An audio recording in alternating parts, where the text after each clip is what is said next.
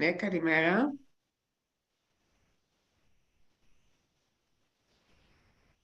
Kalimera and greetings everyone. My name is Malidis Antonis, and it's time to start the second day of the Studying Greece virtual fair. For those who were with us yesterday, welcome again. And for those that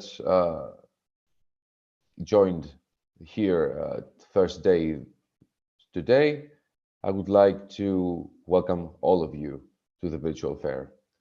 Studying Greece is the official body of Greece for the internationalization of Greek higher education and for all the services to students to Greek public universities.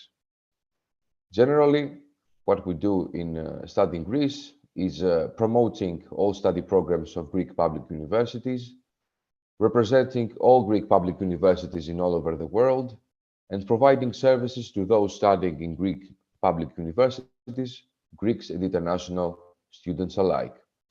We would like to deeply thank the Greek Embassy in New Delhi and Greek Consular in Erbil for their important contribution to the implementation of today's event, and of course, all of the speakers and participants today and yesterday. To all of you who wish to study in Greece, Study Greece is always here to assist you and connect you with all Greek universities and programs. I will send you the link to our help desk. Now, without further ado, let us begin with the first presentation by Professor Psaroudakis. Have a good fair, everyone. Thank you, Mr. Malidis. I am very happy to be here and to have the opportunity to present an LL.M program of the law faculty of the Aristotle University of Thessaloniki, which is on European business and economic law. So I will try to share some basic facts about this program and the main reasons why it is really worth it to pick this LL.M program. I hope you can see that I am sharing my screen.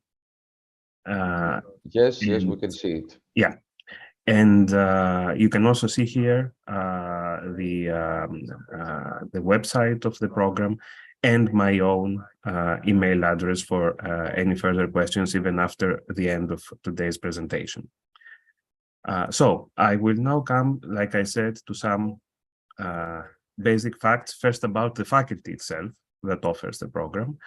The law faculty in Thessaloniki is one of the three law faculties in Greece. It is a very well-established faculty, having a history of almost a century. It is a large faculty with 66 professors, 1/3 of whom are involved in this particular program. It is also situated at the university campus in downtown Thessaloniki. I would just like to mention that Thessaloniki is well known for having a quite vibrant and pleasant student life. Although this is not the main reason that I am proposing that you take a closer look at this program. In any case, it is one reason that you may also take into account. What I do want to emphasize is that we are offering, since last year, this English-speaking program, and we already have a cohort of students who are, to my knowledge, very happy with the way that this program has been organized and works. But we have had a long experience with international contacts, and we have had a very clear international profile of the faculty long before that. The professors of the faculty have close contacts with universities abroad, and even more institutionally, so to speak, the faculty has been offering a huge, I would say, undergraduate Erasmus program for almost 30 years. We have the largest number of incoming Erasmus students in the university, and a very large number overall. I think we take something like 100 undergraduate Erasmus students per year. And we offer almost 50 courses, mostly in English, and also some courses in French and in German, to these undergraduate Erasmus students. Now, why am I saying that? Because it shows how the faculty has always been welcoming foreign students, and has known for a long time how to teach to them. And what we already did at the undergraduate level, we have now expanded at the graduate level. Now, some facts about the program itself. First of all, I want to emphasize, and I do that because, as you know, law has a particularity vis-a-vis other disciplines, which is that it is influenced by the way that each national jurisdiction builds its law. So what I want to emphasize is that we do not teach Greek law.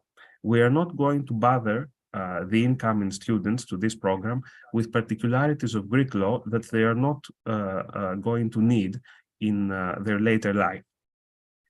We focus on European law with some aspects of transnational law that does not come from the EU itself, but affects cross-border transactions in Europe. So we focus on European law, which, of course, is now involved in all kinds of fields of regulation in both private and public law across Europe. This means that international students that come to this program will get information and knowledge that will certainly be useful to them wherever they choose to further study or to work later. Now, the program has a duration of 12 months. Courses are offered in 2 semesters, but after the end of the second semester, a dissertation of 15 to 18,000 words has to be prepared and submitted by the end of September of next year. So it's a quite compact course. The way we have designed it, there is a significant element of variety and of choice for the students coming to the program. There is one compulsory course in each semester. For you to have an idea of what we are teaching, I am mentioning what these courses are. In the winter semester, it is Principles of EU Economic Law. In the summer semester, it is Competition Law. And then in each semester, students may choose 3 additional elective courses out of a variety of elective courses that we offer. This also means that students may, to a significant degree, customize the program to match their own needs and interests. So if one wants to ask after that, why would I need to choose this program? Why would that be a good idea? I would say that, first of all, like I said, the faculty has a significant experience in teaching to international students. And we also consider this program to be a kind of flagship of the faculty. We are very committed to its success, which also means that we are committed to the well-being and to the academic success of the students that come to it. We are committed to offering personal attention to the students that decide to participate to this program. We would be very happy to follow their course even after they graduate. We would be happy to accommodate their interest, perhaps in also pursuing doctoral studies. We are very interested in how they will interact with us and how they will proceed even after completing this program. The other thing I want to mention is that the curriculum of the program is very interesting in itself. We have a significant variety of courses, like I said, and I'm mentioning here some examples: law and economics, data protection and the law of information and communication technology, digital network transactions, intellectual property, European criminal law. So very modern fields. However, we offer them in a way that is well grounded in legal doctrine.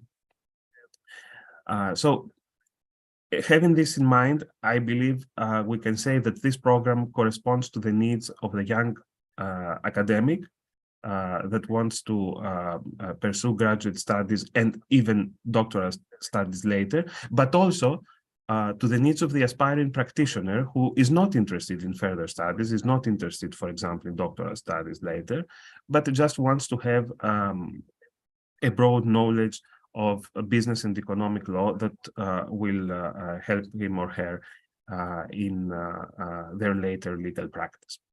So I believe that the program that we're offering is a very good pathway for students who want to get a good understanding of European law, with an emphasis not so much on its institutional side, but rather on its business-related side, on the business-related side of European regulation.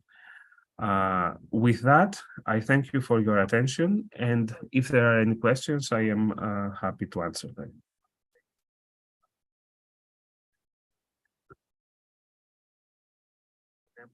Not so much on the institutional side, but rather on its business-related side.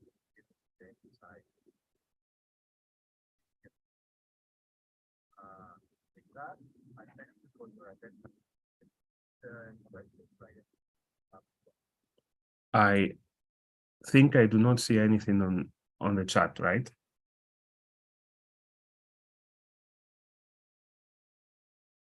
So if this is so, I can thank you and pass the torch, I suppose, to the next speaker.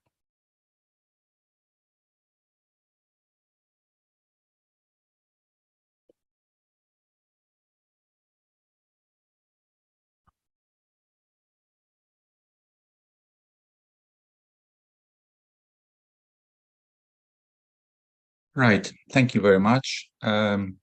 So let me, in my turn, welcome you to, let me properly share my screen.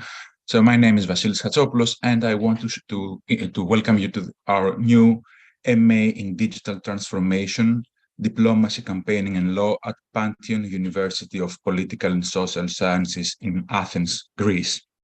This is a new program, and it's intended to be really innovative in many ways. First of all, because of its very topic, we combine three original but interconnected issues. So first, e-diplomacy, also known as public diplomacy, carried out by state entities through social media and other digital outlets. Second, e-campaigning, which is carried out by private entities, and we will be covering both political campaigning and advocacy campaigning, and digital law, covering both public and private aspects of digital law, both European and global. Second strong point of this program is it's very diversified and strong team, which consists not only of academics, but also practitioners, experts, and stakeholders from Greece, Europe, and overseas. The third originality of this program is its blended teaching. So this program unfolds in 3 semesters and gives 90 ECTS.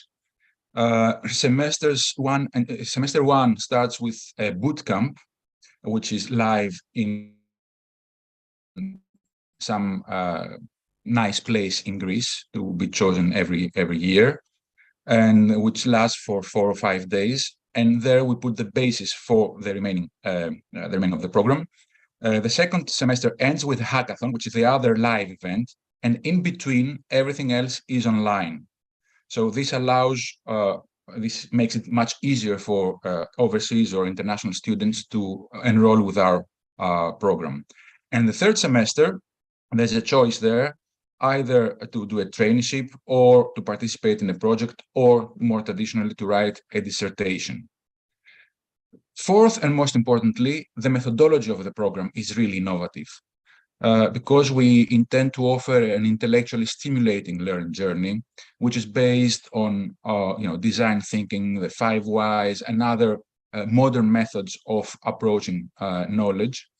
And our idea is to offer an immersive understanding of digital realities. The methodology is student-centric to the extent that the content is already there, of course, but after the bootcamp, where we will get to meet our students, we will try to adapt the content, the specifics of the content to their needs and aspirations. And at the same time, the big team of the MA means that there will be mentoring and networking opportunities for our students. And we will train our students to creation, problem solving, and prototyping, essentially through the hackathon and the project they will be carrying out. Our ambition is to to create open-minded strategic innovators. We want to offer the intellectual and digital skills to our students and to make them into ethical digital leaders and change shapers. Our philosophy is that the actual knowledge we will offer you this year may be obsolete in 5 years' time with technology running fast. But what we want you to keep from our program is the methodology and the skills, the mindset to be able to tackle change. So this is why we'll be training our students to acquiring new knowledge and skill sets, to prototyping and testing human-centered digital solutions, and finally, to perceive change and crisis as opportunities for transformation. This, in our mind, makes our program ideal for international students, both for professionals who want to acquire state-of-the-art knowledge and cutting-edge methodologies, and for students out of university who want to steer the previous knowledge towards a topical field of study and to acquire skills which will be valuable for them in any professional setup. Therefore, we strongly, we send this call to you to visit our website, to ask any questions that you have on this email address, and eventually to apply with our program, knowing that the fees are 2,500 euros for European citizens and 5,000 euros for non-European citizens. Thank you very much, and see you in September.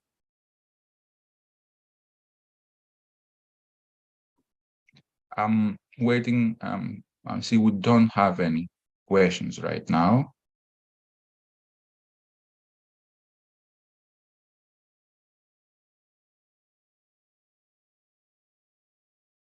All right. So if this is the case, I can say goodbye to everybody and hope to see you, some of you, in September live. Bye-bye.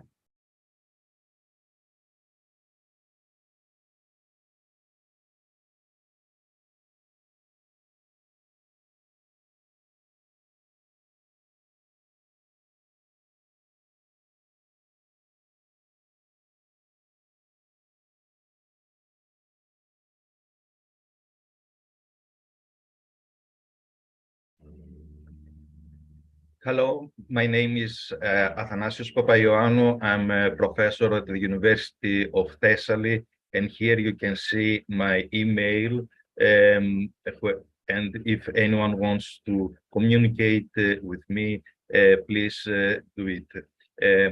I'm very much welcoming you to this European Masters in Sport and Exercise Psychology, which is a quite old program started in 2010 with the support of the European Commission Erasmus Mundus program. I would like to give me just a few seconds to try to share a 1 minute video, if it's possible, of course, to do it and to hear, and then I will come back to you.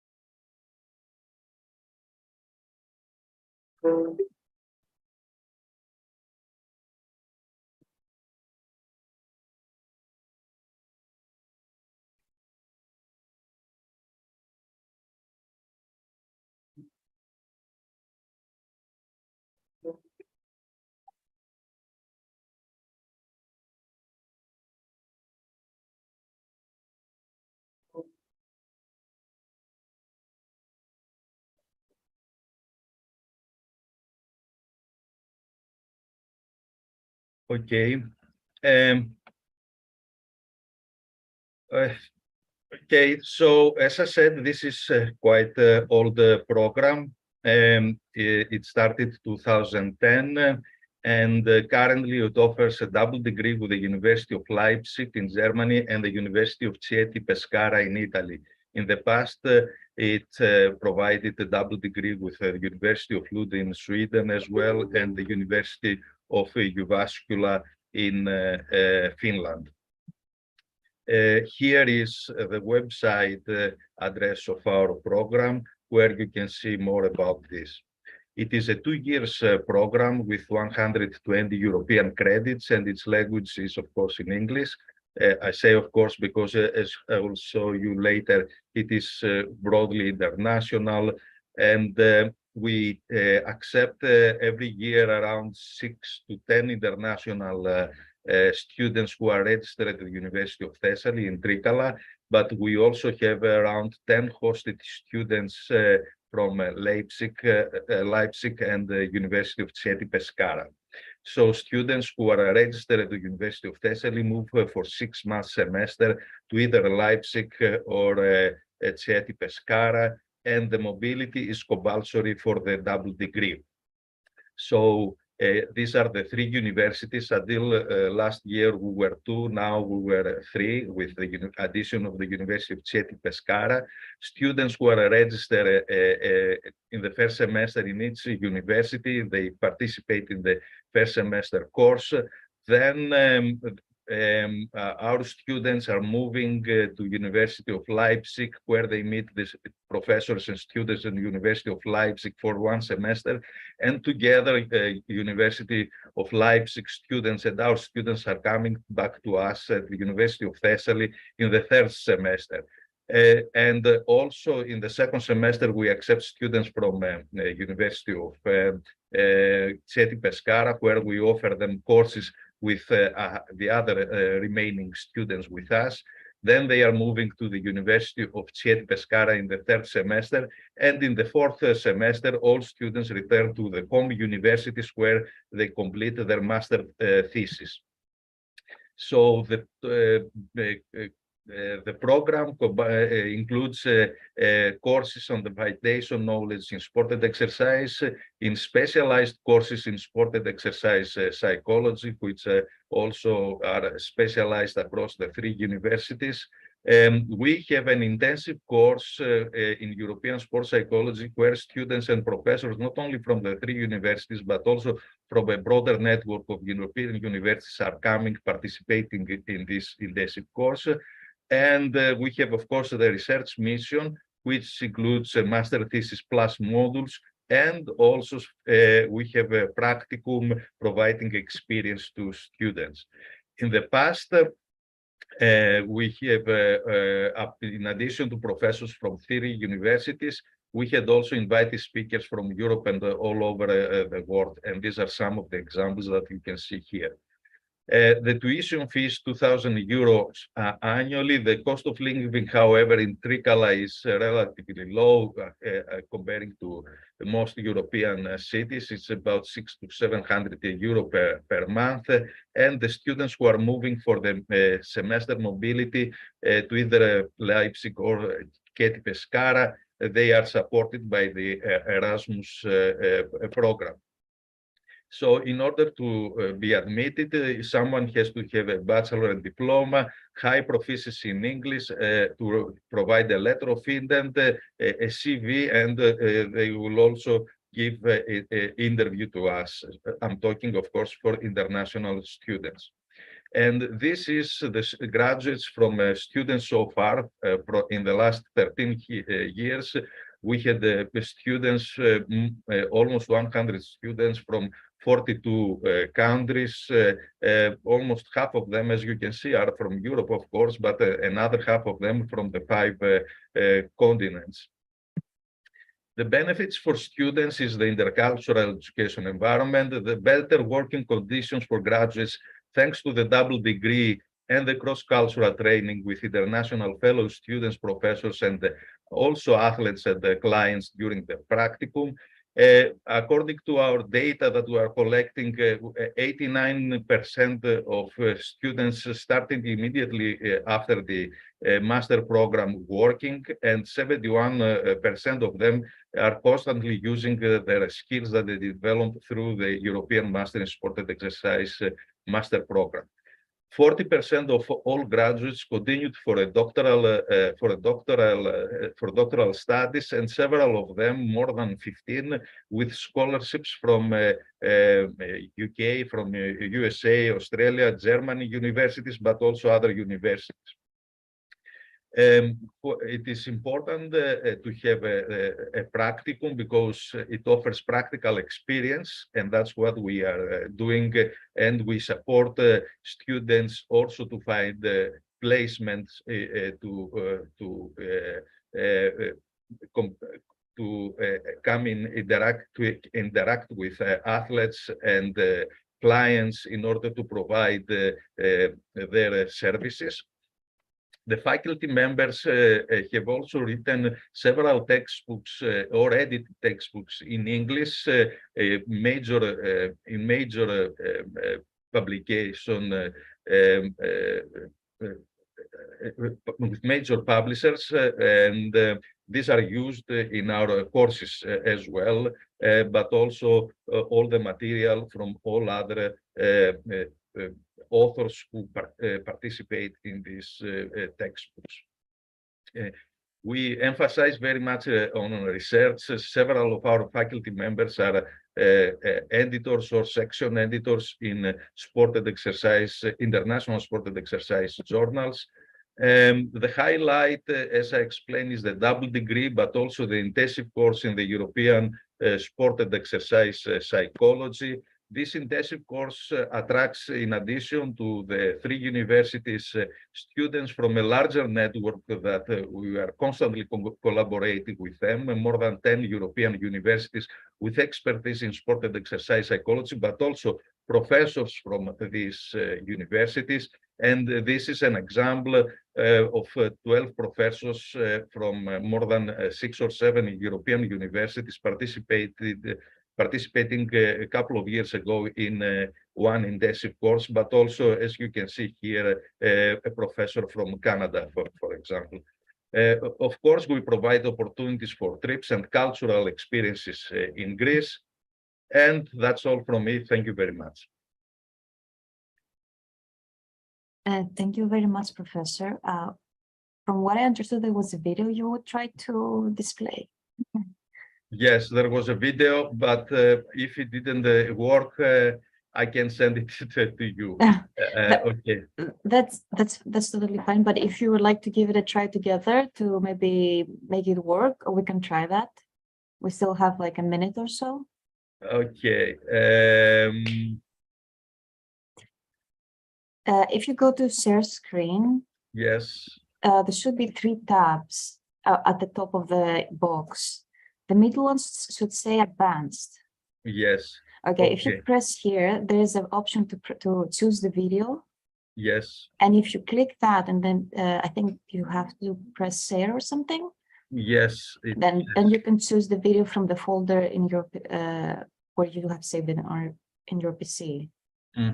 Thank you very much. I will do it. Okay. Give me just a few seconds. Yeah, take your time.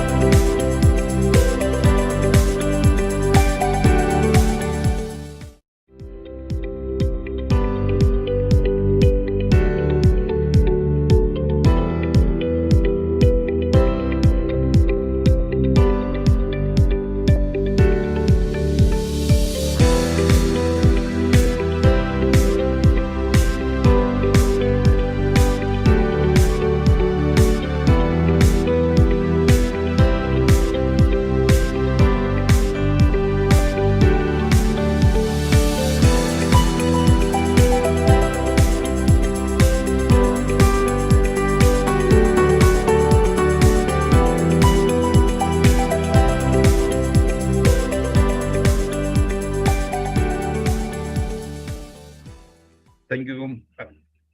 Thank you very much. Thank you.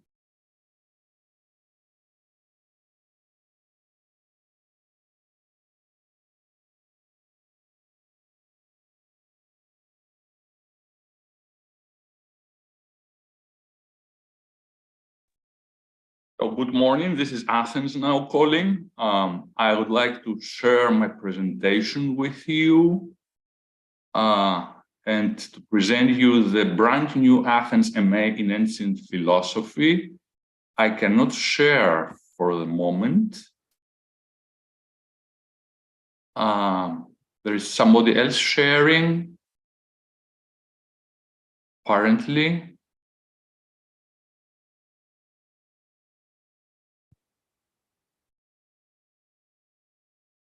Now it works, thank you.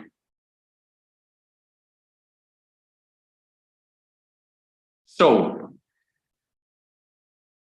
the Athens MA in Ancient Philosophy is a new intensive one-year graduate program offering in-depth knowledge of ancient philosophy and also research training in its various fields.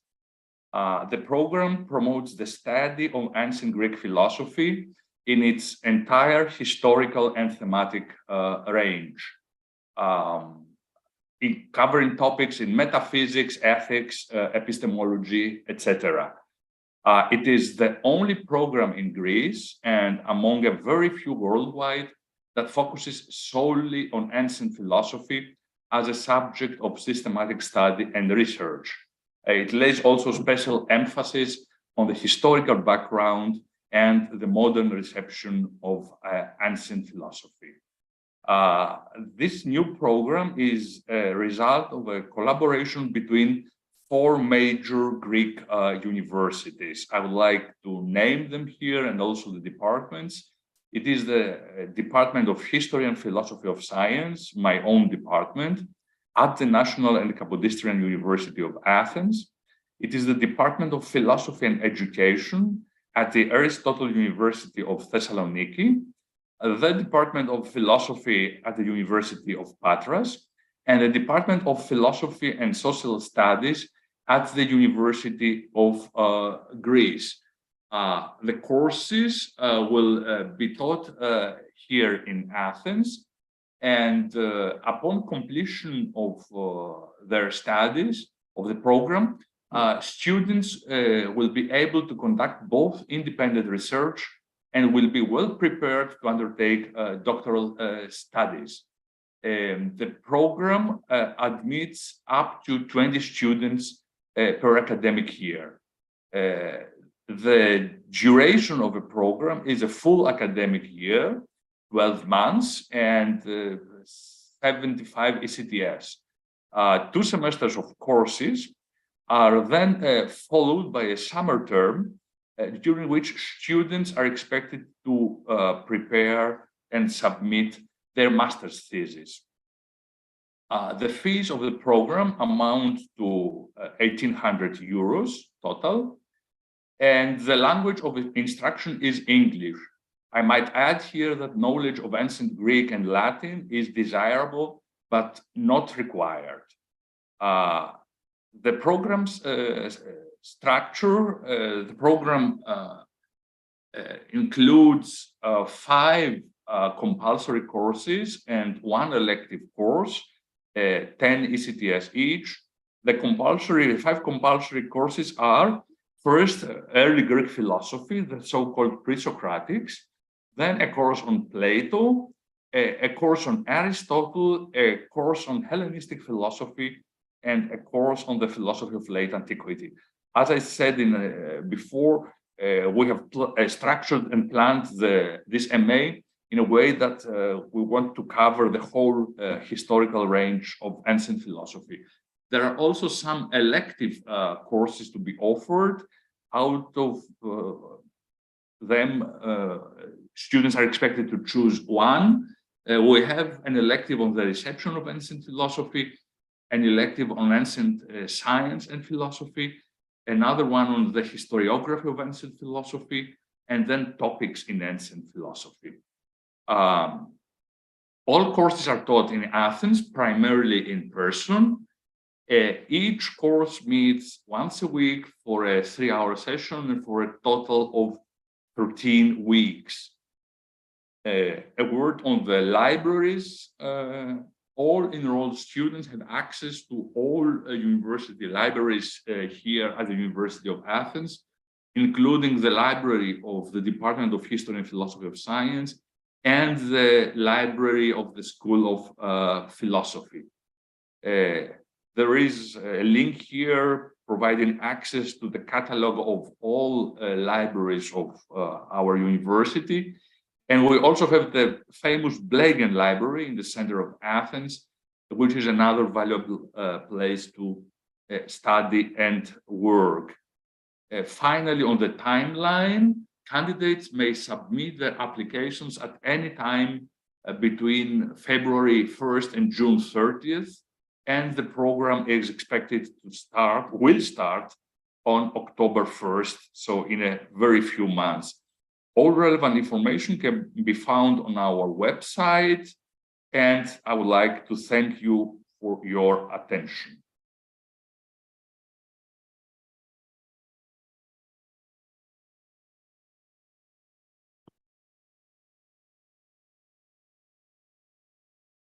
I don't know if there are any questions.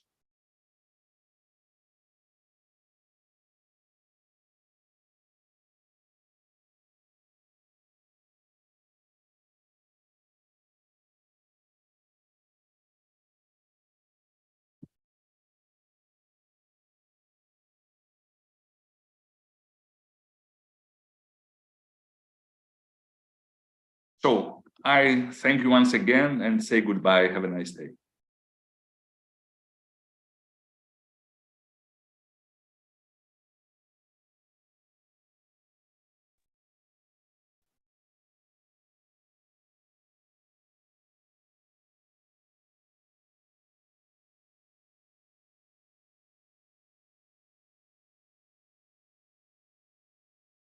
Good morning. Are we ready to start?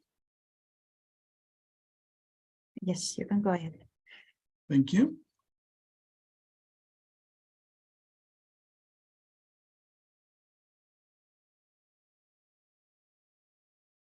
Just share my screen.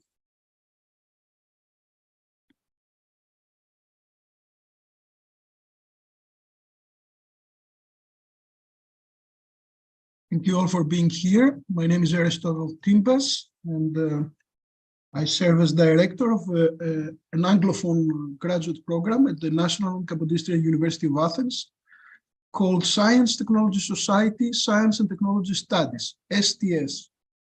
STS is an interdisciplinary field that brings together engineers, physicians, chemists, all kinds of specialists in the natural sciences, in the life sciences and engineering, with together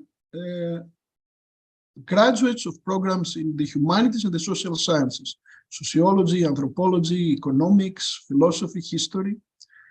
The idea is to bring these disciplines together in order to understand better a technological society, a society that is based on science and medicine. In the last 4 years, our program has admitted more than 30 students from all around the world, in addition to hundreds of students from Greece, coming from all kinds of backgrounds. This is the side of our project, and I may very quickly, instead of me telling you what I think about our program, let me actually share with you a video with some of the international students of our program. This is what they have to say.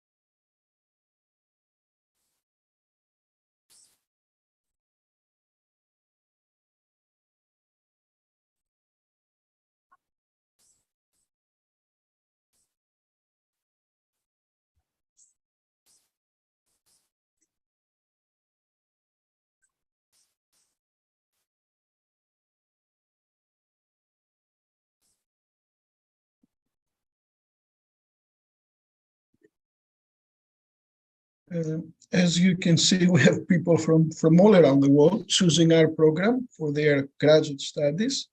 Let me just go quickly over some features, additional features of our program, and then I'm available for possible questions.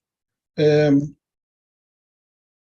of all, the call for applications is out. We are accepting applications until the end of June. Please feel free to email me if you have any specific questions.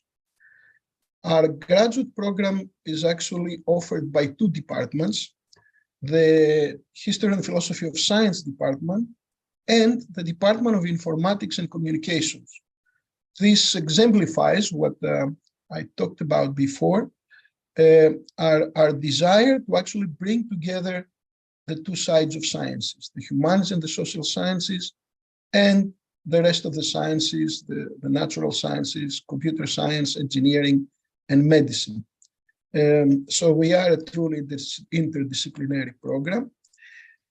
In addition to actually offering, after 1 year of study, a master's degree in English, graduates of our program qualify for an additional certificate from an international, a European network of graduate studies, which offers the European Master's Program on Society, Science and Technology. This is the oldest and the largest university network around. It has been offering an STS degree for about 30 years now, and Athens is a participant. Actually, those who decide to write their thesis according to the standards of this European network, by the time of their graduation, they can get 2 diplomas. One, the local from Athens, and another one, the European one, both of them being internationals.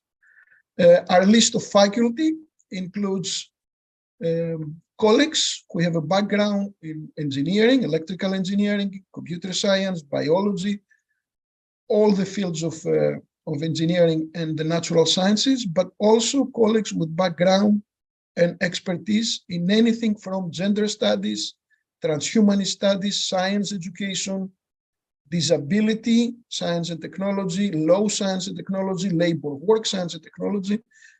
We try to cover the 3 major challenges of our times: the environmental challenge, the biomedicalization challenge, and the computerization, the digitalization challenge, as they can be covered from this interdisciplinary perspective. I may just show you some lecture series and workshops that we frequently organize with guest colleagues from around the world. Of course, we start these days, how can it be differently with artificial intelligence, algorithms, and big data? How can we understand them by combining, for example, sociological, anthropological, philosophical knowledge and knowledge by computer sciences? We have lectures on environment and sustainability, biomedicalization, borders, the critical issue of how national and international borders are being defined through the use of technology is of interest to us. The issue, of course, of work and technology, the great concern about what's going to happen in our societies after ChatGPT and the like will be advanced. We participate in several international research programs, including one on ethics of technology, and there are courses on ethics of technology, special courses on the co-shaping of disability, science, and technology, the role of literature and art in connection to science and technology, how science and technology are portrayed in art and literature, and how art and literature are being shaped by the change of science and technology, and of course, science and technology policy issues. I may stop here, and please let me know if there are any questions or something that you would like for me to expand on. I'm putting in the chat my email. Please feel free, as I mentioned, to contact me to answer any questions that you may have.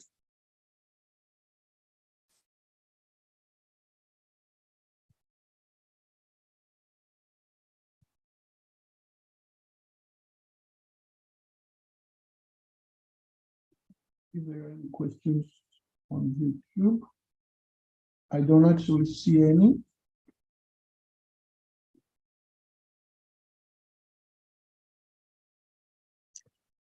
Okay, well, thank you for your attention. And I look forward to receiving your questions, your queries, and all that. Are we fine?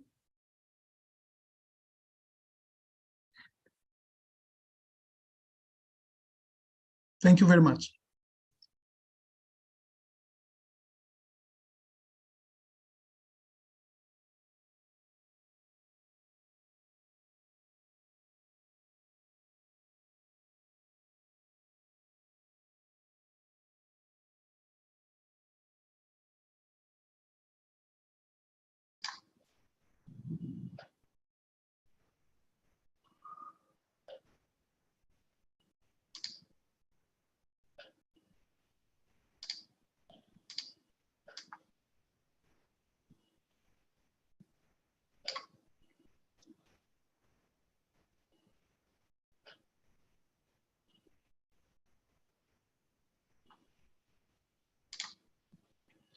So, good morning. I am Stelios Tsafarakis. I'm an associate professor in the Technical University of Crete and also the director of the program of Technology and Innovation Management. First of all, I would like to thank Study in Greece for organizing this event. And I would like to begin my presentation by showing a video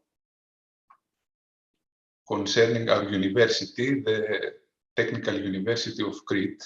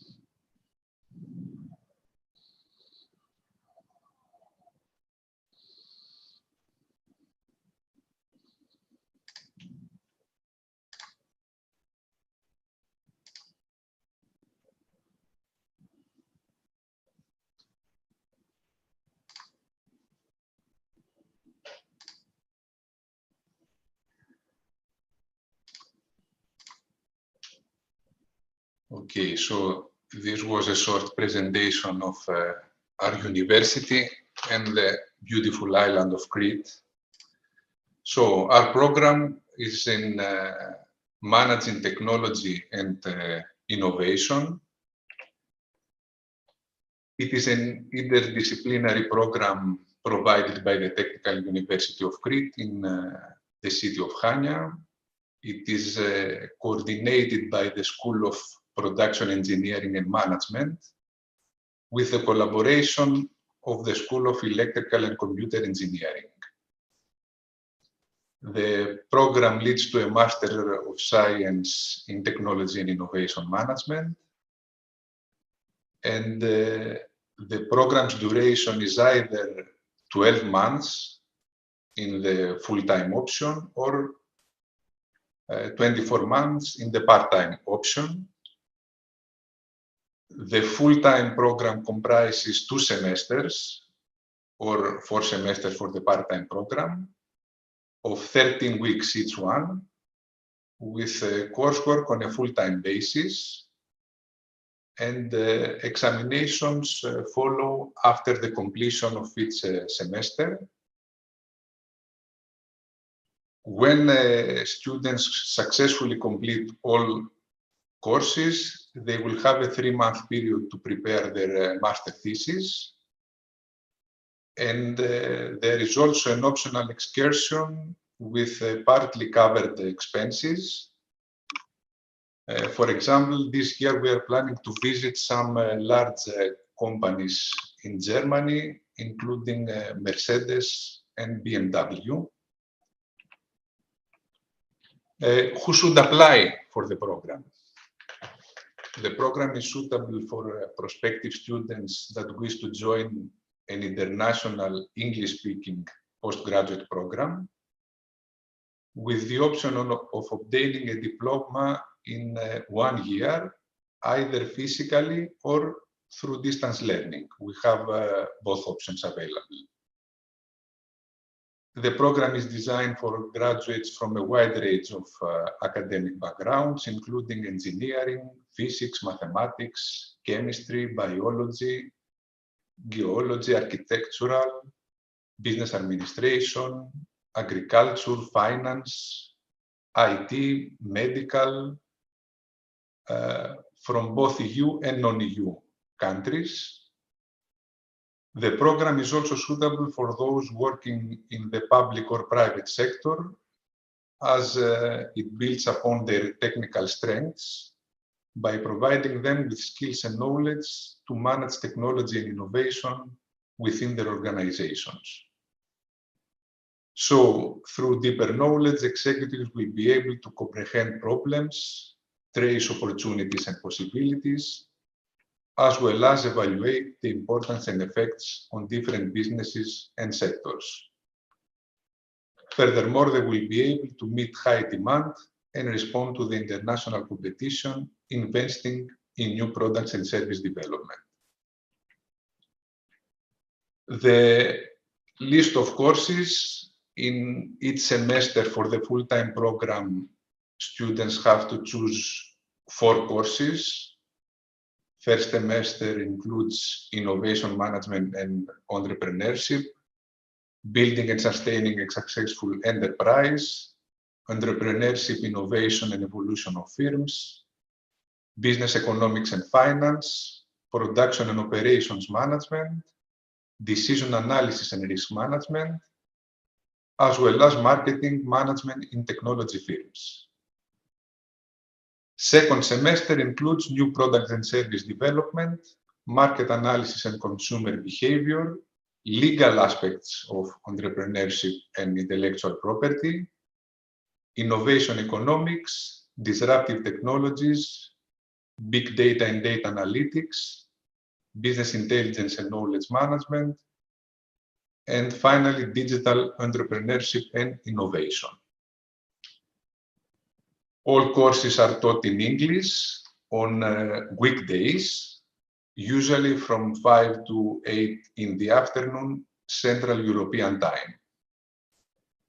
Students have the option to attend the program either physically or fully online through a synchronous distance learning platform.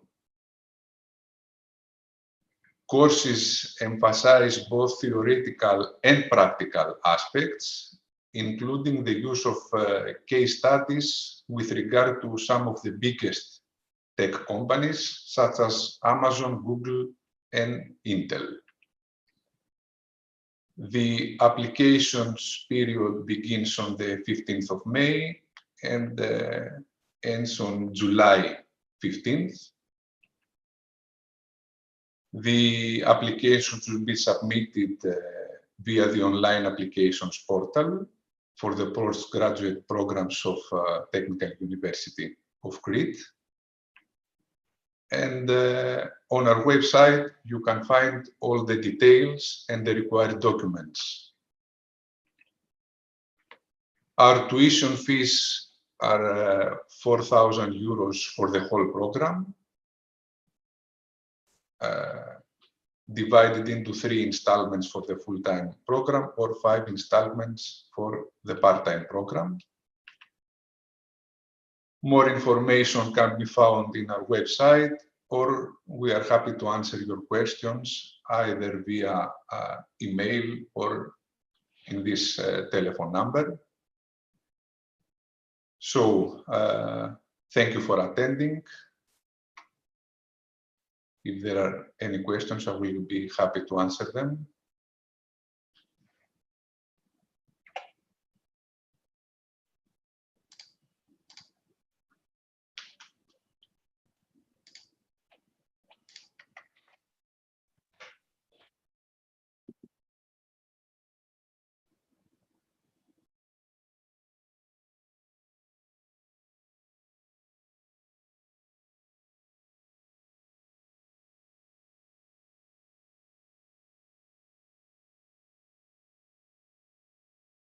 Good morning, ladies and gentlemen. If there are no further questions for my colleague from Crete, let me present to you our LL.M program in the Faculty of Law of the National and Capodistrian University of Athens.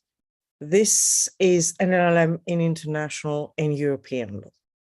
It builds upon a tradition of excellence at the University of Athens.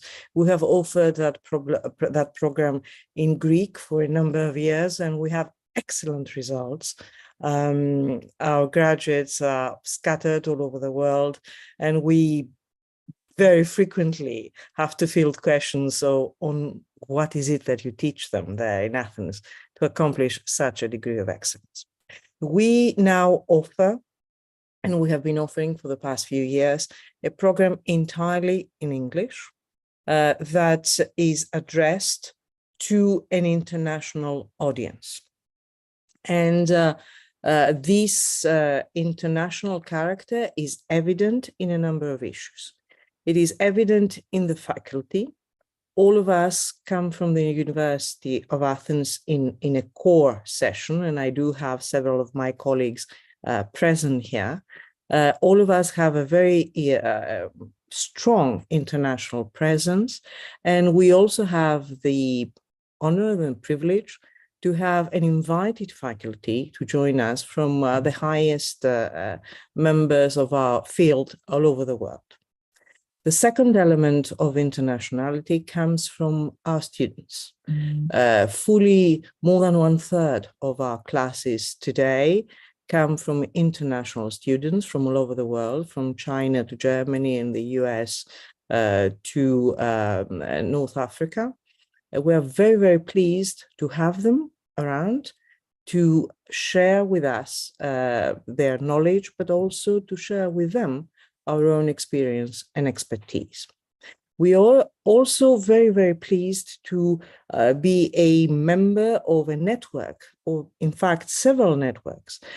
We belong to something that is called the European Law School Network that brings together the University of Amsterdam, King's College London, PAEDIATRIC from Sorbonne, the University Autónoma of Madrid, La Católica of Lisbon, the Humboldt in Berlin, La Sapienza in Rome, and that means that we can actually share our students with these institutions. What is our problem? Our program really lies in two different bits. We offer two specializations, one in public international law and the other in European Union law. We do have a structure that is similar to both. We offer a core module in each semester, and then our students are offered optional courses, and they have to choose 3 of those courses. And at the end, they have to produce a dissertation. The overall situation would actually be 1 academic year. We offer 75 ECTS, and we have a tuition fee of 4,800 euros. Naturally, a number of scholarships apply the same way as we do in a number of other institutions. You can find all relevant information in our website, where you would actually see all the particulars for the faculty, for the admission, for the modules, the relevant information that you may need in order to contact us. Now, a question. Why should somebody come to Athens to attend this kind of information? Well, because this is actually an excellent LLM program. As I said, we have a very long tradition in international and European Union law. What we can do also is offer tailored studies. That means that our students can actually select several issues, several of our courses, and come up with their own specialization, for instance, in human rights law or law of the sea or environmental law, or indeed anything else. And there's also a strong element of interactivity, exchange, interface with the real world. We have a series of agreements with institutions so that we can actually send people to spend some time elsewhere and acquire this first-hand approach of how things are in the real world. And that has obviously an impact in their own professional areas of expertise. For instance, we are in a position to offer expertise in diplomatic and consular law, or in other areas of international law that might actually help them later on in their professional life in areas of, for instance, the Ministry of Foreign Affairs, or anywhere else for that matter. We have also a very strong tradition in European Union law, and I would invite my colleague to present the European Union group, which shares this degree of excellence that we are all party to. Professor Perakis. Thank you so much, Professor Gavounelli. Professor Rebecca Manuela Papadopoulou and I are teaching the EU law lectures and courses in this excellent LLM. We share the goals and the success, I would say, with our colleagues in public international law. Both areas are areas of excellence, as Professor Gavounelli has already mentioned. At the European law, we center our methods and goals in both theory and practice areas. The theory-oriented areas are for the students to become accustomed with fundamental notions and principles of EU law, to understand the links and borders between the EU and the international and national legal orders, and also learn how to analyze EU law provisions and the relevant case law in order to assess their impact on national laws. And of course, EU law is also heavily practice-oriented. The students understand and use the mechanics and remedies offered by EU law for the protection of individuals and companies, and they learn how to apply such knowledge in order to handle and solve cases of transnational nature. If you take a look at the courses which are taught by experienced and successful academics, I'm not talking about myself. I'm also referring to renowned invited professors who teach courses which lie at the core of the evolution of EU law and the manifested needs of the market that we're trying to eavesdrop at every step. Our alumni have also the ability, the chance to work in EU institutions or international organizations, as Professor Gavunelli already mentioned, or become EU law-oriented lawyers and attorneys or legal advisors in national institutions and ministries, or even learn how to counsel lobby mechanisms and entities present in Brussels and other EU member state capitals. That's all from me, but take a look at the courses and at the terms of our LL.M, and I'm sure you will find it quite satisfying and an excellent chance to excel in these areas of policy and law. Thank you. Word from me. You can choose one specialization, but still benefit from some of the courses in the other specialization. So the wide area of optional courses is entirely at your disposal.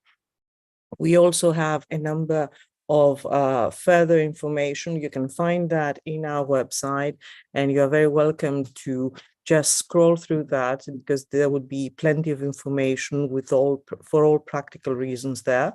But you can also get in touch with our secretariat, Ms. Marilena Zacharopoulou. Her email is there. Would be very, very pleased to be of assistance. Naturally, we are all here to help you further, and we would be very, very happy to welcome you in Athens and our LL.M. Thank you so very much.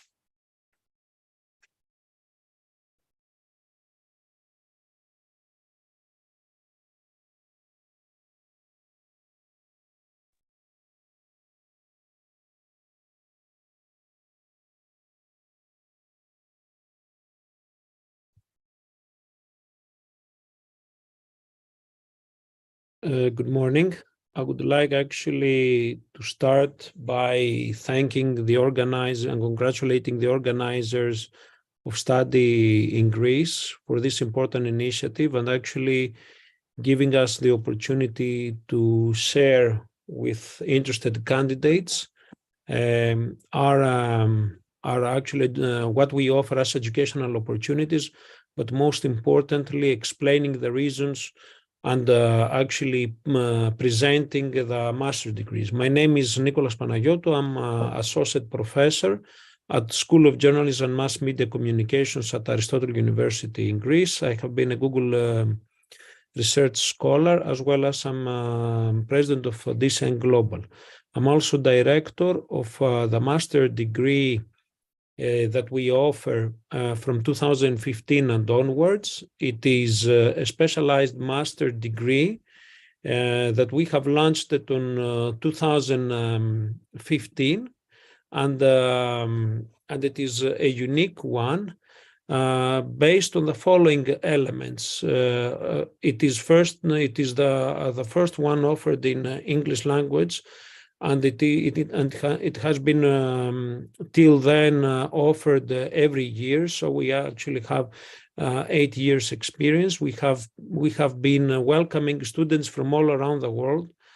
If you choose to study in our master degree, you will have the opportunity to be exposed in a global environment, because actually 60 to 70% of our students comes from abroad.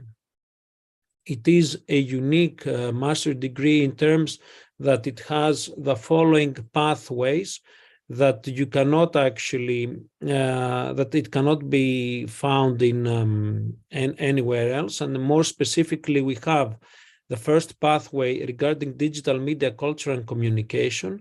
We have a unique pathway, the second one, which is about European journalism, how to report about European institution, that it is quite popular from students that they want to be specialized on reporting the European institutions, or even work for European institutions, and especially aiming on issues and areas related with communication. And the third pathway is about risk communication crisis journalism, a pathway that, again, it is a unique one, since we are addressing issues such as how to communicate in crisis and risk situations, and especially how to address challenging and emerging issues that arise during this type of situations. The cost, it is 3,000 euros for each of the pathway. Students that select one pathway can actually choose or complement their program through selecting actually classes or lessons from the other pathways. By allowing that, we actually allow our students to build up their final profile and their master, while we offer the opportunity of this interaction among the three pathways, where someone, for example, that studies risk communication can actually take courses from European journalism or digital media and complement your degree with courses or with knowledge that comes from the other pathways. It is at the end of the master degree, you are obliged actually to produce a dissertation regarding and related with the pathway that you have selected. Among our aims that we actually want to develop further, it is that we offer the possibility also to do a trainship period or an internship period in selected institutions that are related with these pathways that we offer. And here comes a very critical question: why someone should choose actually to study in or take this master degree? Because it's a master degree that we have a lot of years experience. It is a master degree that it is well connected with the industry. It is a master degree that actually it is truly international, since the candidates, the students are being exposed in an international environment, both with the other participants as well as with the opportunities that we offer. Every year, in addition, we offer the students the possibility to follow up specialized summer schools and courses that we organize during the academic year, with the main aim to equip our students with what it is needed in order to be able to address current and future needs. What it is, if you can actually see that regarding some statistical elements that we have 20 students from 27 nationalities. We have actually appointed our students in 45 trainship places, but also professional places, while the quality assurance index, which is among our major, let's say, competencies, and it is an issue that we consider of highly importance, it is rated at 80%. You can find more and access our webpage through mediajurout.gr, where we actually have also personal stories from our students. And in order to give you an overview of with whom we cooperate, also, and what someone will gain from our master degree, I just want to emphasize and mention that we have signed agreements with major institutions where actually our students can find a place either for trainship or even for a job offer later on. What is the application process? The application process, for those of you that you are interested, it is that you have to hold a bachelor degree from a Greek or a foreign university. You have to provide 2 reference letters, while regarding that proves your academic ability and suitability for the program, and also to prove that you understand, that you have a good knowledge of the English language. The selection criteria, it is based on the academic background or your research activity as well as your English language skills, while the decisions are being made in an unconditional offer, a conditional offer, as well as in a waiting list. Why someone should choose, and this is going to be my final point, why someone should choose to study or to acquire a master's degree like the one that we offer. If you are a candidate that wants to be trained regarding the use of digital media, how to promote your content through digital media, how actually to handle risk and crisis situation, and how to understand and report about European Union. It's not only addressed to students that have a background of journalism or media. It is open to students from various disciplines, because our master's degree, it is an interdisciplinary one, meaning that we have a lot of courses offered in both informatics, also in communication, because we understand and the pillar of the master's degree, it is that it aims to address to people that actually want to work around and mostly in the communication area. I would like to thank you once again. Just a kind reminder that the admissions are open. Here it is the link in order to be able to learn more about our master's degree. Looking forward to see you. Thank you very much.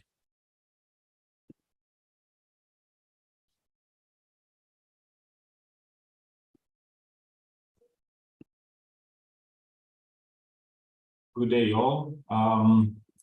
My name is Eleftherios Philippiadis. I'm an assistant professor at the University of Macedonia, Department of Economics, and I'm here to present to you the Masters in Sea Shipping and Sea Transports, Economics and Politics.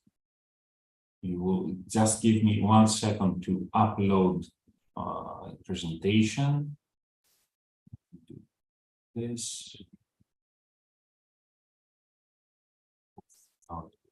Well.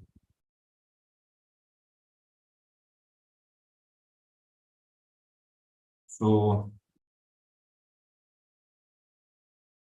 the idea is when we choose a program, we have to do that based on some criteria. What I'm saying here is that personally, you can have many different criteria, but normally there are few that are common in any effort of any student when the student is searching for a program, graduate or postgraduate. So the first one that one should consider is whether the institution that offers that program is an institution that has a dynamic, the essential elements that are relevant with these studies. So for that, allow me to introduce you the hosting institution, the University of Macedonia, which is one of the top universities in Greece, despite the fact that we're a small university. We don't have law school or medical school. We do specialize in economics, international and European studies, business administration, and information sciences. So as such, as a small institution that focuses on social, economic, international relations, politics, we have the dynamic that can adjust to the ever-changing conditions of the world and adopt whatever the market really needs. The specific program that we're presenting is that of the Masters in Shipping and Sea Transports, Economics and Politics, which is a competitive postgraduate program offered by two departments of our institution. It's an interdepartmental master's program by the Department of International and European Studies and the Department of Economics at the University of Macedonia. So these two departments have a large and dynamic body of academic staff, 24 members of academic staff in the Department of International and European Studies, and 22 in the Department of Economics, all of whom are having active research agendas, many of them in the field of maritime studies, transportation, relating fields like energy, logistics, etc. So that's one criteria that you should consider. What's the hosting institution? The other one is, what about the subject itself? So in our master's program, we specialize in two key areas of the global maritime trade, that is economics and international politics in the area of shipping and maritime transport. In any case that someone should consider take into account the changing world that we're living in, economics, international politics, and relations are two essential fields that one should master and be able to understand in order to be able to predict where our world is going to and how the new reality will be shaped. So we take these two subjects and we use them to analyze maritime transport and shipping. A prospective student, a student of our program, should expect out of this program to be able to explore breakthrough topics of political and economic nature in the areas of international shipping and sea transport. Will have the chance, the opportunity to gain in-depth knowledge from practitioners in the field and develop the necessary skills and knowledges for future career in the private or public sector relating to the shipping and maritime transport and or academia. So this program takes courses from academic disciplines like economics of shipping and sea transport, logistics, international relations, and it is taught by experts in the field. Some specifics of the program that are relevant and always students are asking about: duration of the program, 3 semesters, 2 semesters of teaching, 1 semester to complete dissertation and internship. There is possibility for part-time studying, and essential, the program is taught in English. Admission procedure, the admission requirement says a good first degree, a bachelor degree in any field, excellent and certified knowledge in English, and eligibility, graduates of Greek or foreign universities or equivalent academic or professional educational / training institutions. I'm inviting you to visit the University of Macedonia website and search for our program, Masters in Shipping and Transport Economics and Politics. The procedure then is as follows. We evaluate the files of the candidates, and that counts for 80% of the marks, and then 20% for an interview. Then we rank the candidates and select the students. A structure of the program, 3 terms, as I told you, in the first semester, 4 obligatory classes, courses, sea transport and shipping services management, that examines the business environment within which businesses operate and the techniques that they're using. Sea transport and shipping economics, which explores demand and supply, pricing of transport services, therefore shipping markets, shipping cycles, the regulatory framework and policies, and how these affect the economics of the sector. Maritime policy, governance and regulation, that is a course that focuses on schemes and parameters of formulating, implementing maritime policy, as in the field of public policy at national, European, and international level. We have international relations and politics in shipping and sea transport, a course that combines a theoretical study of international relations in relation with the maritime studies.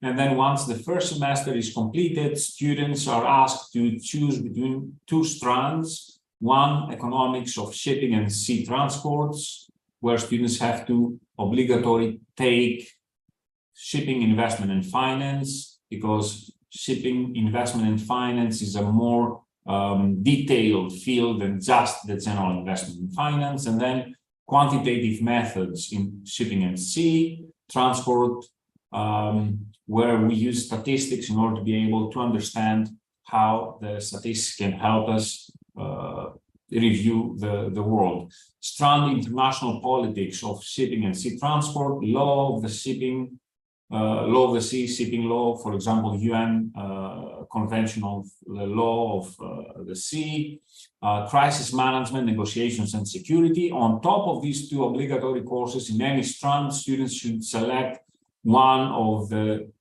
many available elective courses, including global supply chain management, maritime insurance, regional aspects of international relations in shipping and sea transport. And then in the third term, internship and dissertation. Fees of the program are 5,500 euros, and the tuition fee covers the 3 semesters of postgraduate studies. There are offered some scholarships to eligible students. The possibility of exemption from tuition goes to up to 12 students, depending on meeting some criteria set by the Greek law. The program is being supported by the Tsakos group of companies, and for additional information, I'm inviting you first to visit the website, and then for any information, you can contact the program secretariat or the program director, Professor Schevas. Thank you so much for your attention.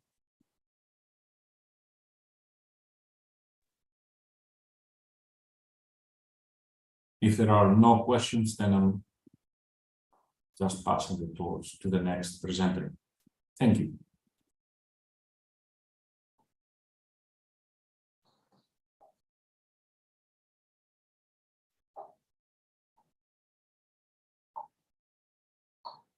Good morning, everybody. My name is Aristidis Archakis. Hope you're listening to me. I'm an assistant professor in pediatric dentistry in Dental School of Aristotle University of Thessaloniki. And at the beginning, I would like to thank the organizing committee of Study in Greece for giving us the opportunity to communicate our postgraduate program. It is a specialist training program in pediatric dentistry, and I will talk about it for the next 10 minutes. The Department of Pediatric Dentistry, Department of Dental School of Aristotle University of Thessaloniki, was founded in November of 2004. The program runs since 2008 in Greek and accepts postgraduate students biannually. Commencing in September 2019, a new 6-semester postgraduate program is running in English.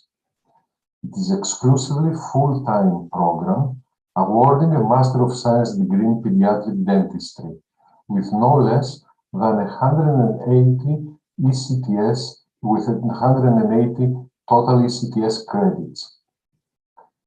The objectives of this postgraduate program is to educate specialist pediatric dentists and enable them to treat to a level of excellence infants, children, and adolescents' oral needs, including the medically compromised and those with disabilities.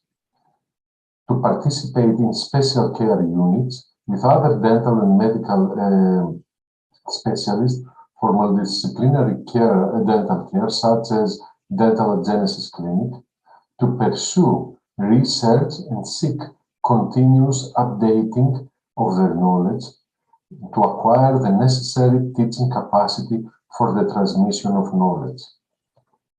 Now, regarding the entry requirements to our program, the applicant must fulfill all the following requirements to be considered eligible for admission. Of course, we ask an undergraduate dental degree, a certification of proficiency in English language or something similar up to a level of C2, a proof of previous clinical experience, preferably 2 years, 1 year, however, 1 year of general dental experience is mandatory for entering the program. These are considered the minimum necessary qualifications in order to continue the evaluation of the rest of the application. Then we add up the grades of dental courses of the dental degree, including the scores of undergraduate courses for pediatric dentistry and related subjects, a curriculum vitae where we assess the candidate achievements in pediatric dentistry during undergraduate studies, possible publications or congress presentations, research, or any other scientific activities and possessions in other postgraduate studies or titles. At least 2 letters of recommendation, one from the teaching professor of pediatric dentistry and the other from a related subject. And of course, we assess the overall personality and character qualities of the candidate as drawn from an interview. We have to stress, though, that for the non-EU applicants, of course, they will follow the same procedures. However, they are advised to inquire in advance about their degree equivalence. Additionally, even though the tutorials and the seminars are in English, the admitted candidates will be required to speak Greek, so they communicate with patients and parents. For that reason, they are advised to follow intensive Greek courses provided by the School of Modern Greek Language of Aristotle University of Thessaloniki.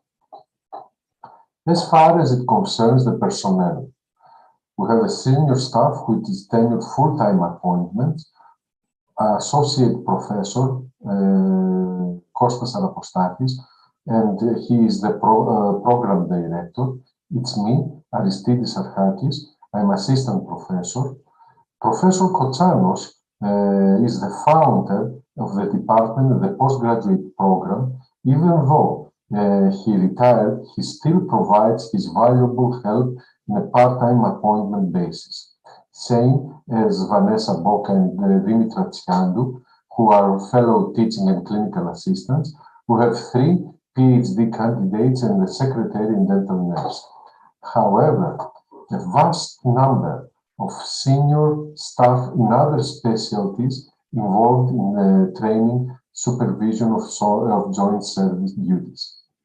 Now, regarding the facilities, the dental units, we have 6 fully operated dental units who are located in the postgraduate clinic. 3 are in the quiet room. 1 is equipped with nitrous oxide inhalation sedation. 2 further dental units are located in the nearby undergraduate clinic and are used by the postgraduate students. We have 2 left-handed dental units, one in the postgraduate and the other in the undergraduate clinic. And I have to mention here that our department is in cooperation with the Department of Operative Dentistry, and some cases are completed in the laser or in the CAD/CAM technology clinic of the Operative Dentistry Department. Of course, we have the facility of general anesthesia in collaboration with Agios Dimitrios State Hospital. In the postgraduate clinic, there are 2 desktops and 5 laptops. In the undergraduate clinic, there is 1 desktop and 3 laptops. There is a separate X-ray room with intraoral digital imaging, a separate room for sterilization procedures by the dental nurse, a seminar room with a capacity of 30 seats, and a postgraduate student room, which is for the postgraduate to study and to change, and there is internet access. There is a research laboratory in the basic science department, which is located within the dental building, which is equipped with a number of scientific apparatus and instruments. Cell culture, a soft tissue research facility in the research laboratory in the various other dental departments. And of course, there is a university facilities for large scientific instruments such as microCT in various other schools and close, actually walk distance within the campus. Now, regarding the curriculum, we could divide it in theoretical and clinical activities in core and specialty curriculum. The core curriculum is the first and the second semester, while the specialty curriculum, it is spread all over the 6th semesters. Now, regarding the clinical cases and the patient's availability, 400 new general pediatric patients are referred to and are treated in the department annually. 40 new children with special medical needs or with disabilities are treated annually. 100 new dental trauma cases are treated annually in primary through the permanent dentistry. And 25 new patients are treated under general anesthesia annually. Regarding the research activities are a central issue for our course. The postgraduate students have to go through preparation and presentation in international pediatric dental congresses, such as European Academy of Pediatric Dentistry or International Association of Pediatric Dentistry, usually competing for prize. And as you can see here, we have several of them. The postgraduate students have to submit their manuscript to an international peer-reviewed journal, and this is a must. And as you can see here, we have all of our former postgraduate students with very good theses, which are published in high impact factor journals or pediatric dentistry journal with impact factor. And of course, we support the European Archives of Pediatric Dentistry journal, which is the organ of European Academy of Pediatric Dentistry. And I have to mention here that for their research, there is statistical and laboratory consultation. And of course, there is a continued collaboration with research centers abroad. I would like to thank you once again. If you have any queries and any further questions, we may transfer these questions in the chat of the YouTube, or of course, and this will be much more available, and to send me an email. And my email is this in the left corner, where you can see where we could discuss about it. That's all from me. Thank you very much.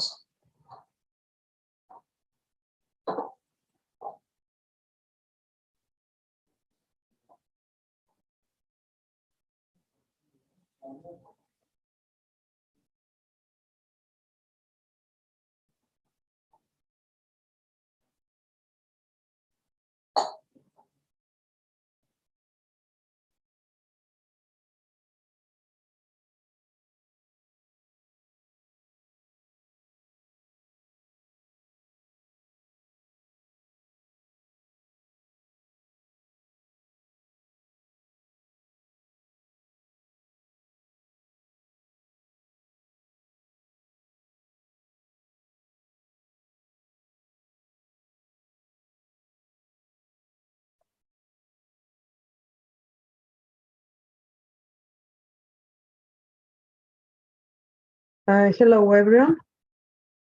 My name is Georgia Siugli. I'm professor of accounting and director of the program M.SC in Financial Management of the Athens University of Economics and Business. I would like to share with you some information regarding the program. So by starting, the first question that we would like to answer is why to choose the program M.SC in Financial Management. It's a new program established in September 2018. And we have two specializations. The one is financial management, and the second one is added to the curriculum recently in the previous year, and is called data-driven financial management. So we aim to attract both national and international students, and we think that we are one of the top quality master's program in the field in Europe. So we can see and we can discuss later on the courses that we've offered in 2 specializations, and we have to offer up-to-date courses related to the field and excellent relations of the Department of Accounting and Finance with firms in the financial sectors. We also have accreditations from the CFA program and also the ACCA organization. The international ranking of the program is quite high. So according to US News, we have been ranked in the place of 218 globally in the field of economic and business. And according to other rankings, as you can see, we are again very high in the places between 150 and 20 in the field of economic and finance to different ranking categories. The program's curriculum and structure, as you can see here, we have the program that is equivalent to 75 SCTS units, and we have the following disaggregation. We have 12 courses, 9-week courses with 5 SCTS each, and we have another M.SC thesis, which is equal to 15 SCTS credits. For the full-time group, we have 4 teaching periods, 3 courses per period, and we also have the dissertation. Alternately, students for the full-time program can substitute the dissertations with an internship upon, of course, approval of the coordinating committee. For the part-time group, we have 2 courses per teaching period for the first year, 1 course per teaching period for the second year, and then we have to write a master thesis during the second year. Now, related to the 2 specializations that we started the discussion at the beginning, the first specialization, the specialization in financial management, if students follow this specialization, they will develop advanced understanding of the use and implementation of applied financial management tools, and then will be qualified to work as top executives in the financial management fields.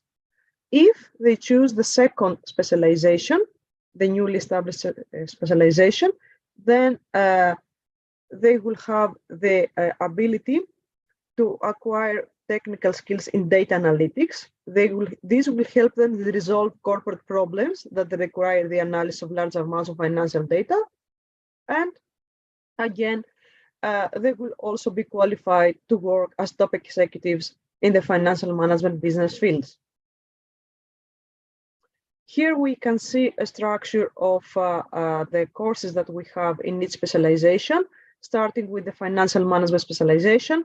So you can see that we have preparatory courses. These are for all students.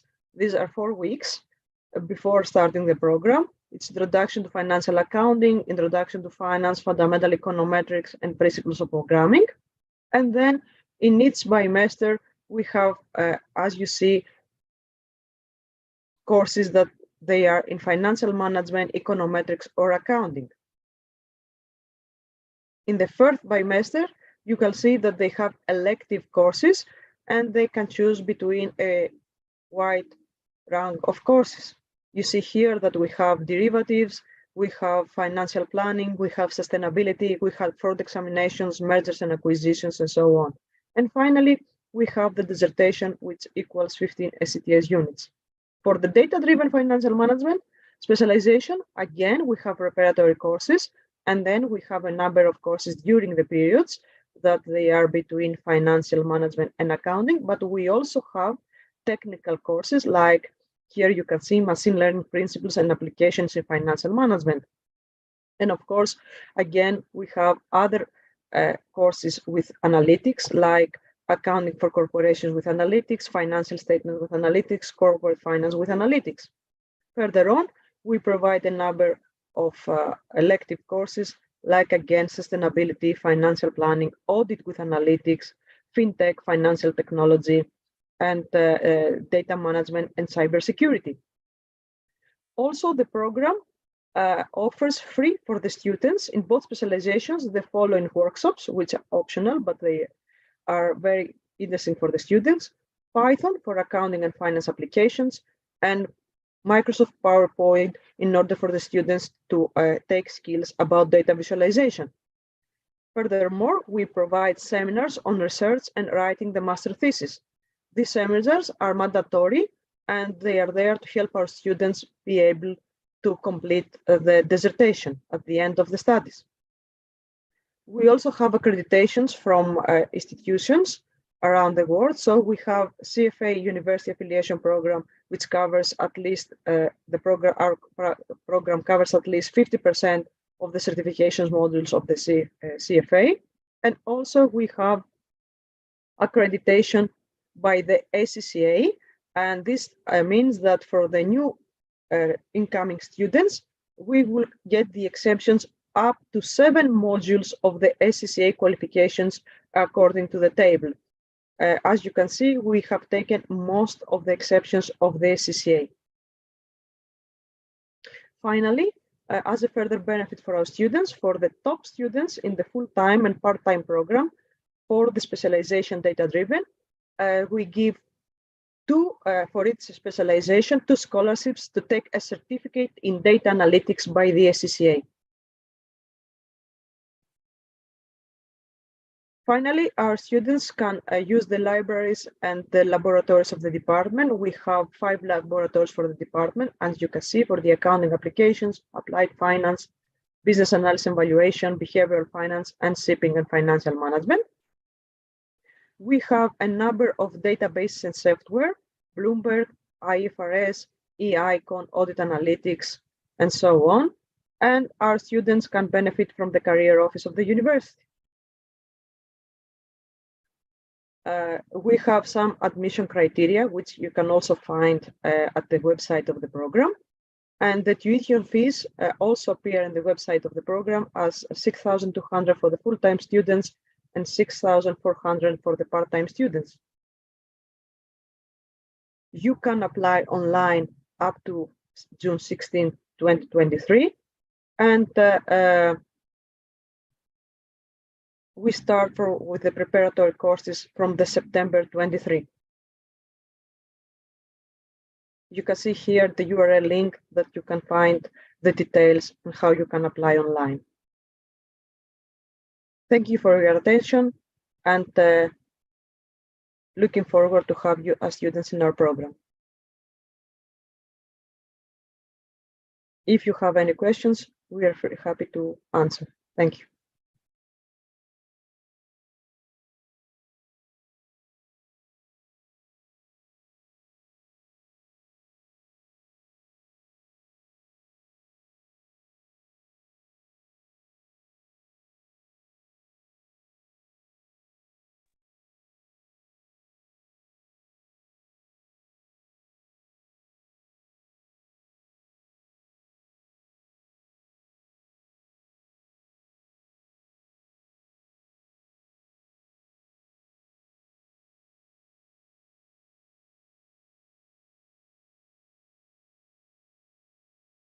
So, good morning, and on behalf of the Southeast European Studies, Politics, History and Economics Master's degree, I'd like to welcome you to this presentation, and I'm very pleased in your interest in our programme.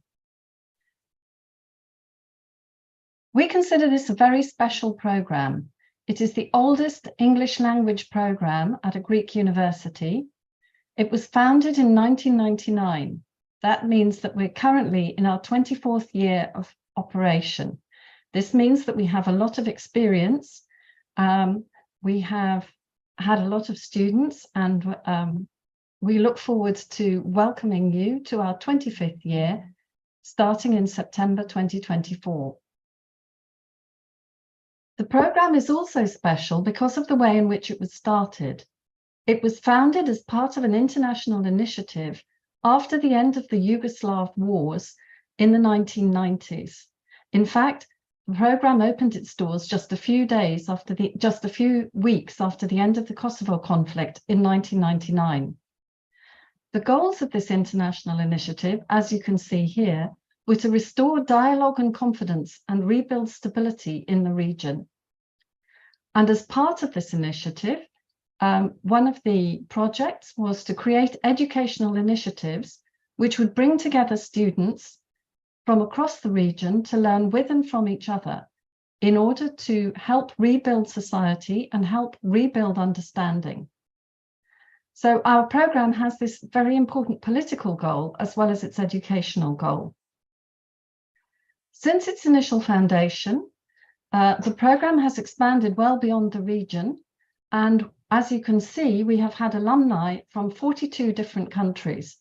Not only all the countries of the Southeast European region, which you can see on the first bullet point here, but also from many other European countries in the second bullet point, and from other countries across the world, which you can see in the third bullet point.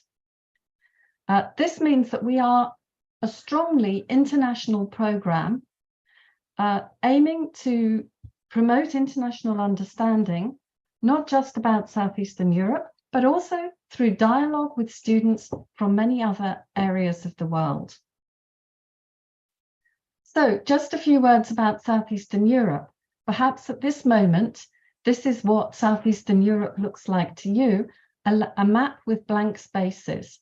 But of course, by the end of your year with us, you will be able to fill in all these blank spaces with plenty of information about this important and interesting region. Southeastern Europe occupies a very crucial geopolitical position. And excuse me, Professor. Yes? I'm sorry, I didn't mean to interrupt you, but do you mean to be sharing your screen or you have a presentation? Oh, because I cannot see anything. I don't see your camera.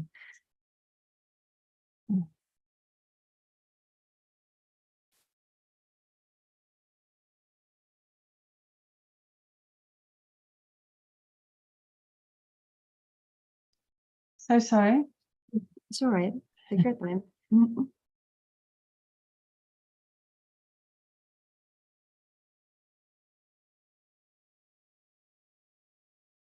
Okay, now I can see. Okay, so sorry. I can see the presentation notes. I mean, that also works, it's fine. I don't have presentation notes. Oh, okay, then it's all right. Thank you very much. Okay, so let me just click quickly through. So these were the goals of the International Initiative, which launched the program. These are the countries from which our Sea Studies alumni come from. As you can see, we've had students from all around the world. And now to move on to Southeastern Europe. Southeastern Europe occupies a really important geopolitical position. It has had a lot of history and it has a lot of contemporary political developments.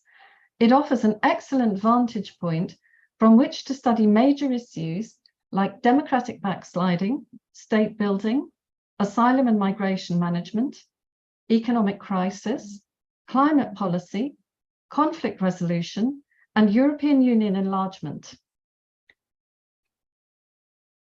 To say a few words about our structure, the program is a one-year program, 12-month duration. It starts at the end of September 2024, and it will conclude on the 30th of September 2024. The program consists of 6 taught courses, each of which are equivalent to 10 ECTS, and a dissertation of 15,000 words, 15 ECTS, making a total of 75 ECTS.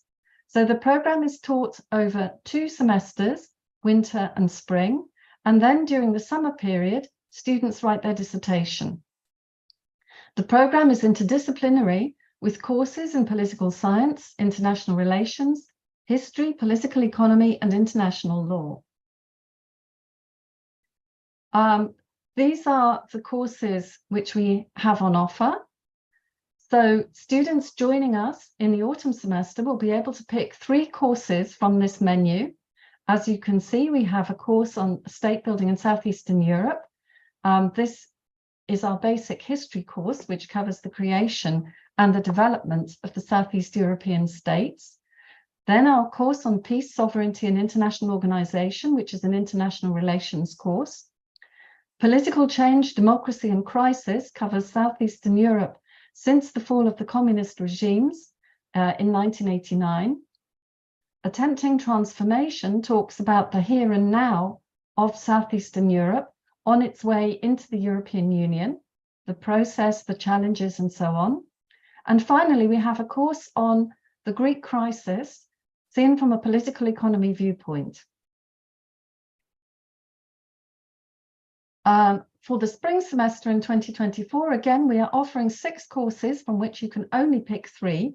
And usually students complain that this is the biggest problem. They don't know which courses to pick because they like them all. So we have another international relations course, Security and Stability in Southeastern Europe, this time concentrating on the contemporary scene. Migration and asylum governance, a very important issue for the region. Climate policy and diplomacy, a brand new course which will be running for the first time next year. International law and peaceful settlement of international disputes. Of course, there are many, many international disputes, many bilateral issues, largely as a result of the Yugoslav wars in the region. And this course examines how international law can help to resolve these. Contemporary Turkey covers both domestic politics and the foreign policy of the country.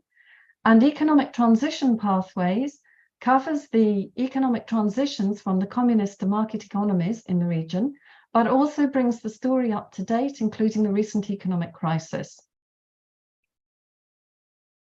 For more information about our program, you can visit our website or you can contact us at the email address that you see below. We're looking forward to hearing from you, and we will be happy to answer any queries that you may have.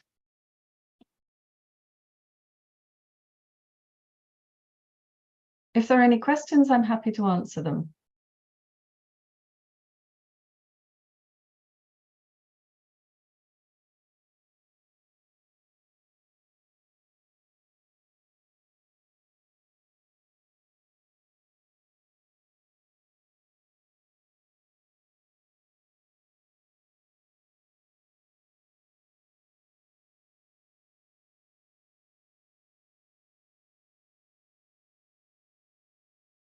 Thank you very much for your attention.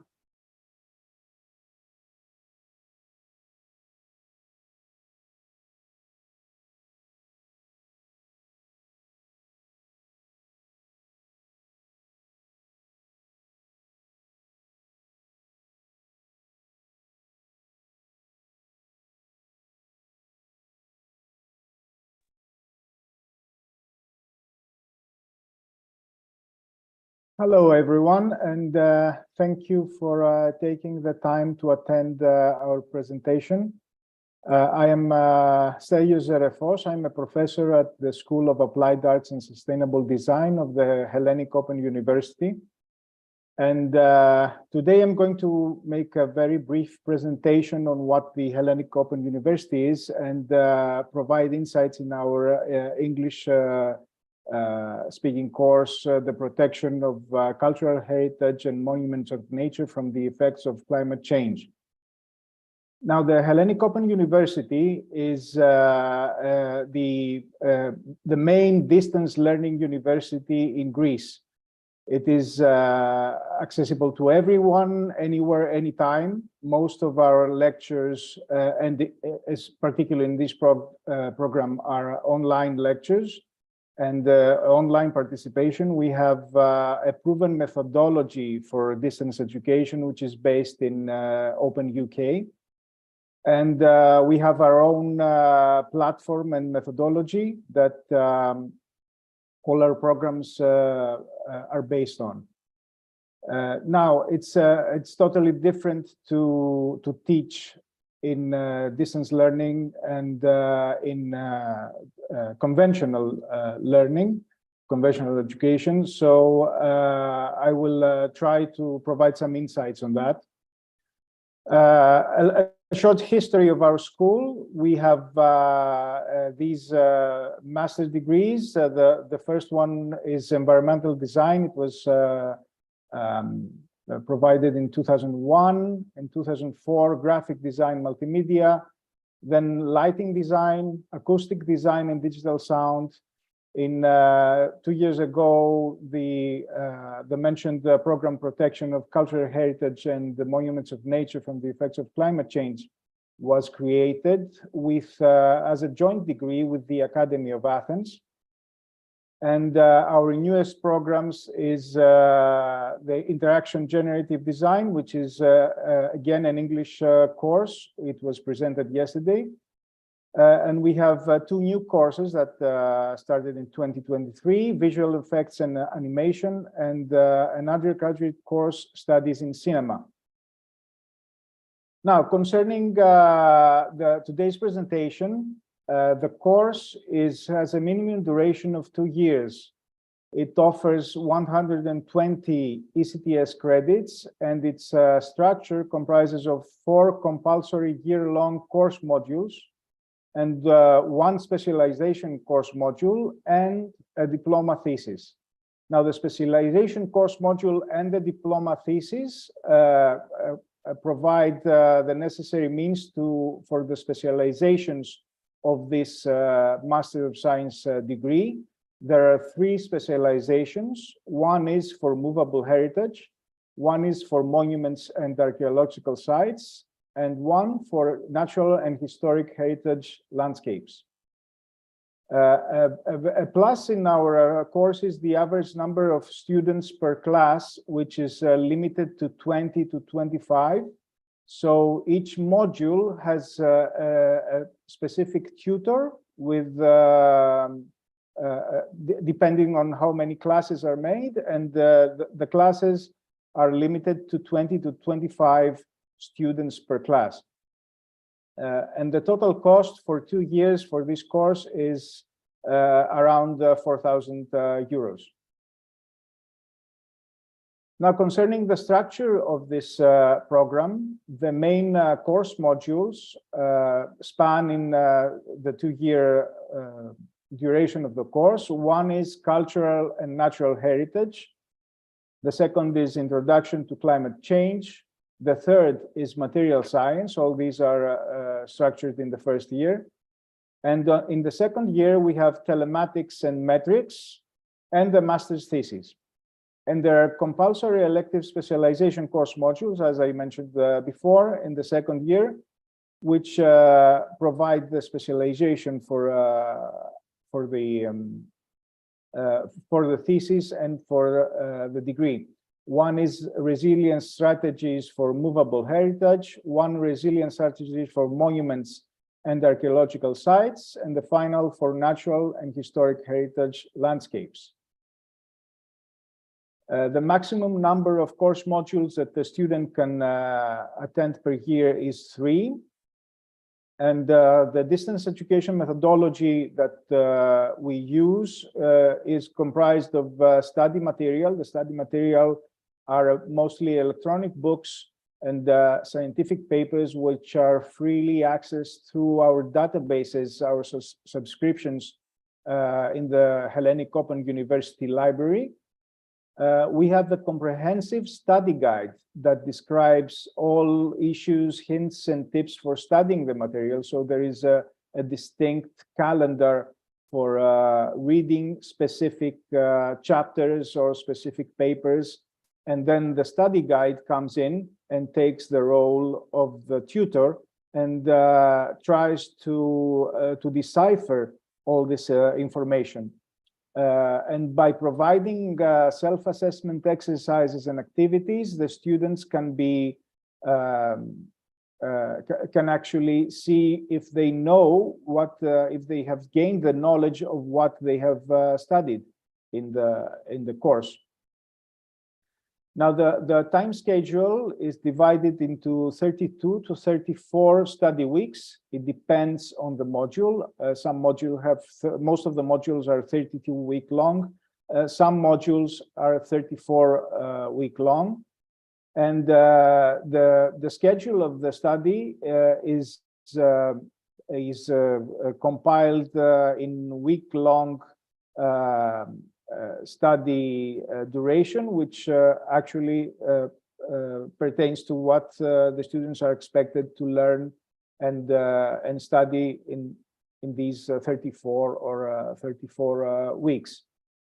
There are a total of 5 4-hour online group tutorial meetings where each tutor takes his or her class and actually provides more insights on what the students had to study, and of course on the written exercises that provide the assessment of this Master of Science graduate course.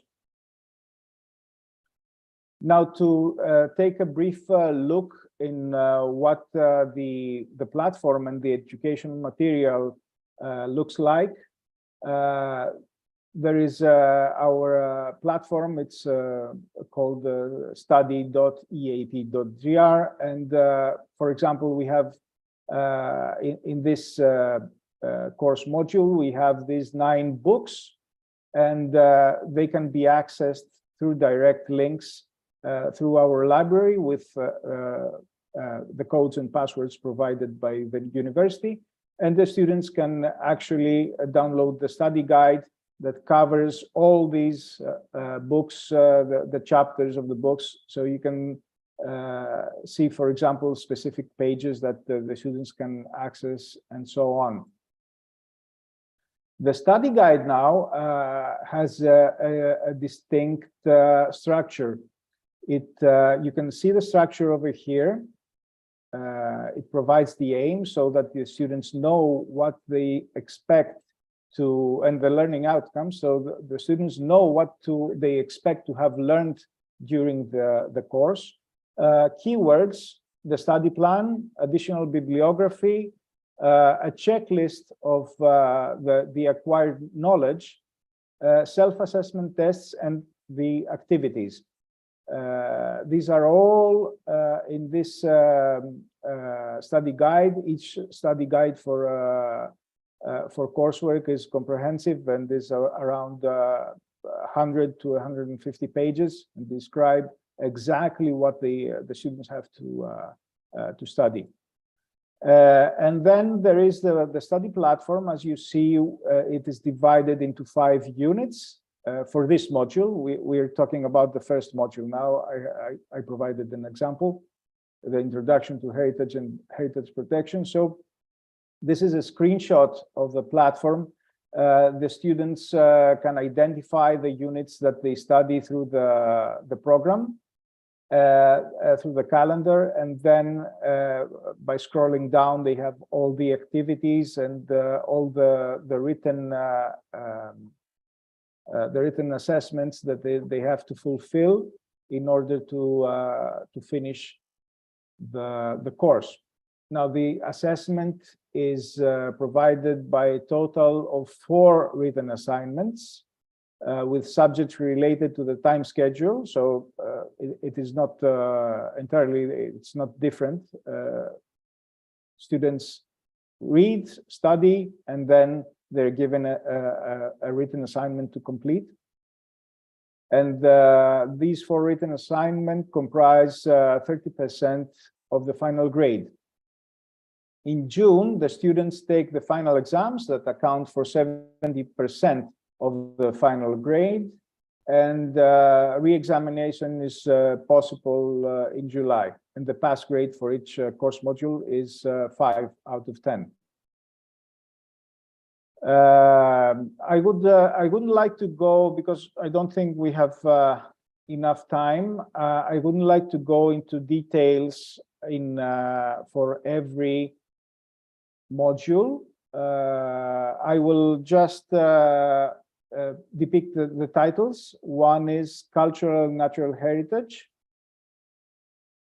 One is Introduction to Climate Change. These are the learning outcomes of each. You can probably go back to them in the recording. Material Science, Telematics and Metrics, Resilient Strategies for Movable Heritage, which is the first specialization module. For Monuments and Archaeological Sites is the second specialization module. For Natural and Historic Heritage Landscapes, the third one. And finally, there's the master's thesis, which is a comprehensive text that is supervised by 2 professors. And the theses are presented at the end of September of the following year. So the students have one full year to complete their master's thesis, and they present it at the end of the next September. All the master's theses are freely accessible through the Hellenic Open University main library. So they are documents that everyone has access. That is all. I would please send me an email. This is the email of the program, or you can visit this link. You can easily find the program through the main website of the Hellenic Open University. It's www.eap.gr/en for English. And if there are any questions, I'd be happy to answer.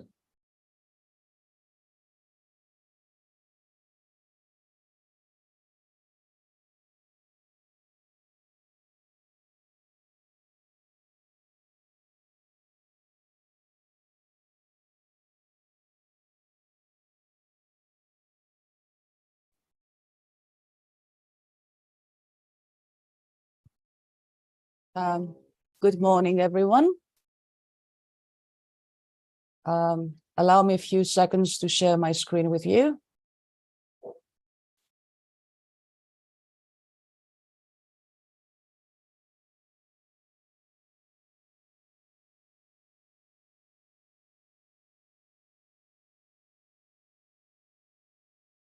Okay. Can you see the PowerPoint? Okay, I guess you can. All right, good morning again. This is a presentation on the master's program in English and American Studies offered by the School of English, Aristotle University of Thessaloniki, and I'm Maria Skina, Associate Professor in the School of English and head of the said MA program. Now, the MA in English and American Studies aims to provide the opportunity to postgraduate students to research the relationship between literary text and society, history, politics, and culture, to which they belong, to be acquainted with the literary and cultural production of various Anglophone cultures, the UK, the US, Australia, and Canada, to be trained to participate in a creative and critical dialogue in a variety of texts from different periods and different Anglophone cultures. It helps and provides the opportunity to postgraduate students to familiarize themselves with interdisciplinary textual analysis by combining diverse theoretical approaches and area of research. So, for example, literature, drama, film, gender studies, race, ethnic studies, archival research. I'm sorry, Professor, Yes. excuse me. I'm so sorry for interrupting you. I think your slides are not moving. I can only see the first one. Really? I Yeah. can see them moving. Yeah, we can see the PPTX file.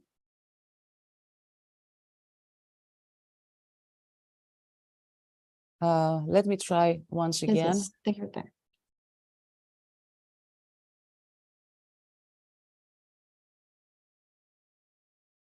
Can you see it now? Yes, now Okay. we can see. I'll keep it this way. Maybe it doesn't work the other way if I have a full screen. Sure, sure. Sounds All good. right, thank you. All right. So as I was saying, familiarization with interdisciplinary textual analysis by combining diverse theoretical approaches and a range of areas of research, literature, drama, film, gender studies, race, ethnic studies, archival research, literature and narrative medicine, psychoanalysis, digitality, and to familiarize themselves with the writing of critical essays and a diploma thesis in the end. Now, the MA program in English and American Studies complies with the general aims of the postgraduate program of our school. Let me just say that the postgraduate program runs over 25 years, so it is a rigorous and successful one. So the general aims are to provide postgraduate studies of high quality to help students acquire a specialization and the skills needed for paving a career path in the public, private, and academic domain, and to prepare to prepare students for advanced postgraduate studies, that is, to pursue a career in the academia. Now, the general knowledge and skills that they acquire, independent research and knowledge production, critical thinking, teamwork and interdisciplinary collaboration, social, professional and moral responsibility, promotion of diversity, equity, and interculturality. Now, the MA program in English and American Studies is a full-time program of 3 semesters. So the duration is 18 months. It's full-time, and the fees are 2,500 euros in total.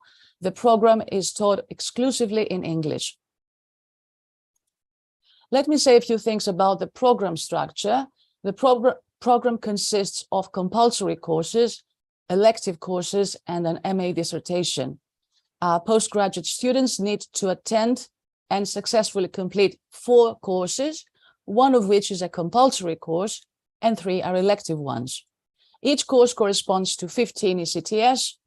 Postgraduate students also need to write a diploma thesis at the end of their studies. In the 3rd semester, actually, they have a whole semester to write and complete the thesis, and then they have to present it to defend it in their last semester. The total number of ECTS required for the MA is 90.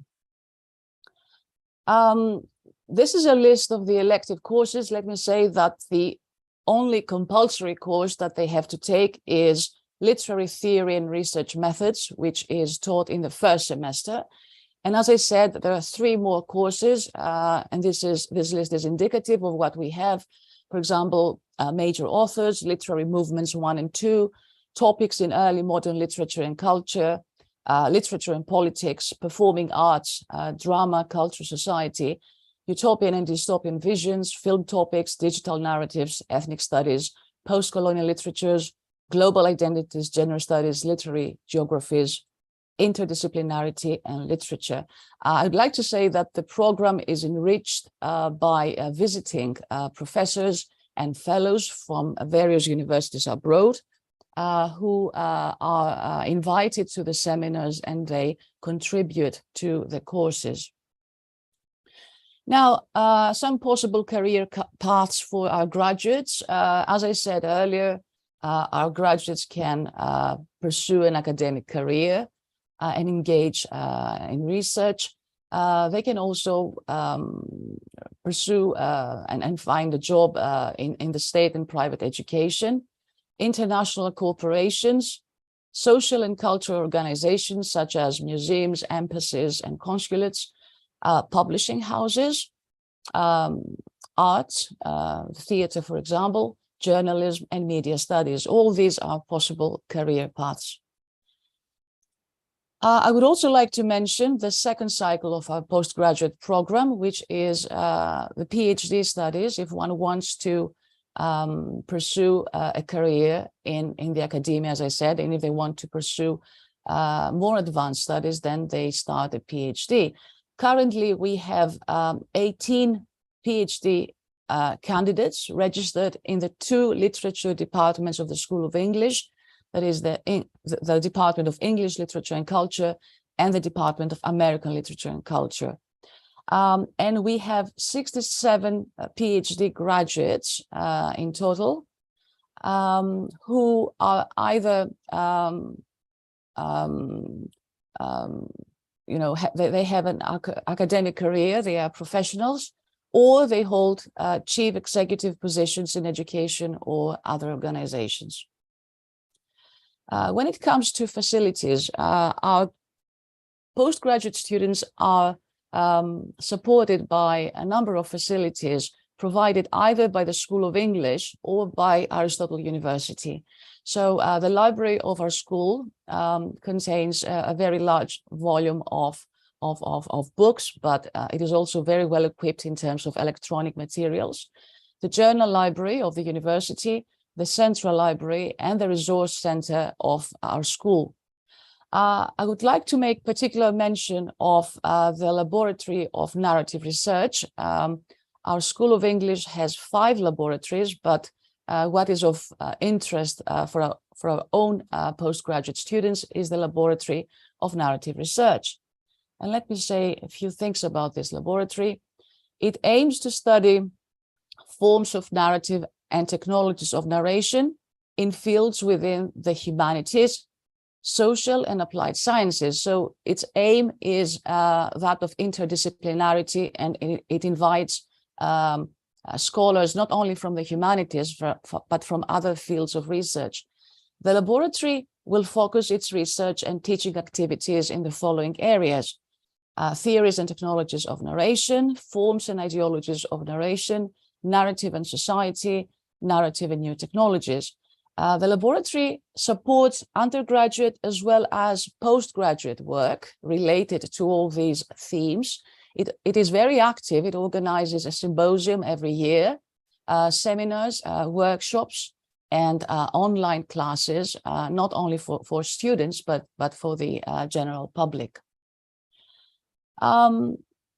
I would like to draw your attention to the call for applications for 2023-2024. The application period is between the 1st of June and the 10th of July 2023. So you can make a note of this if you want. For further information, for example, the admission criteria, the application procedure, please visit this link, GPENLAUTHGR. And for further inquiries, you can contact us at info@ENLAUTHGR. You can also address your questions to me during this session. My email is on this slide. Thanks very much, and I'll be happy to take questions. Thank you for your attention.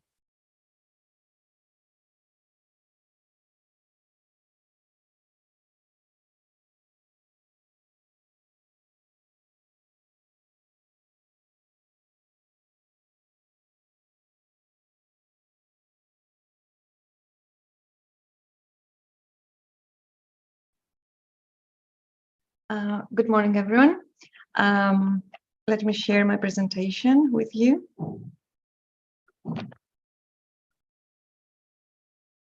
Oops, sorry, wrong one. Just give me 1 second.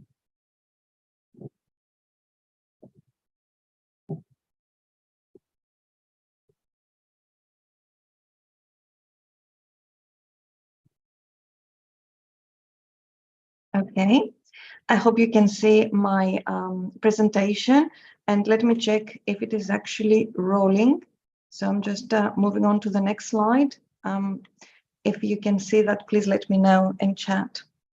So welcome to the presentation of the MA program in Theoretical and Applied Linguistics. This is the second major program run by the School of English of Aristotle University of Thessaloniki. And I have the website available for you. Now, this program comprises of 3 separate MA courses, which are the MA in Linguistics, the MA in Foreign Language Learning and Teaching, and the MA in Language, Literature, and Digital Media in Education. All of them are available, but they run in rotation. So the next one up will be the MA in Linguistics for the next year. I will give you details about all of them and details about the MA in Linguistics and application period at the end.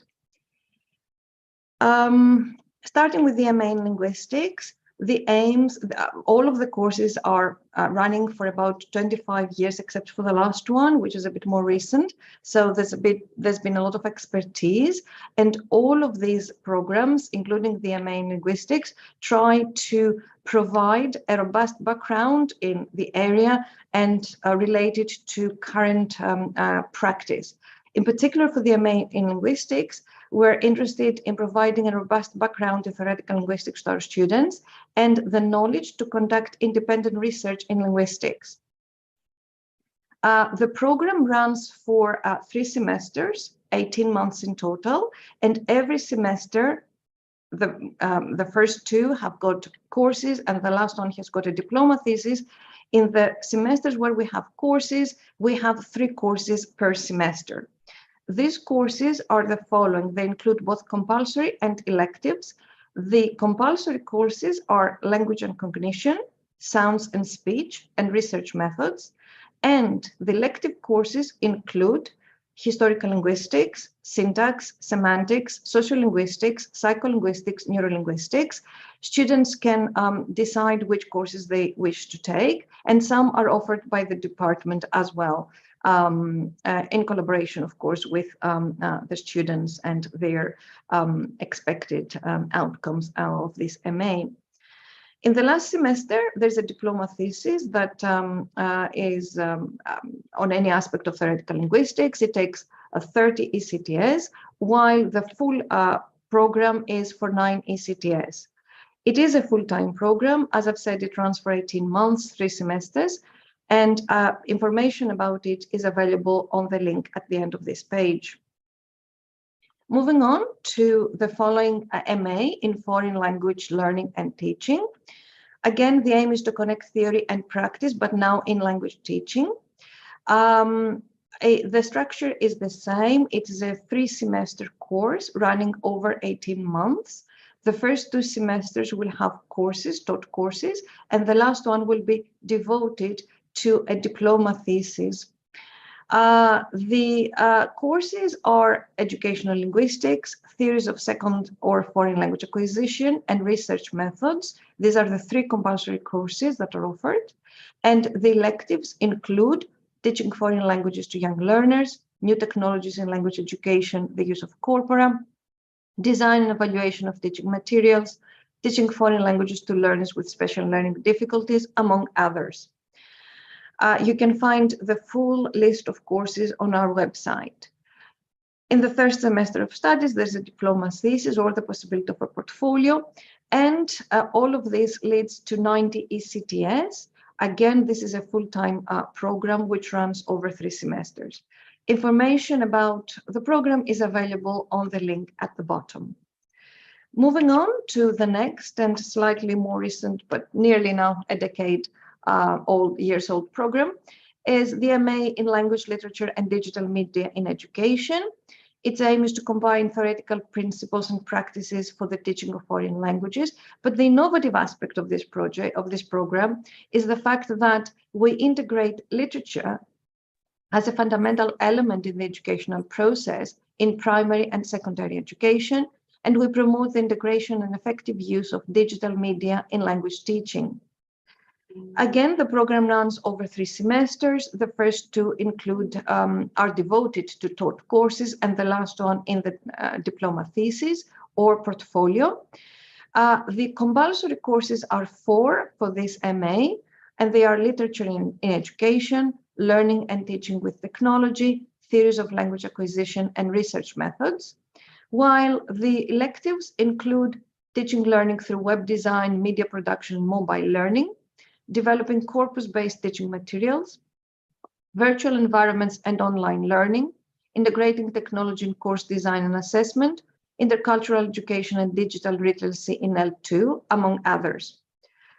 Again, the program is full-time and runs over 3 semesters, and more information about the courses and the structure is available at the link below.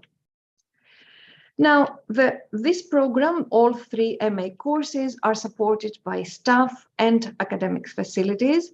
The members of staff are experienced faculty members with rich research output.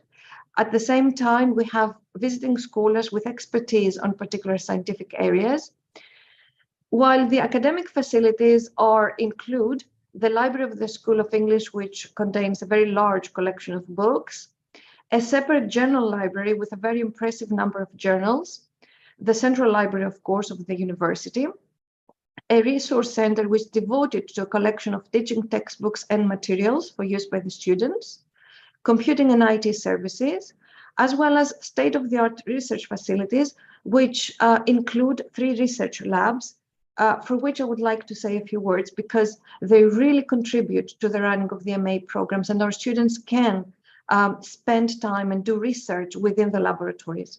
So the first one is the Language Development Laboratory, which is basically conducting research on first language acquisition and second language development, and language processing, both for typical and atypical populations. There are some state-of-the-art techniques there for research in language processing, and these are an eye tracker and ePrime. Moving on to the phonetics laboratory, we conduct research in the production, acoustics, and perception of speech.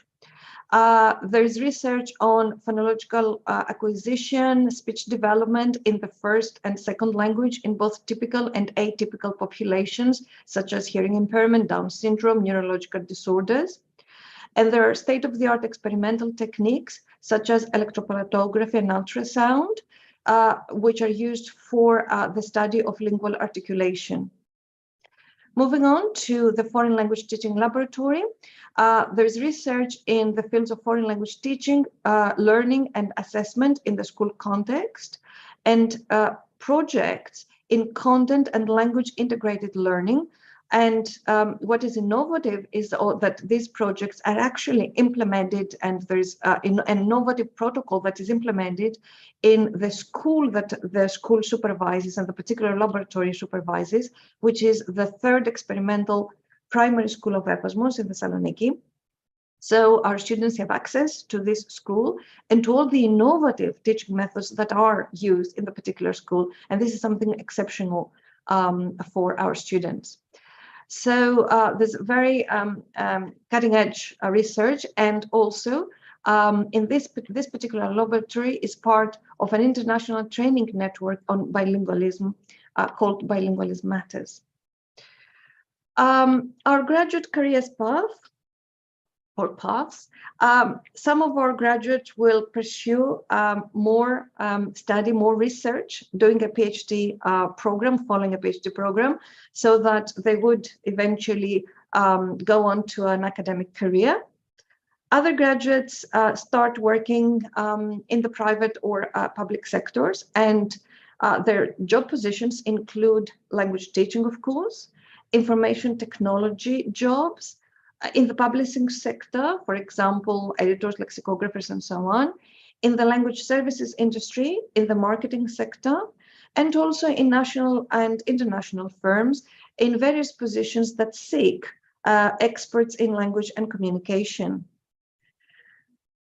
Some of our students will move on to PhD studies, and we currently have 33 PhD candidates. A lot of them are graduates of this program, and 83 PhD graduates. And this is a really excellent pool of people that feeds into the MA programs. There's collaboration between this group of students and shared research protocols and ideas and work. PhD graduates will have academic careers, or they will hold executive positions in education or other organizations. Now, for next year, we have announced the MA in Linguistics. So the application period is from May up to the 16th of June. I'm listing the admission criteria, which you can find also in the link below, which contains the call, and of course, on our website. You're welcome to apply for this MA in Linguistics, and of course, for all our courses in the coming years. And on this last slide, I'm giving you some contact information where you can write about any detail about the different MA programs. I am the director of the postgraduate studies. My name is Katerina Nikolaidis, and my email you can see on this slide, so you can write to me directly if you have any queries. And of course, you can visit our website, which contains information about the structure of the courses, requirements, and so on. Thank you very much for your attention.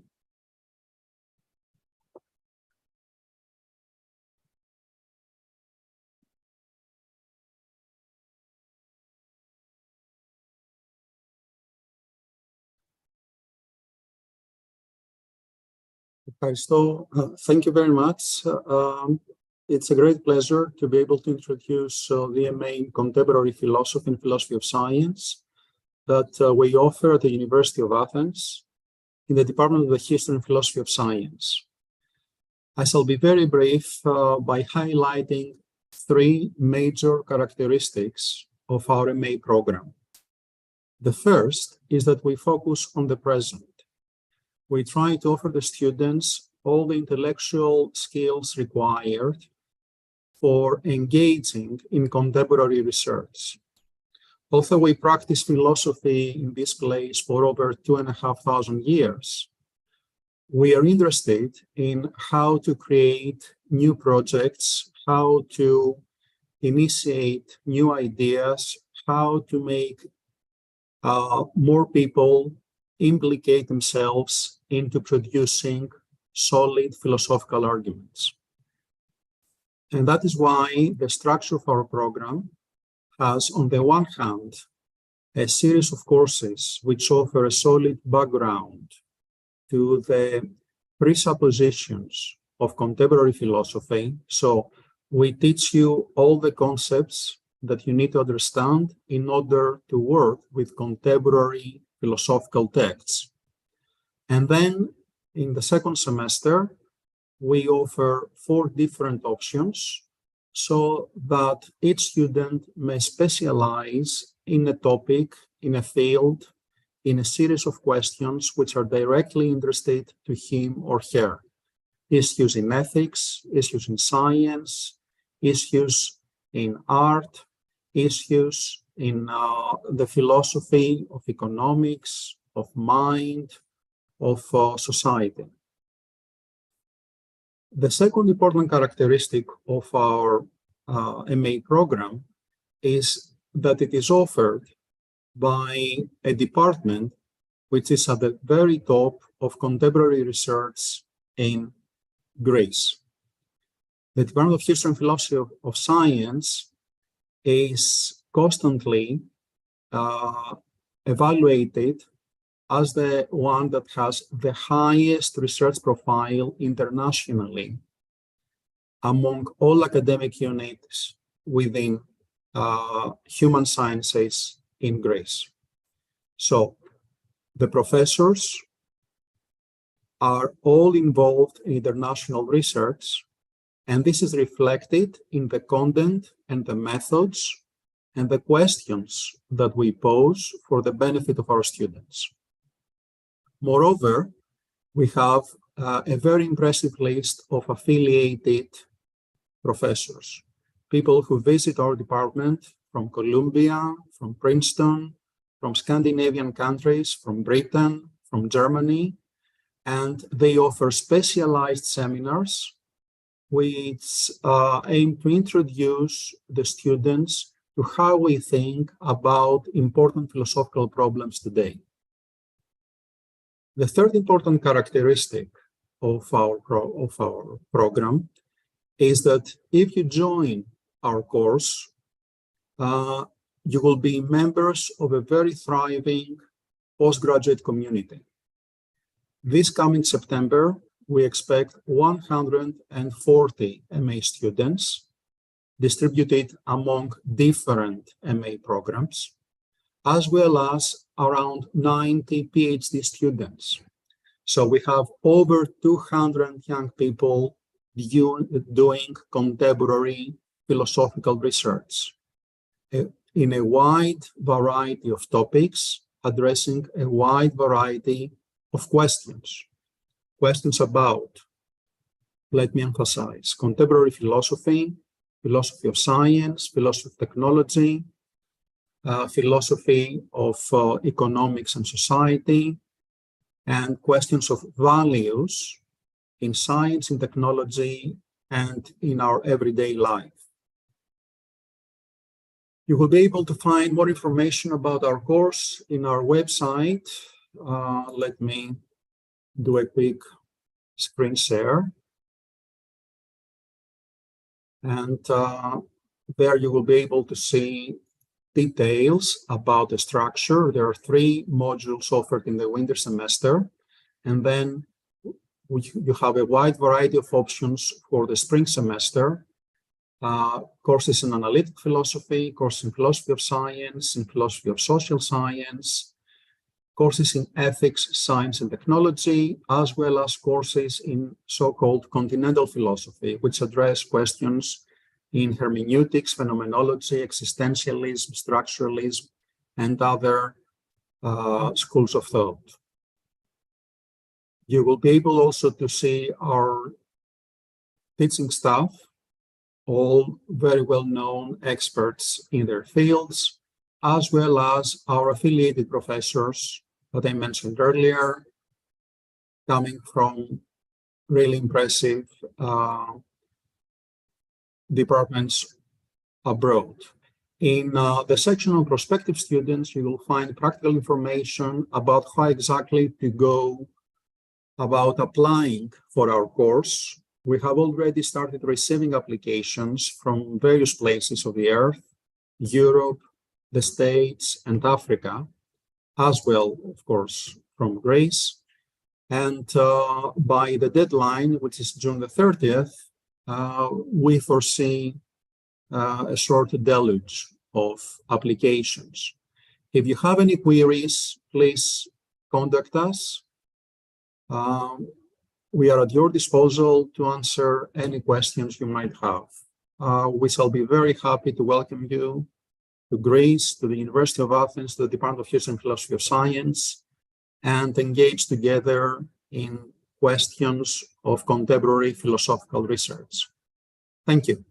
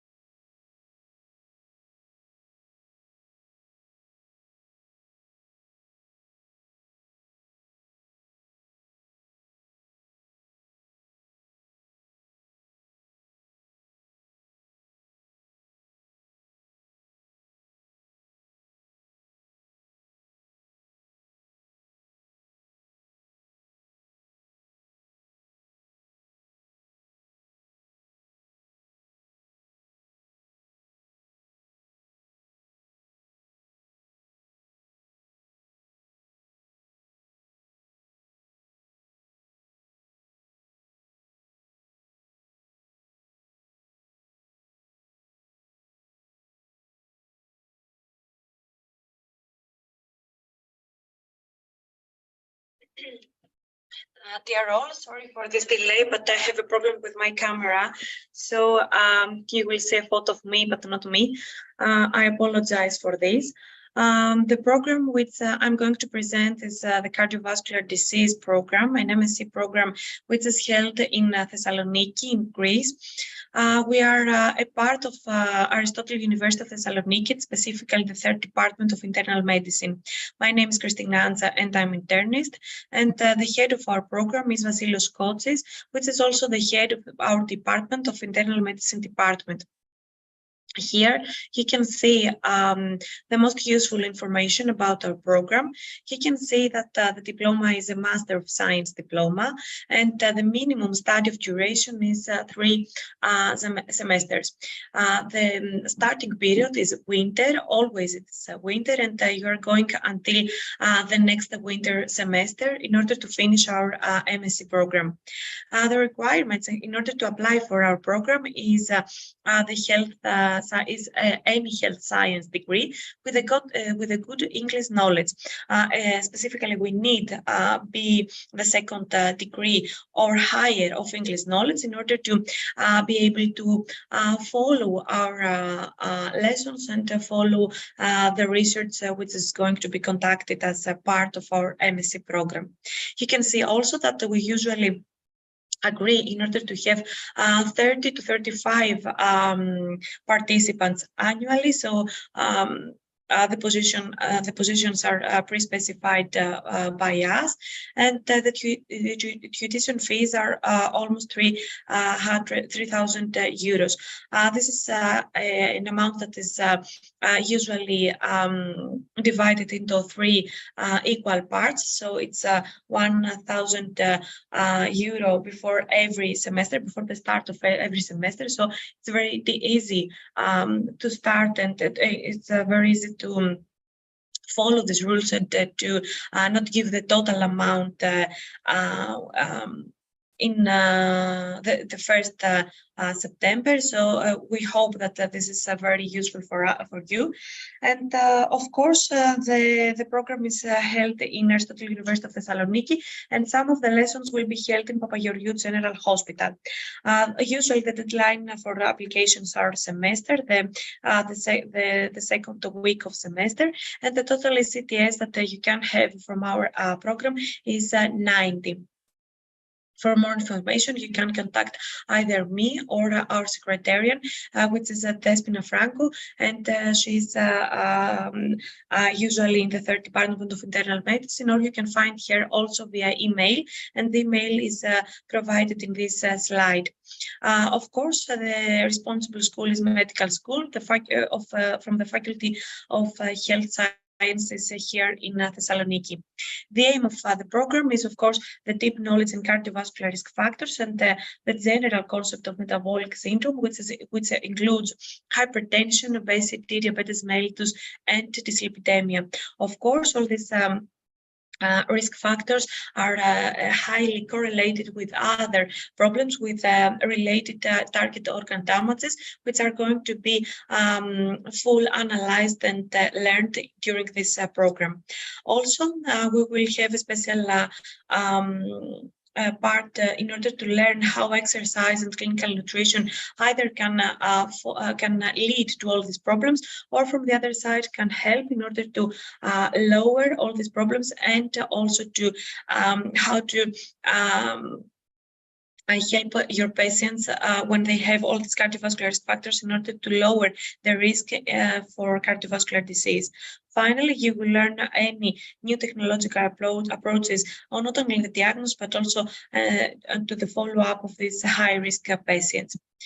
Secondly, the second aim of our program is the deep knowledge and practice in research methodology regarding cardiovascular risk factors and cardiovascular disease. So you are going to write some original data papers or review papers, and to learn how to meta-analyze in the specific field of cardiovascular disease. So it is nice if you want to have both clinical practice and also the research practice, and to upgrade your CV.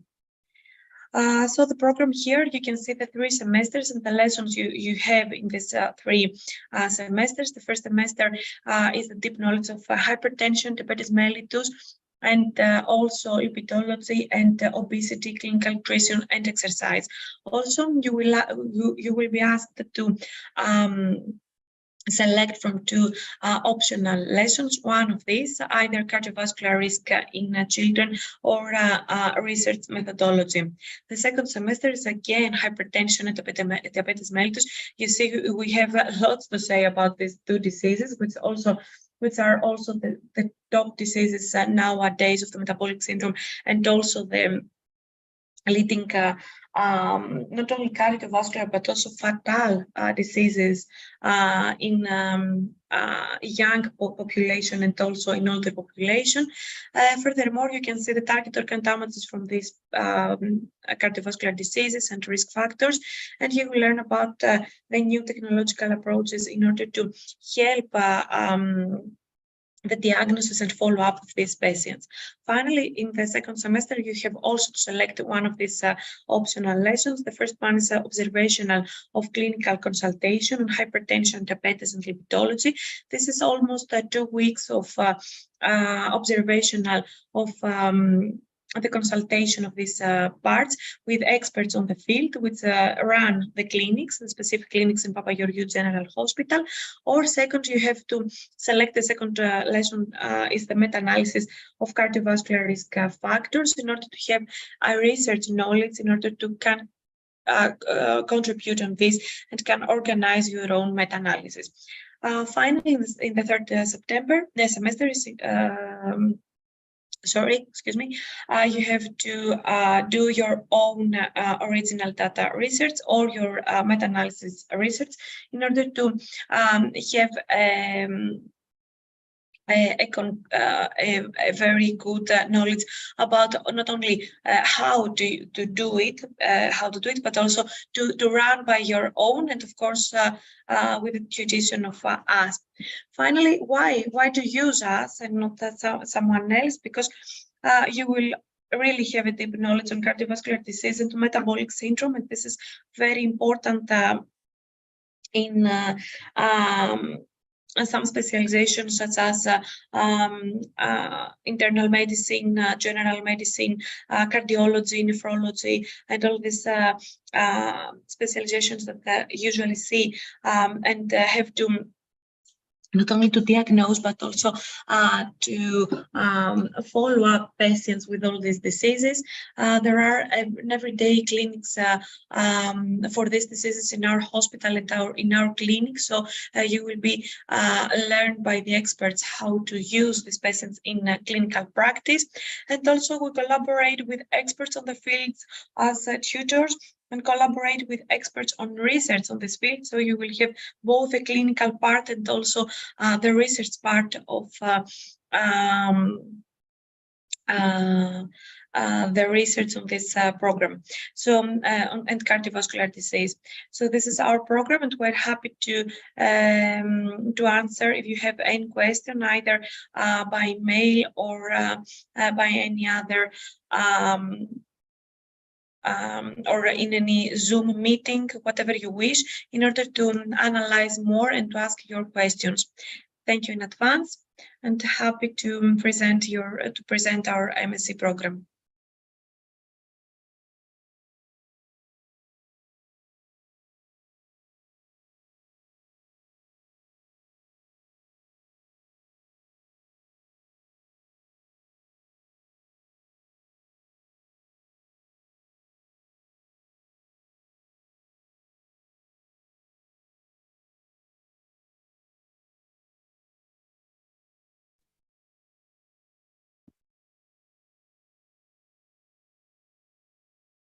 Good morning. My name is Sotirios Paraskas. I hope you can see me and hear me clearly. I teach comparative literature at the Department of French at the University of Athens, and I'm here to talk to you about our master's program, whose title you can see on this slide, Greek French Studies in Literature, Culture and Translation. It is a program offered by the French department. It is a 2-year MA program. It's an on-site MA, and it recruits every 2 years. The next cycle starts this September, and the call for applications will be circulating soon for those of you who may be interested. The title of our MA may sound a bit narrow, but as I will show you in this brief presentation, it's quite broader in range. If you have any questions, you can see my name and my email at the bottom right corner of each of the slides I will be showing you in this brief presentation. Now, this MA has two specializations, essentially. The first one is in literature and culture, the second one in translation. There are some language requirements. As I said, this is an MA program offered by the French department, so it is taught in French. I'm afraid students who enroll in this program must speak French, must be Francophone, and those who choose the translation specialization in particular need also to speak Greek, because the main languages in which translation is taught is Greek and French. And I understand this may narrow the pool of potential applicants, but I still hope there will be some among you who may be interested. Now, the taught component of this MA consists in 3 semesters of modules. For the first semester, there are 3 core modules that should be attended by all students of both specializations. The first one is a module on research methodology in the study of literature, in the history of culture, and in translation studies. The second is a module on the cultural transfers between France and Greece. And the third, it's a broader module on the history of European literature, whose focus may vary each time. Now, I will be saying a few things about both specializations, starting with translation. As I said, those who choose the translation component of our masters need to be both Francophone and Hellenophone. They need to speak Greek. And in this specialization, students will have a couple of core modules, more general ones, more theoretical ones, such as history and theory of translation, which will give them all the theoretical tools they need to reflect on the translation process and on the history of translation practices in various cultures. A module on digital humanities and the digital tools that translators use and find useful in the process of translation. But the real strength of this specialization of our masters are the practical translation seminars. The focus here is primarily literary translation. So there's a series of modules on translating prose fiction, poetry, essay. They're categorized by genre. But these are also modules that will offer you skills that you will get, through which you will gain or hone skills that are transferable to other domains of other translation-related domains. The second specialization of our masters is on literature and culture, and this is essentially a comparative literature program. So in this specialization, students will have a core module on an introductory module on comparative literature, on the history and theory of this discipline and its transformations in the late 20th and the early 21st century.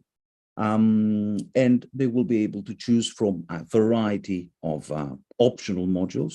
I will just list a few to show you the range of this masters, while in some modules the starting point is French or the relations between French and Greek literature. There are other modules that are quite broader. Francophone literature, module on migration, exile, and diaspora in literature and culture. Literature and cinema, the study of cinematic adaptations of literary works, or gender and public life. One of these more general modules that deal not only with Greek and French literature, but also with other, mostly European and American national literatures, is a module on epidemics and literature. It's a module that was conceived and was taught during the pandemic. The topic of this module is, on the one hand, the representation of epidemics in literature as a theme, but also the use of words, of the use of epidemics as a metaphor, and the critique of the use of epidemics as a metaphor in order to stigmatize certain social groups or types of individuals.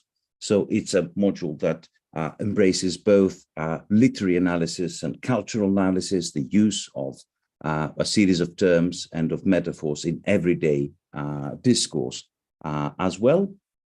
Now, after these 3 semesters of taught modules, core and optional modules, as I have told you, there is, of course, the purely research component of our master's dissertation. This is the 4th semester.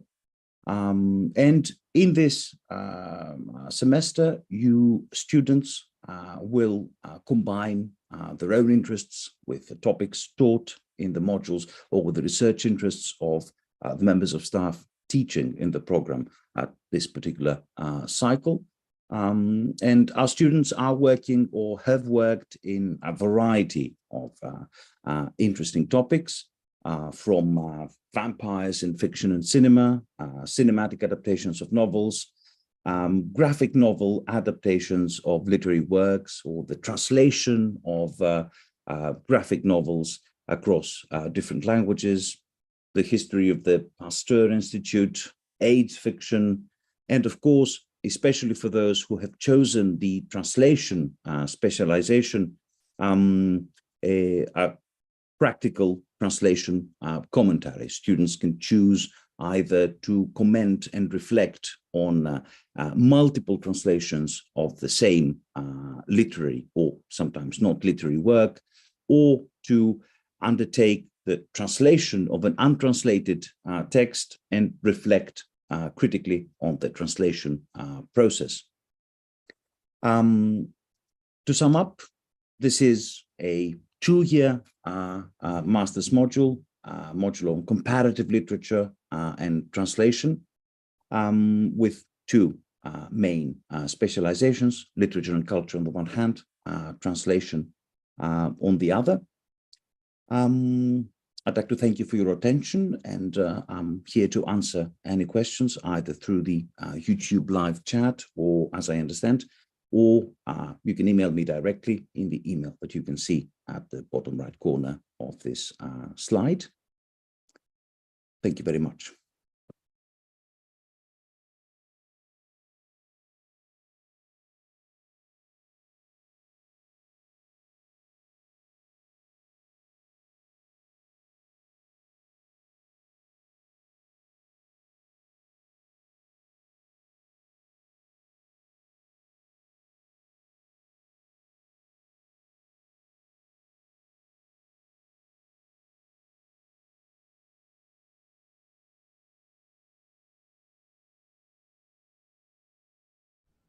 The understanding of the brain function, revealing the mysteries of consciousness and novel therapeutic interventions to cure neurological diseases like Alzheimer's and paralysis, is perhaps the most challenging task of the mankind in our days.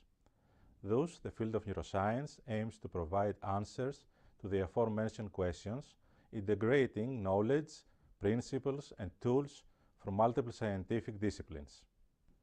The graduate program in neuroscience, named GPN, began its operation as the first graduate program in the field in 1994 at the Medical School of the University of Crete, and was reformed twice in 2002 and 2022.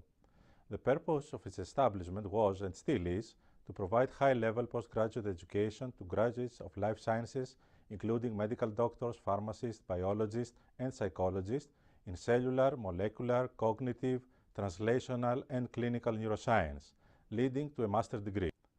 GPN cultivates the ability to perform high-impact research in neurosciences and prepare its graduates for doctoral studies. Moreover, the program offers significant skills necessary to health sciences employees and prepares students for a successful career in a wide range of professional jobs related to the study and treatment of the nervous system. To date, the program has trained more than 120 students, while in the running academic year 2022-2023, 14 new postgraduate students are expected to complete their studies. The recently reformed program has been expanded in more scientific areas of the neuroscience field, integrating bioinformatics, omics, and human studies, along with new researchers that have joined the program. In this way, the program welcomes students with background in life sciences like medical doctors, biologists, pharmacists, chemists, social sciences like psychologists, but also engineering sciences, aiming to provide all the necessary knowledge and practical soft skills for a successful career as experts in the neuroscience field. Program's duration is 2 years, separated in the first round, 1 year, consisting of teaching classes starting from the basic knowledge of neurophysiology, cellular and molecular neurobiology, and in neuropharmacology, followed by more specific courses in behavioral sciences, neuropsychopharmacology, developmental and aging neuroscience, as well as practical skills in imaging, bioinformatics, methods and tools in neuroscience. In the second year, students are exposed in research by performing 2 rotations, 3 months each, and a 6-month diploma work in labs and clinics of their choice. The program accepts new students every 2 years, starting in October, after the announcement on previous April-May. Students who have completed or are expected to complete their undergraduate studies till late September are encouraged to submit their CVs, detailed course transcripts, and diplomas, as well as 2 letters of recommendation. The selection process also includes a personal interview from the selection committee. Native and foreign students are accepted. The number of accepted students is usually around 15. Throughout the 2-year full-time attendance of the program, the students receive specialized theoretical knowledge, but they also have the opportunity to perform research in the participating laboratories and clinics of the program at the University of Crete, School of Medicine, Departments of Biology and Psychology, also at the Foundation of Technology and Research, Forth, but also in various collaborating institutes and universities of the country, such as the University of Athens and Aristotle University of Thessaloniki, and abroad, in the Karolinska Institutes in Sweden, Cambridge University in the United Kingdom, University of Dresden in Germany, etc. Upon successful examination in all courses and approval of their diploma work from a 3-member committee, students fulfill the necessary preconditions for obtaining the master's degree in neurosciences. The program is supported from more than 40 professors and researchers, administration staff, and other personnel. The faculty members of the program represent all neuroscience subfields supported by the program and include cellular and molecular neuroscience, neurophysiology, neuropharmacology, computational neuroscience, neuropsychology, and clinical neuroscience. All members of the program have been evaluated for their academic performance from the existing members of the program in order to ensure high quality of the training personnel. The steering committee of 5 members supervises and organizes the details of the program, while each member of the program provides help and support to every student in a daily manner. Our program is member of EURON, a European network of graduate programs in neurosciences, while it strongly supports and pursues new collaborations. The University of Crete stands as one of the high-ranked research organizations in Greece, especially in life sciences research, and provides all the necessary facilities both for studying and research. The island of Crete is a unique destination in the Mediterranean area and offers high standards of living, such as quality of life, accommodation, transport, etc. Our extensive experience from more than 20 years of operation of the neuroscience program, its continuous evaluation from students and members, the sustained and increasing interest from new students, as well as the follow-up of our students upon completion of their studies, have established our program as one of the first choices for graduate studies in Greece. The majority of graduate students that completed our program remained in academic research environments, conducting PhD in Greek, but also European universities and institutes. Other students have also important positions in pharmaceutical industry and other companies in the private and public sector. The long tradition, the quality and the diversity of the participating professors and researchers, as well as its analytical and multidisciplinary curriculum, guarantees state-of-the-art studies for the next years too. Everyone who is interested in more details and personal contact could obtain all the necessary information at the program's website or directly contact the program secretariat. I am Chryssia Mouatsou and I am a master's student in neurosciences at the University of Crete. The graduate program in neurosciences offered me the opportunity to explore in depth the most complex and fascinating organ of the human body, the brain. Through a series of courses covering the whole range of the neuroscience field, from the molecular and cellular level to behavior and cognition, I gained the knowledge and skills needed to advance in my career. Along with the theoretical background, the program includes 2 3-month laboratory rotations and a 6-month diploma work in the second year of study, which provided me with practical knowledge on scientific methods and techniques and helped me develop the skills needed to design and execute experiments, analyze data, and present findings, finally resulting in maturation of my scientific view and thoughts. The combination of advanced knowledge and practical experience prepared me to pursue a career in the academic or scientific world. In addition, I had the chance to learn about various ongoing scientific projects through research seminars provided by collaborating labs across Greece and from abroad.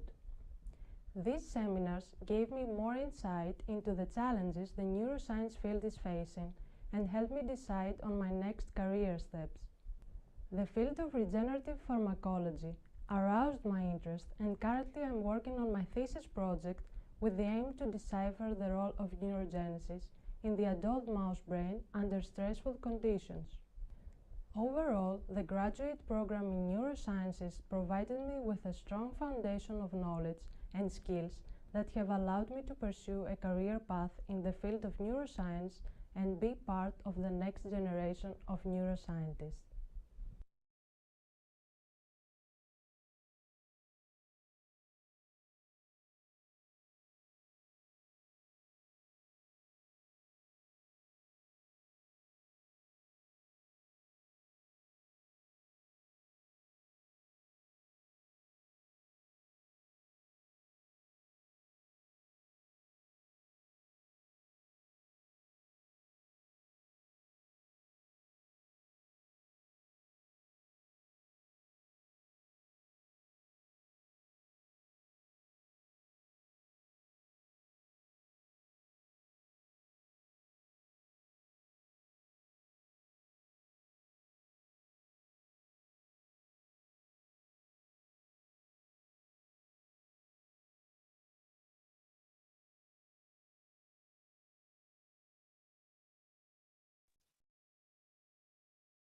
Hello, everyone. Welcome to the presentation of a master's in lifestyle medicine. My name is Christina Karatzaferi, and I'm the director of the Master's in Lifestyle Medicine under the auspices of the European Lifestyle Medicine Organization. What is lifestyle medicine? Well, it's a branch of medicine which has as a goal to maintain optimal health and to prevent, treat, and reverse chronic illness across all life stages. To achieve this, the health practitioner who practices lifestyle medicine needs to consider the pillars of a healthy lifestyle, which means the involvement with exercise and physical activity, nutrition, management of sleep and sleep hygiene, management of stress, substance use, sexual health and relationships, environmental exposure, and the social connection. To achieve this, the expertise of experts from different paths of career in health sciences and medical sciences is required. So this is a Master's of Science, which is interdepartmental between 2 different schools and 3 different departments within the University of Thessaly. The School of Health Sciences with the Department of Medicine, the School of Physical Education, Sports Science and Dietetics with the Departments of Sports Science, Nutrition and Dietetics. And the whole program is under the auspices of the European Lifestyle Medicine Organization. Why choose this Masters? This is a program that aims to upskill health and health-allied professionals with the knowledge and skills to apply the lifestyle medicine approach in their practice.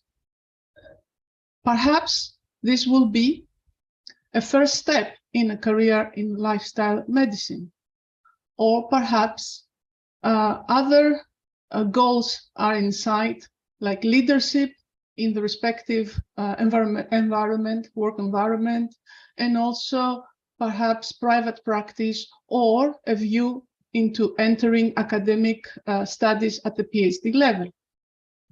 This is a recognized program under the auspices of the European Lifestyle Medicine Organization, which means that it offers guidance and tutoring by top lifestyle medicine practitioners.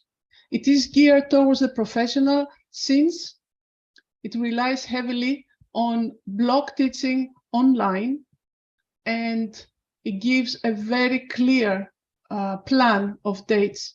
So a busy professional can plan their weekends, that when they are necessary, 4 weekends for one semester and 4 weekends on another semester to attend modules. To discuss all this, we ask you to visit our website and fill an intention to apply form with some information we ask you, so we can guide you if this is the right Masters for you. The University of Thessaly has become the 2nd largest university in Greece. It has campuses in 5 different cities, and our faculty comes mainly from the 2 campuses at the cities of Larissa and Trikala, the region of Thessaly, of course, with very beautiful mountain sides and nature.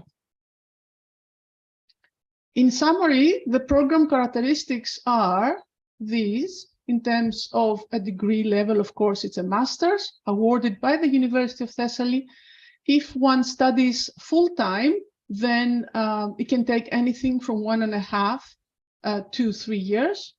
If it's part-time, 2 years for minimum, up to 4 years. So the standard time of completion is 1.5 years.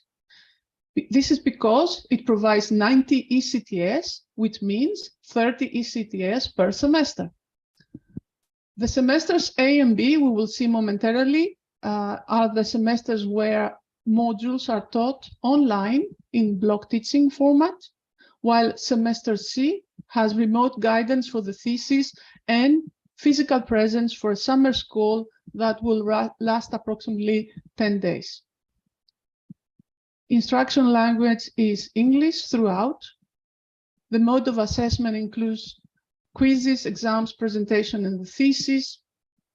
So every year, semester A starts at the end of January, beginning of February, and the fees are heavily subsidized through some government funding at the moment, and they stand at 6,000 euros paid in 2 installments.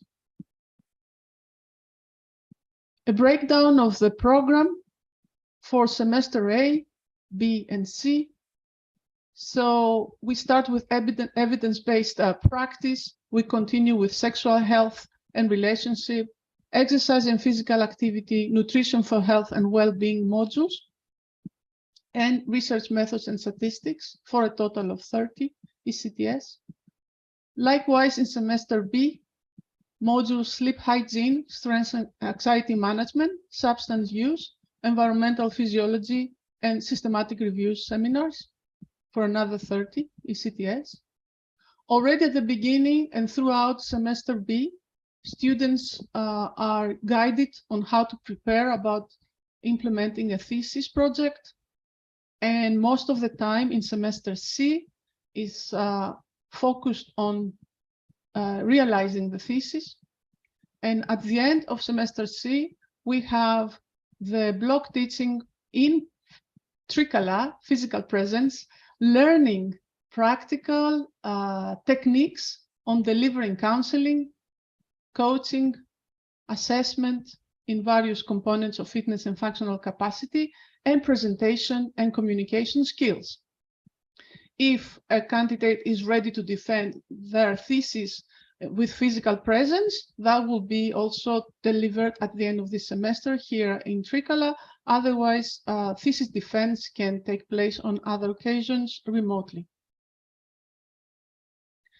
Overall, by the end of the course, the students will be able to critically appraise all the aspects related to lifestyle changes in the 8 pillars of lifestyle medicine for the prevention, reversion, and treatment of non-communicable diseases. This is the target also set by the World Health Organization.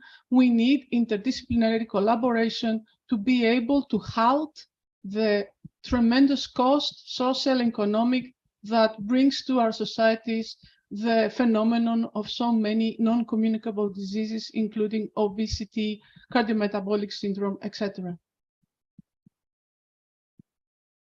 As I said, we have a clear study plan because we are geared towards a professional who needs to know and manage their time. So all the dates are announced in advance. These are the dates that our current cohort knows, and they plan their attendance. So next academic year's dates will be announced in the autumn. A frequent question is, what can somebody do for a thesis? So maybe somebody is research inclined and they can do an original research project, but many health and health allied professionals prefer case studies and systematic reviews.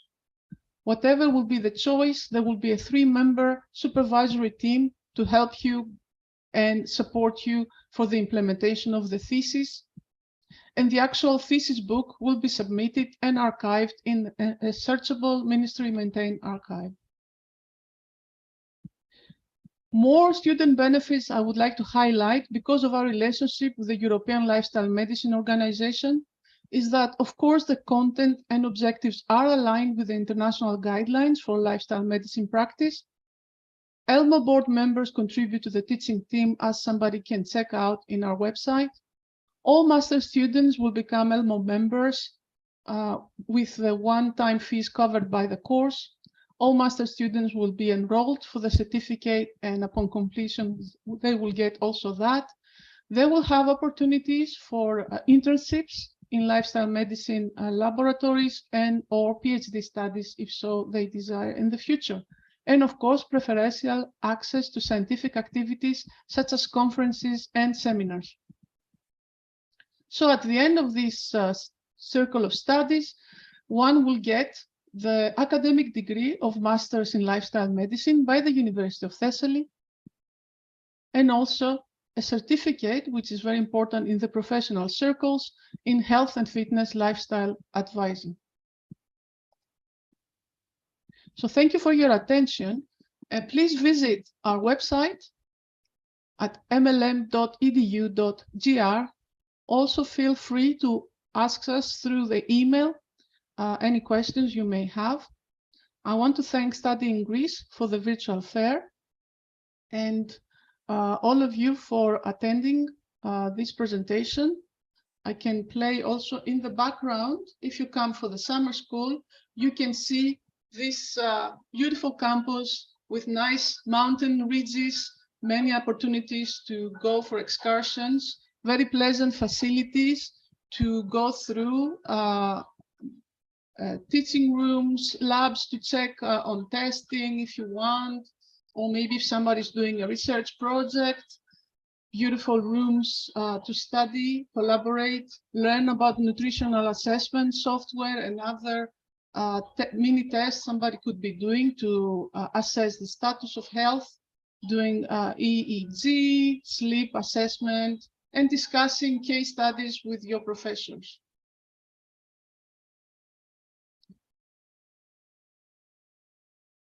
Again, thank you for your time.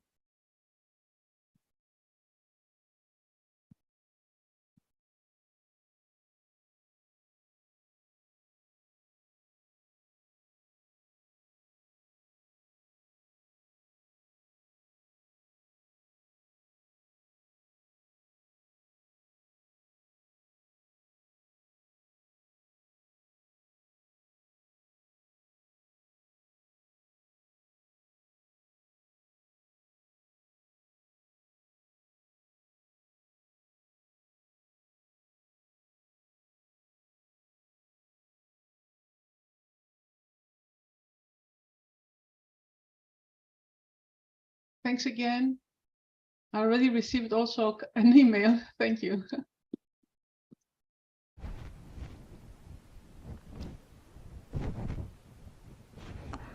Good morning, everybody. I'm Prodromos Sidiropoulos. I'm professor of hematology, and I'm the director of the graduate program Molecular Basis of Human Diseases in the University of Crete Medical School. The main aim of the program is to promote translational research by bridging the gap between basic scientists and clinical doctors. The program started its operation in 2003, and now we are in the 20th year of our operation. It is characterized by an intensive curriculum based on the standard of US graduate programs, and it comprises both courses, rotations, and research that I'm going to present you later on. The program combines clinical and basic science in order to investigate the molecular basis and the pathogenesis of human diseases, so it's a human disease-based program. The program allows its graduate students to do high-quality original research in top research laboratories of Greece and abroad, with significant contribution in the research field of human diseases. The program is regularly evaluated by the External Evaluation Committee, and the last one was done in 2018. This is an outline of the program structure. It comprises at least 3 parts. The first part is the theoretical courses and the graduate lab for the first 6 months. The graduate lab lasts for 2 weeks. The second part is the practical training, which means rotations in different laboratories. So we have 2 rotations, each one lasting for 3 months. And the third part is the original research done in one of the research laboratories, either in Greece, in University of Crete, or abroad. This part leads to the master diploma. You know, none of the graduate programs, none ours, it's linked directly to a PhD degree. Nevertheless, most of our students continued their studies in PhD programs, either in the University of Crete or in other academic institutions. This is an outline of the curriculum. I'm not going to get into the details, describing these 3 parts of the program. So the first year is the theoretical plus the 2 rotations, and the second year is the original research done by each one of our students in different laboratories. So here are some representative numbers of our program. We think that we have a critical mass of tutors. 30 of them are members of the University of Crete different departments, and 30 of them are coming from other academic institutions. We have enrolled a total number of 194 students till now, and 180 have been awarded with a master's degree. So the background of our students are quite balanced.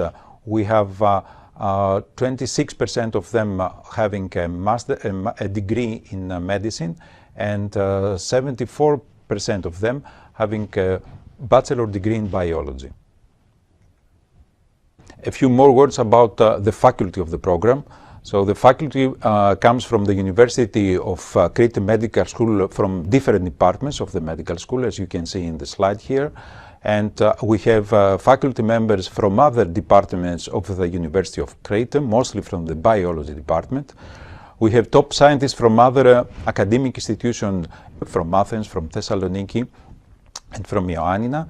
And lastly, we have top scientists coming from foreign institutions, mostly from the United States. These are some of the instructors coming from United States. So it's Dr. Fisher, Dr. Logothetis, Cheka, Dr. Drosatos, Dr. Silvia Corvera, and Dr. Papagiannakopoulos. They are coming all from academic institutions from United States. So now is the time for the application, and so we have strict criteria to accept the applicants. We have about 30 to 40 applicants every year, and we enroll about 10 to 12 students every year. As we have already said, that we have an extroversion character in the program. So we encourage our students to go to other academic research facilities in order to pursue their thesis. And here are some of the past students that they have done part of their thesis abroad. And most of all, we are very proud of our past students because many of them have a significant career in the field both of the research or the academia or medicine. So these are some representative examples of past students that they have pursued a very interesting career. As already discussed, we have an external evaluation of the program in order to keep our high standards. The last one was done on October 2018, and these are the members of the evaluation committee. This is the third external evaluation. I'm just quoting here what the evaluators have stated for our program. The program has proved to be a remarkable success story over this period, achieving its founding overarching major aims: to train biologists and other basic scientists as well as MD physicians in the basic skills of critical thinking and methods of medical research, to become future leaders in biomedical investigation and academic medicine. It is an outstanding program that emphasizes rigorous engagement in multiple disciplines of human diseases, interactions with international leaders in this field, development of hands-on laboratory skills in contemporary scientific techniques, and successfully researching a biomedical project that can advance a field. Allow me to this slide to emphasize why we are different from other programs. As you know, there are dozens of programs out there in the different academic institutions. We think that we offer basic and translational theoretical background in the most hot areas of biomedical research for successful entry in the research field of our students. We offer basic and translational theoretical background in the most hot areas of biomedical research for a successful entry in the research field. We offer direct access to top research laboratories in Greece and for subgroup of our students abroad for pursuing original research during their studies. We offer scholarships for the best of our students. And finally, and most important, extroversion is in the core of our program. What applicants we expect to have? We expect to have highly motivated students aiming to pursue high-quality theoretical studies and research in the field of biomedical research. Also, we expect to have dedicated young students to work full-time in an intensive 24 months program. This is the website where you can find more details about the program and where you can enter in order to apply for this year. Thank you.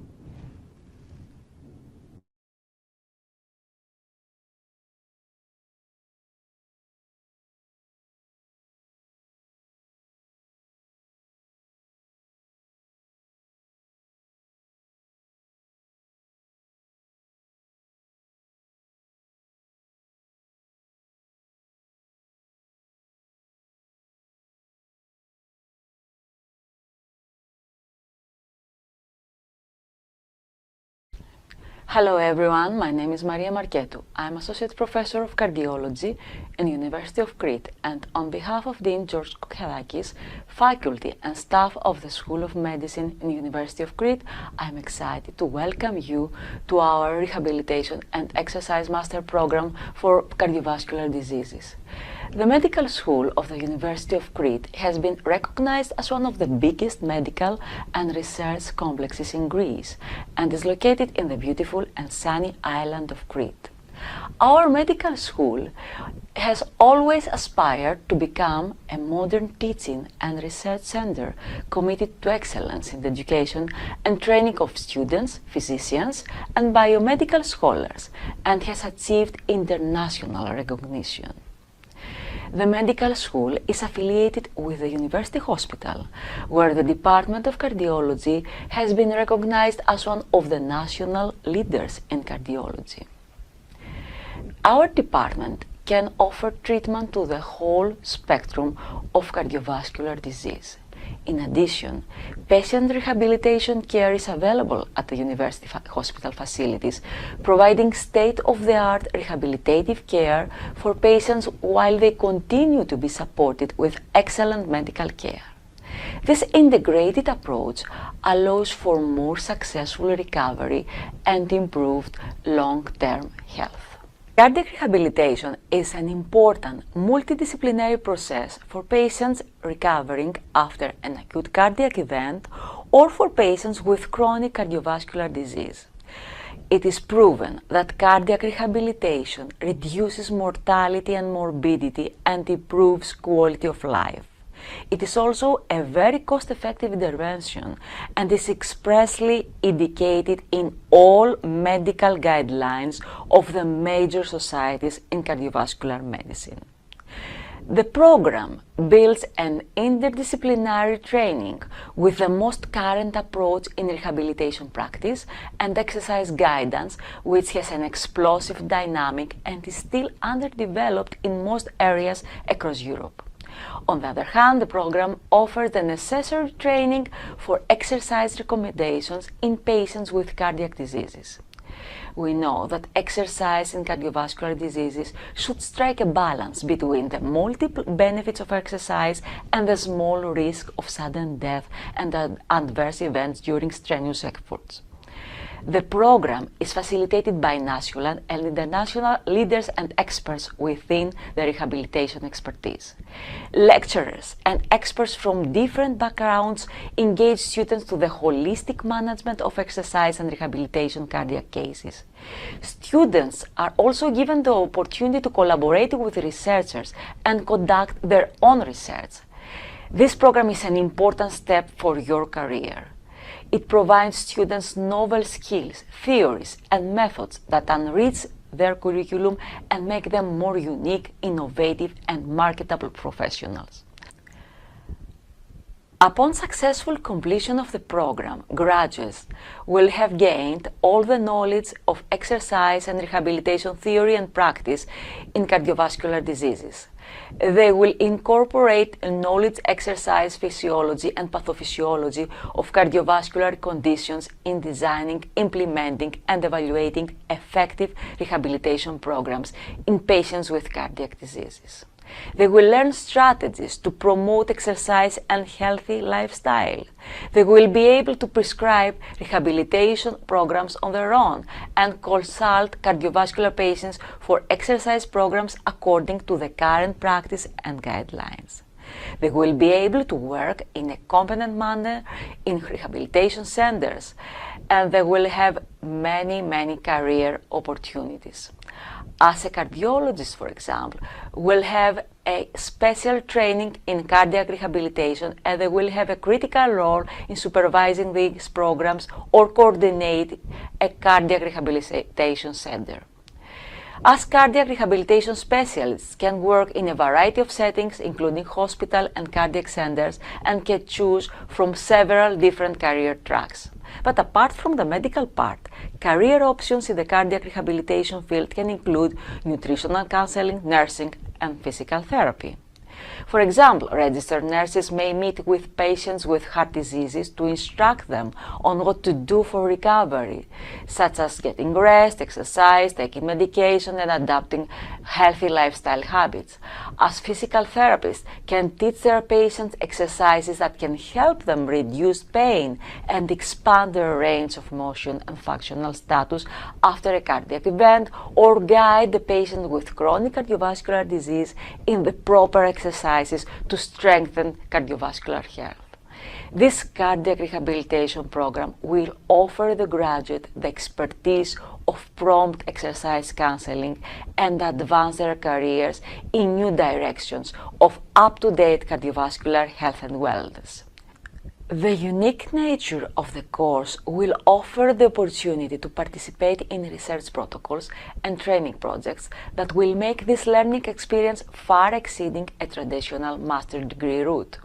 Finally, it will give you a competitive professional advantage, provide skills and knowledge for entrance into academia and research development, or even leadership areas of the field. It is a good time to apply and get exposed in one of the most fascinating fields of cardioprevention and maximize your expertise in sports cardiology and cardiac rehabilitation.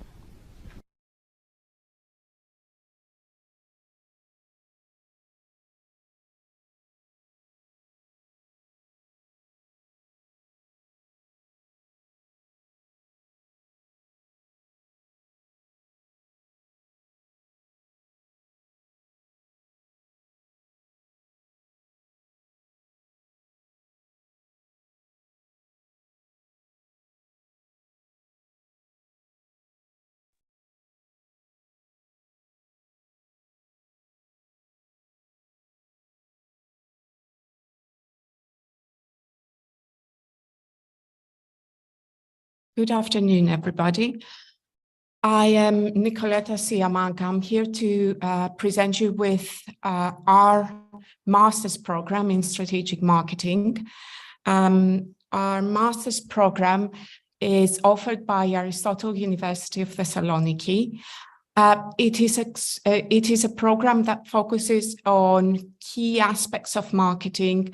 It is a program that is offered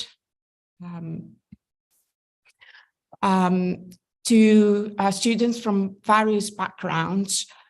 It aims to equip students with the advanced knowledge and all the skills that are required to become successful marketing leaders of the future.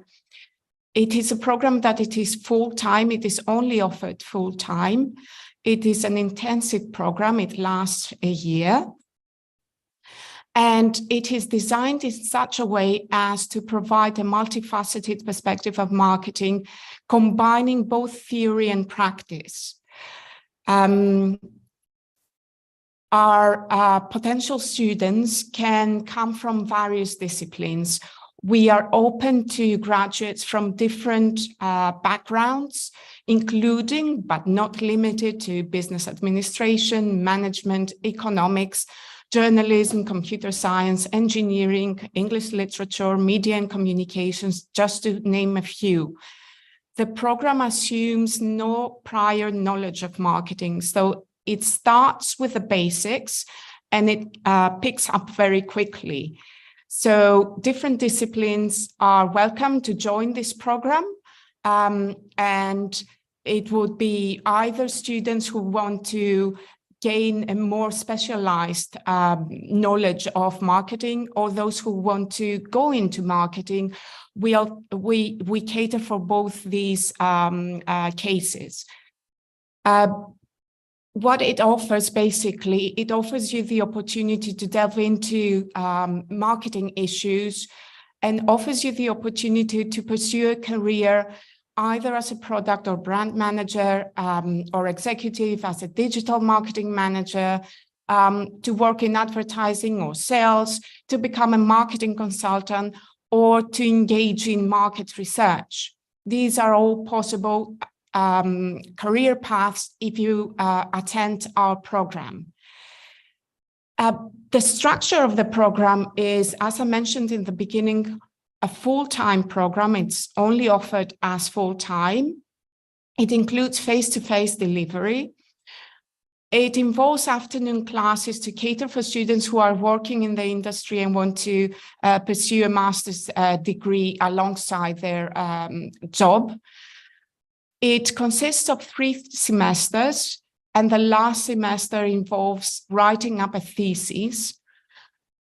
It has the possibility, the opportunity to for students to go on internships. And it also provides the opportunity for students to go on Erasmus Plus programs and visit other universities abroad. Now, as I mentioned in the beginning, there are 3 semesters for this program. The first semester consists of modules that are core and are compulsory for everybody. So we start with the basics of marketing theory and practice, consumer psychology, brand strategy, research methods which are critical for your thesis, and marketing communications in the digital era. In the second semester, students have the opportunity to choose 5 modules from the ones that are listed here. And if you notice, you will see that all these modules offer various perspectives of marketing, starting from neuromarketing, social media marketing and content creation, organizational behavior, international marketing, luxury marketing, services marketing, marketing analytics, IT trends for digital marketing, relationship marketing, and sustainable marketing. So students have a wide choice of modules to choose from. They only need 5 from this list.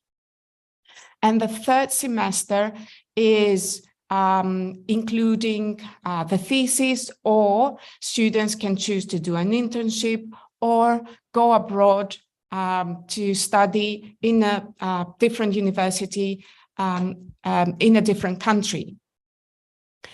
Some logistical issues. Semester 1 starts in September and semester 2 in February. We have semester 3 that starts in June, and it's a semester where students will focus on their thesis or choose to do an internship or choose to visit another institution. The program is designed for face-to-face delivery, and it is required that you have physical presence at the university and to stay in Thessaloniki. The tuition fees are 5,500 euros. And the program is geared towards providing or offering to bridge theory and practice. So we combine forces with academic staff from various other institutions here in Greece and abroad. So we have academics from the University of Glasgow, the University of Birmingham in the UK, the University of Vienna, the American College of Thessaloniki, and we all combine forces to offer a more a theoretical and practical view of marketing.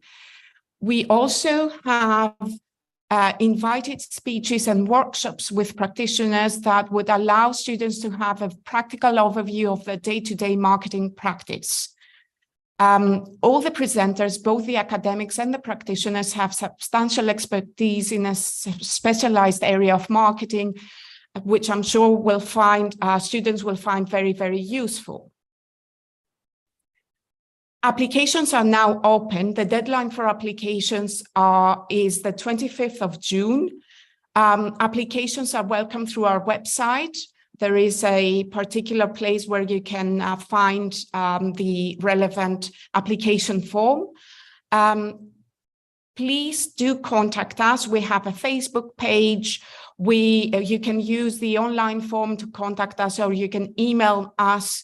The details of our communication details are here. And please follow us on Facebook. Stay tuned, because we have many exciting things that we offer and we are planning to offer. Thank you very much for your attention, and I look forward to your questions.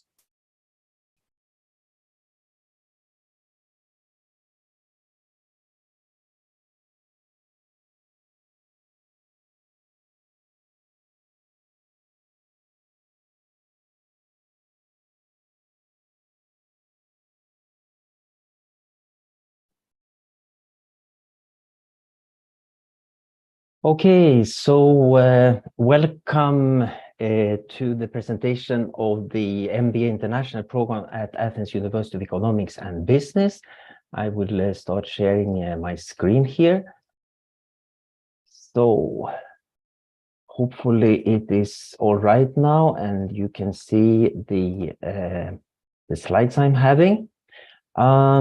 So my name is Erik Söderqvist. I am the director of the MBA International Program at Athens University of Economics and Business. And our program is delivered here. First of all, very warm welcome to study at AUEB Athens, Greece. It's a beautiful country with a long history, as I'm sure you all know. Just a few words first about Athens University of Economics and Business.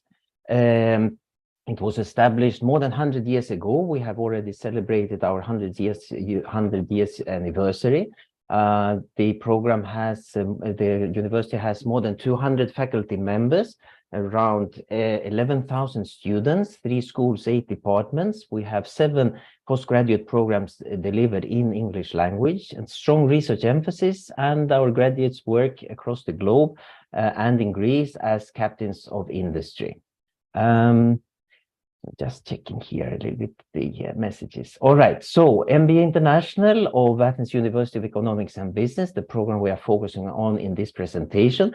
We have the application deadline upcoming May 31st this year. We have a full-time and a part-time program. The full-time program runs for 3 semesters. We have in this full-time program, there are 5 academic periods over 10 months. The duration, total duration is 14 months with the graduation project. All physical presence coursework will end by mid-July 2024. So that means that for students coming from abroad, you need to be here physically present for approximately 10 months. Then the graduation project can be run remotely. So program will start on September 18th, and we also have a period of preparatory courses before. Concerning the part-time program, it's 5 semesters, 10 periods, 20 months. The graduation project also runs in the the 5th semester until end October 25. Total duration 27th month, and here the physical presence coursework will end by mid-July 2025. Same starting date, same also preparatory courses that will start in September. Now, why choose the IMBA, the MBA International of Athens University of Economics and Business? First of all, we are fully accredited by AMBA, the Association of MBAs, since 2005. This is a very exclusive club of MBA programs. AMBA accredits only approximately 3% of MBA programs globally. We have, in terms of this accreditation, compared with the excellent brand name we have for 25 years of existence of the program, we are #1 MBA program in Greece when it comes to all rankings where Greek MBA programs are present. We'll talk a little bit more about this soon. Strong international orientation, very rich and diverse portfolio of courses, electives and core courses, several professional certifications, capstone graduation projects in close collaboration with famous, well-known multinational companies. The program has its own dedicated career office, a very good record of placement and career development, strong bonds with the market, graduation projects, guest lectures, case studies, alumni association, and so forth. Among the recent distinctions and awards that we have gained, we are proud of being awarded by AMBA several times over the last decade, actually.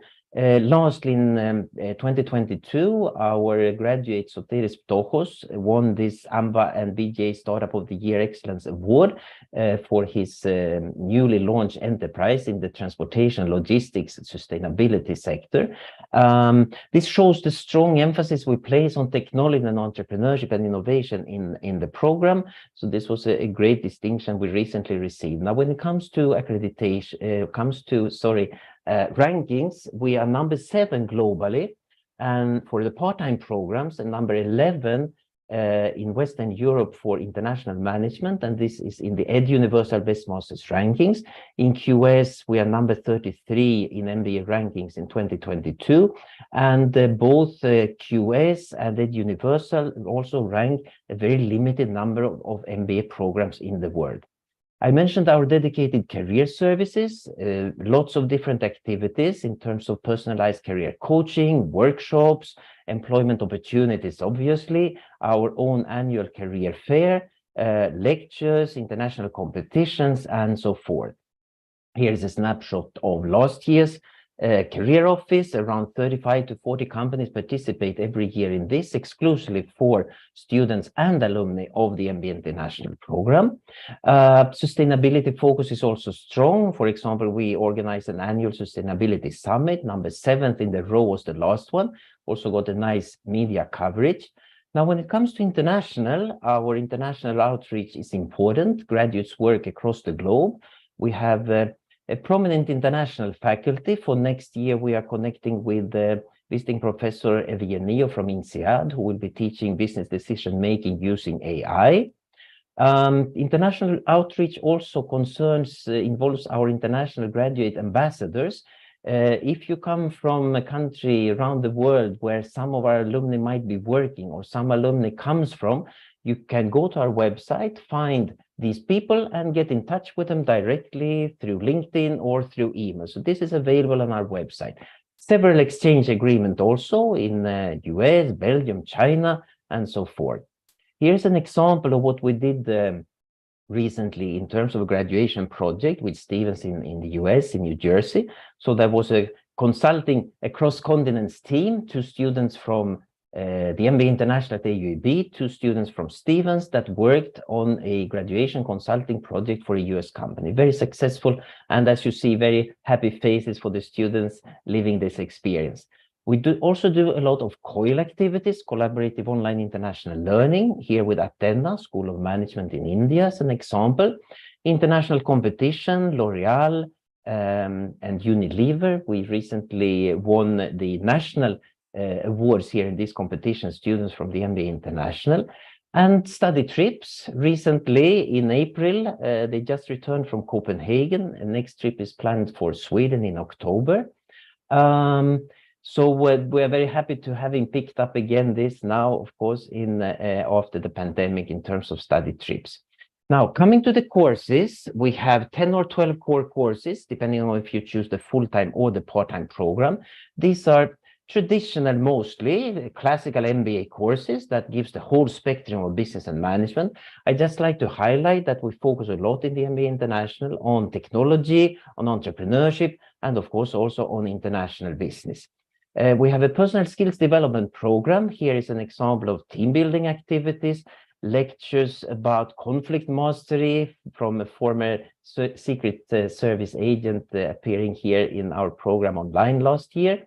23 electives in different categories, as you can see here. I just like to highlight a few: the Topaz Management Simulation, business-to-business marketing, leadership in an exponential world, which deals with leading in technology, in fast technology changing environments, mergers and acquisitions, sustainability strategies, and reporting.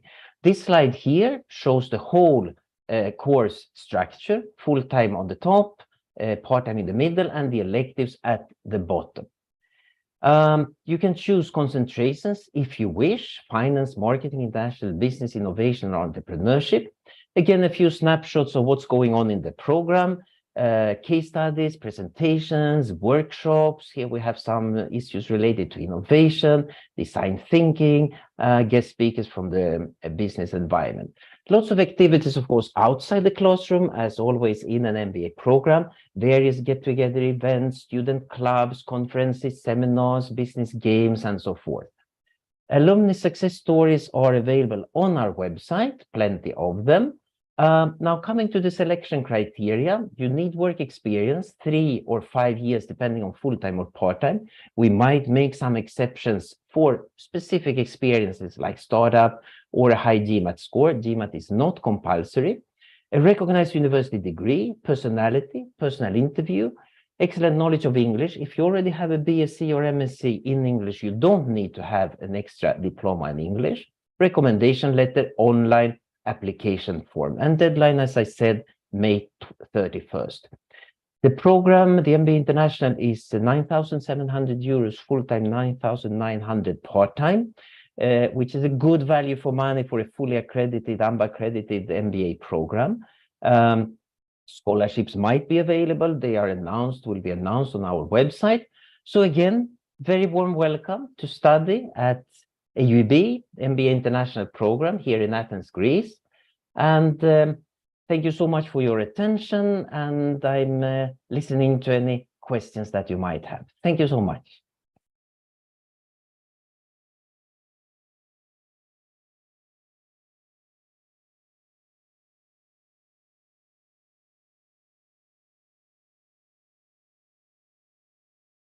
All right, so again, thank you. And as you all know, the presentations will be available for you to see again.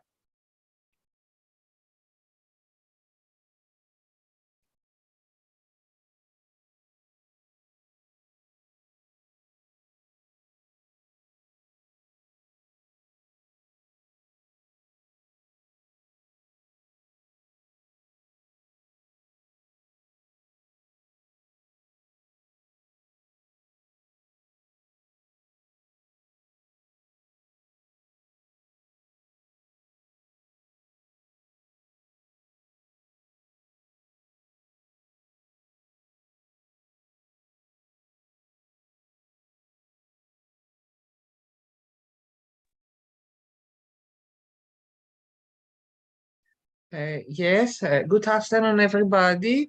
Do you hear me and you can see the PowerPoint I have shared? I think everything is okay. So I can start the presentation. My name is Varvaresou. I am Professor Varvaresou, and I intend to speak about the postgraduate program Advanced Aesthetics and Cosmetic Science that is offered by the Department of Biomedical Sciences in University of West Attica.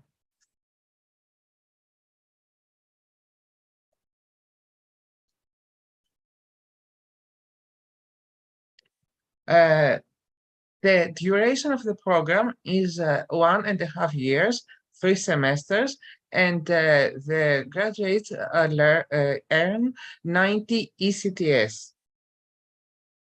The aim of the program aims to teach the postgraduate students about the ongoing developments in the field of biomedical technologies for the improvement of skin problems. The development, research, production, quality control, effectiveness, and safety of cosmetic products.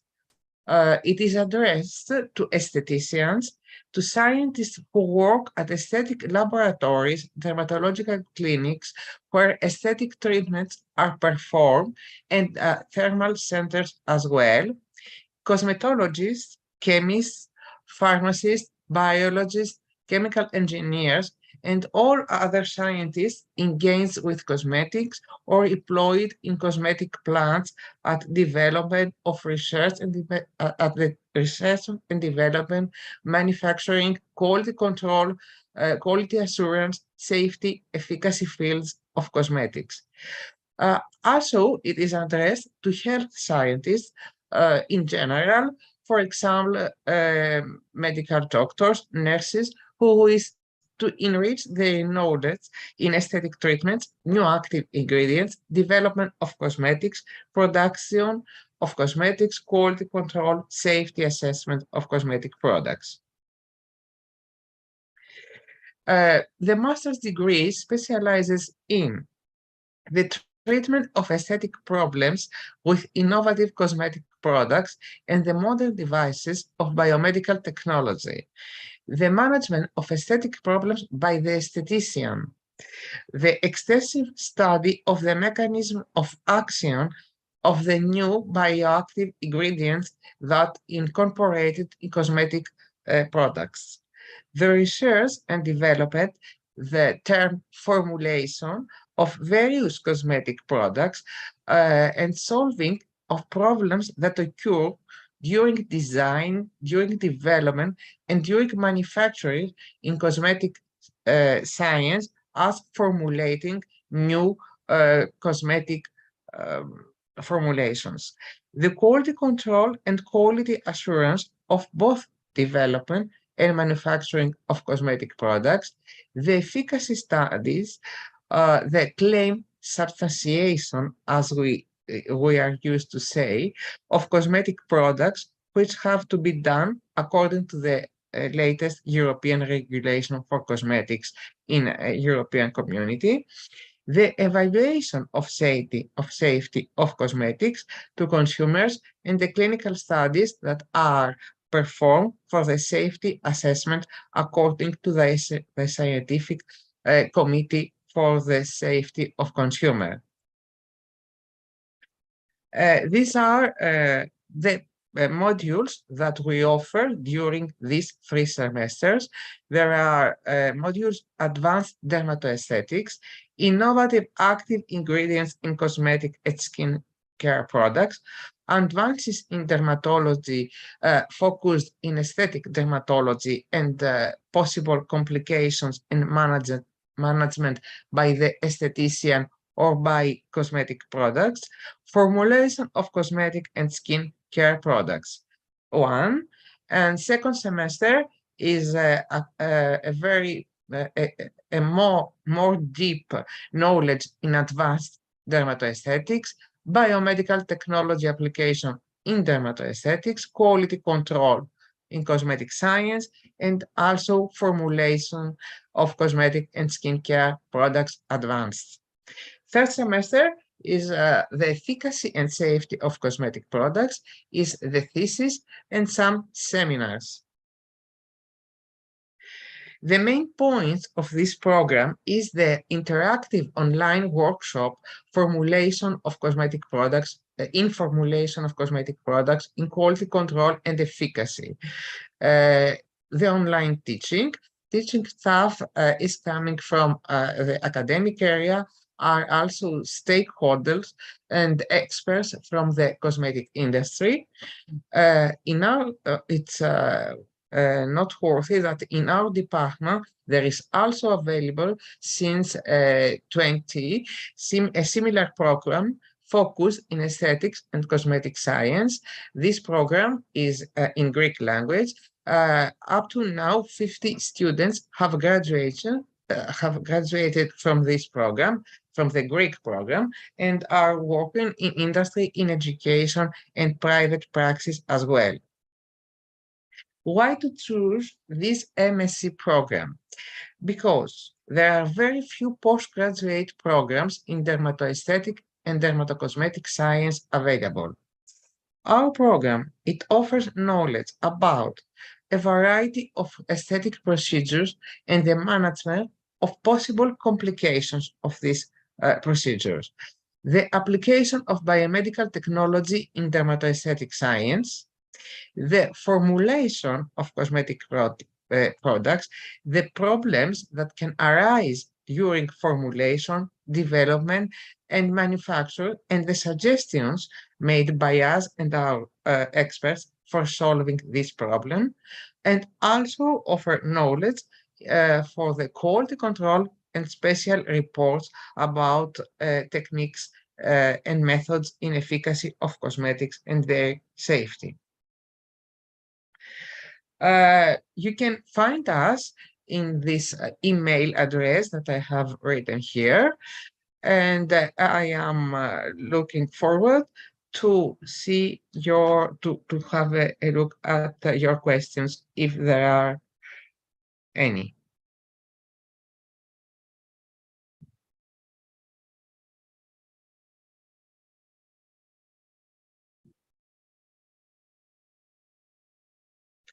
As I can understand, there are no questions.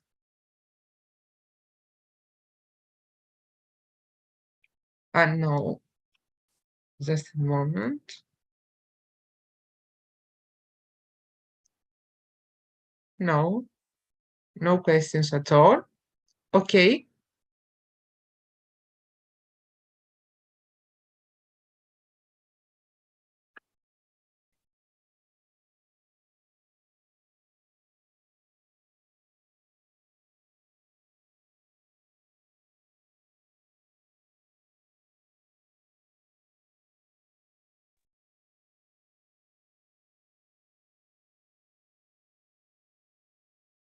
Okay, hello everyone and welcome to this online presentation of the M.SC program in supply chain management by the Hellenic Open University. My name is Yannis Yannikos, I'm the director of the program, and in the next 10 minutes or so I will try to present its main objectives and the main highlights. Broadly speaking, a supply chain includes all the activities required by a firm or organization to produce its final products and services and deliver them to the end customer. So in this sense, supply chain management focuses on all the key activities, on all the core activities of the organization that are required to convert raw materials into finished products. It also includes the partnerships with any suppliers who may be distributed all over the globe. And in this sense, being a supply chain manager will bring you into contact with all the key departments and units in your organization. And this in itself is an exciting prospect. Now, obviously, the shape and size of supply chains depend on the nature of the products or services being produced. The supply chain of electronic products is completely different to the supply chain of clothes or of food or of services. These are some of the top challenges facing supply chain managers according to a survey that was conducted several years ago. As you can see, the ability to find, train and keep people with the right skills is one of the main challenges. And even in more recent surveys, recruiting new talent and hiring experts on supply chain managers is one of the top priorities. It is our ambition at the Hellenic Open University to cover this need for new talent through the M.SC program in supply chain management. Our program has been designed according to the highest academic standards and at the same time has a very close link with industry. The domain of possible applications of supply chain management is ever expanding. As we mentioned earlier, each product has its own supply chain.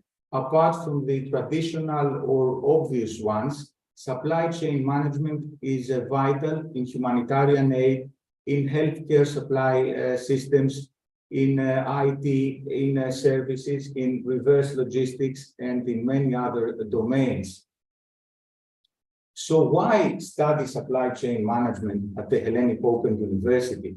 Well, firstly, because HOU has a long experience in offering graduate part-time programs in English. In fact, it is the only state university in Greece at the moment that specializes in the delivery of long-distance education.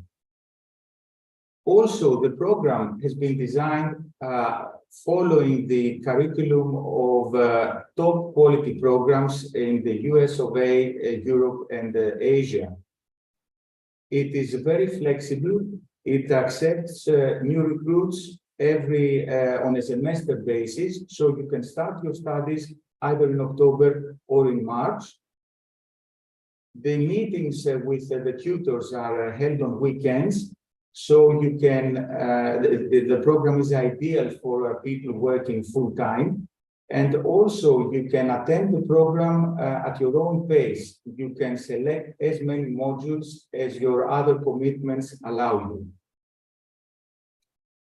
The typical profile of our students includes working professionals who are already active in supply chain management.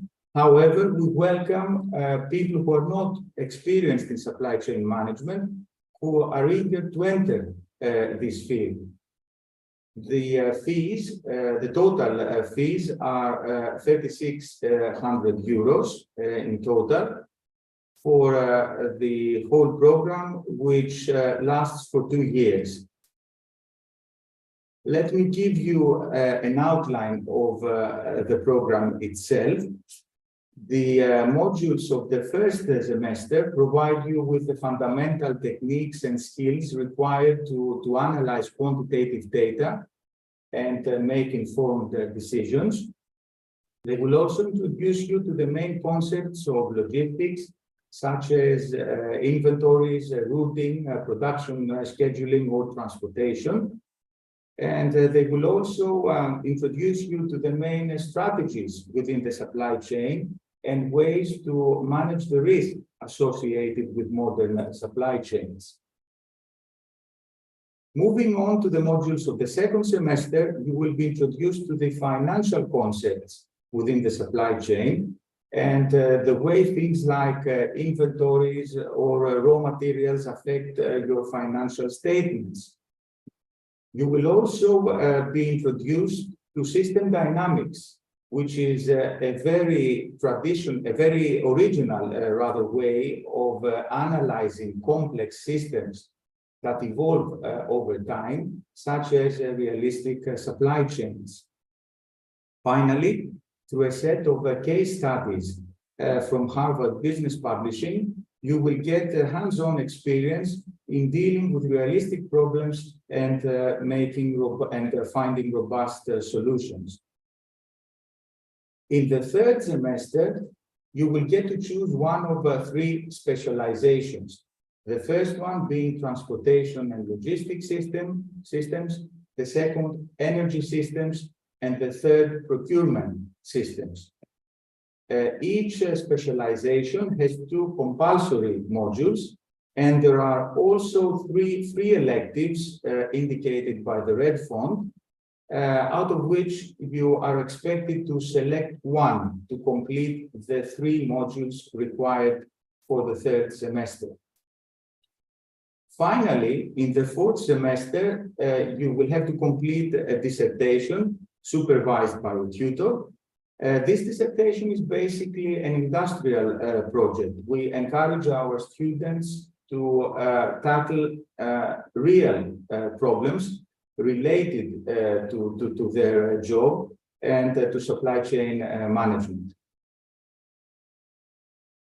The program is centered towards supporting the students' need. There is constant support by the teaching staff and guidance concerning the selection of specializations. So when students are at the second semester, they get to attend a webinar helping them to learn more about the three specializations and select the one that suits them most. And there's also a custom webinar for successfully completing the M.SC dissertation that is required in the fourth semester. So what we're looking for in this program is people who are passionate about supply chain management and logistics and have an interest in being exposed to global challenges regarding the supply chain. And also people who are interested in further extending their leadership skills and becoming world leaders in the domain of supply chain management. As general requirements for entering the course, a bachelor's degree is required. Good quantitative skills are also essential. And the use of software related to decision-making, such as SPSS, Minikub, or Excel, is also desirable.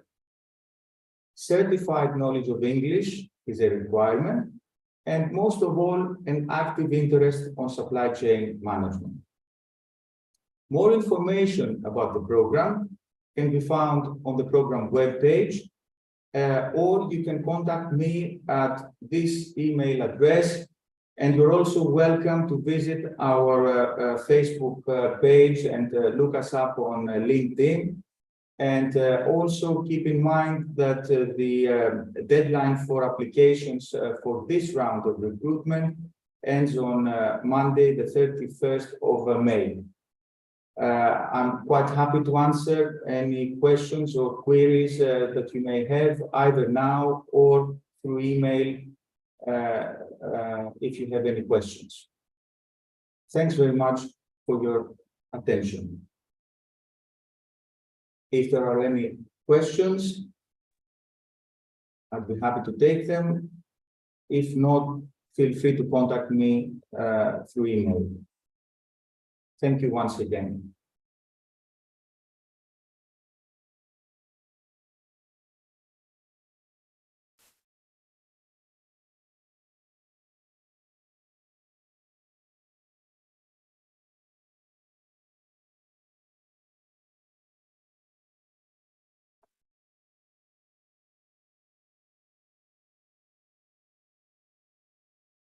Good afternoon. I'm Anastasia Constantelou, and I'm the director of the brand new M.SC in Innovation Management and Entrepreneurship offered by the Hellenic Open University. In the next 10 minutes, I will summarize the purpose and objectives of the program, who can choose the program and why, the program's structure and duration, the courses, and of course, what career prospects our graduates have. Now, the M.SC program in Innovation Management and Entrepreneurship is designed in a way that it advances the knowledge and skills of participants in the management of technological advances and of the societal shift, and taking also advantage the emerging technological and business opportunities. Either they appear in an existing organization, that is, it targets students that are already employed in public or private organizations, or run their own family business, or aspire to become entrepreneurs and set up their new business ventures. The program is designed according to the best practices of similar programs offered in European and international universities. In the Academic Advisory Committee, apart from myself, there are senior members of British universities who have helped with their experience in setting up the program. The program also includes a comprehensive coverage of contemporary topics, rather modern, I would say, such as new venture creation, digital transformation, design thinking, and others. Now, who can choose the program?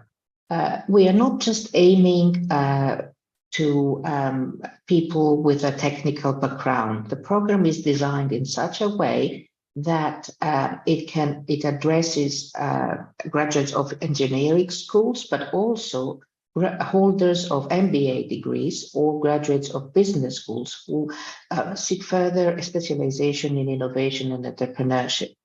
We are also aiming to attract the interest of other social scientists and economists who are interested in studying innovation and entrepreneurship in production systems. As well as potential entrepreneurs who wish to establish their own business venture, as well as graduates that are interested in pursuing doctoral research in this field. Why choose such a program? Because we have designed it to be short and flexible. Students in the third semester may opt either for a thesis or attending 3 additional courses. And it can even attract MBA holders. That is, it is an attractive experience even for those who already have a postgraduate degree. In addition, the program, despite the fact that it's newly established, has a network of collaborating institutions and persons interested and actually active in entrepreneurship themselves, both in Greece and abroad. So we offer already a series of guest lectures and speeches and invited speaker events over the course of the 2 semesters that we are in operation. So all in all, I would say that the program is real value for money. Now, with regards to the structure, the program is structured in 3 academic semesters and corresponds to 90 ECTS. It has, in the first 2 semesters, students need to attend 6 compulsory courses, whereas in the 3rd semester, they may choose either to work on a master's thesis or select 3 additional elective courses from the 4 that are now available. The minimum period of study is 1.5 years, and the language of instruction is English. As the program is offered by the Hellenic Open University, the top university in Greece in distance learning education, it's quite easy to follow even for full-time working executives. There are at least 3-4 hour online meetings which take place over the weekends, and where students, along with their tutors, have a discussion and review the course materials. Now, the choice of courses follows the structure of the program, so registration in courses should first exhaust the courses of the previous semester for a student before enrolling to the ones of the new semester. Here is a list of the program courses, starting from IMEP 50, which is the Introduction to Innovation and Entrepreneurship Theory and Practice. Then we move on to Strategic Innovation Management and New Venture Creation and Business Planning. In the 2nd semester, we offer New Product Development, Managing Innovative Projects, and Technology Commercialization. And then in the 3rd semester, we offer 4 optional courses, of which a student needs to select 3, and these are Design Thinking, Digital Transformation, Sustainable Innovation and Entrepreneurship, and the Human Factor in the Innovation, along with the option of a student deciding to pursue an M.SC dissertation. Now, with regards to the admission requirements and the tuition fees, the program accepts graduates of related disciplines holding an English certification of B2. Of course, and a knowledge of an additional foreign language as well as computer skills are useful for the completion of the program. And in case a student chooses to complete 6 modules and then a master's thesis, then the total participation is 3,000 euros. Whereas if the student chooses to complete 9 modules, that is, the course is totally based, then the total financial participation is 2,700 euros. With regards to the career prospects of our graduates, we hope that our graduates either can establish themselves further in the organizations that are already employed, either in the public or private sectors, or pursue a career in research establishments, technology transfer offices, incubators, and accelerators in Greece or abroad. Or they can also work in consulting companies and, of course, in international bodies with an interest in innovation, as is the European Union. Thank you very much. You can find more information and ask for anything with regard to the program in these 2 addresses. And I'm here to answer any question you might have about the program.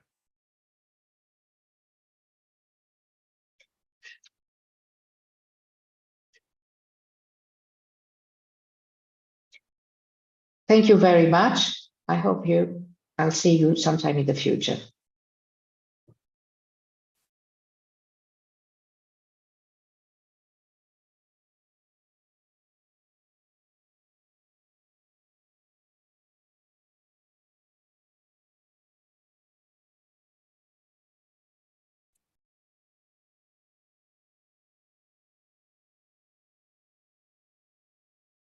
Hello, everyone. Thank you for joining us today.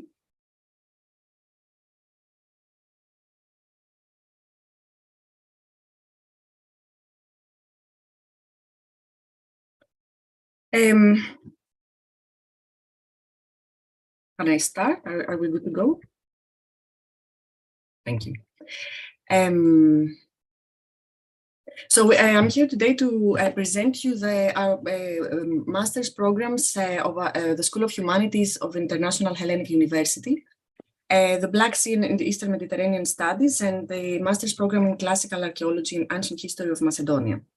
Our university is the first English-speaking Greek public university. It was established in 2015.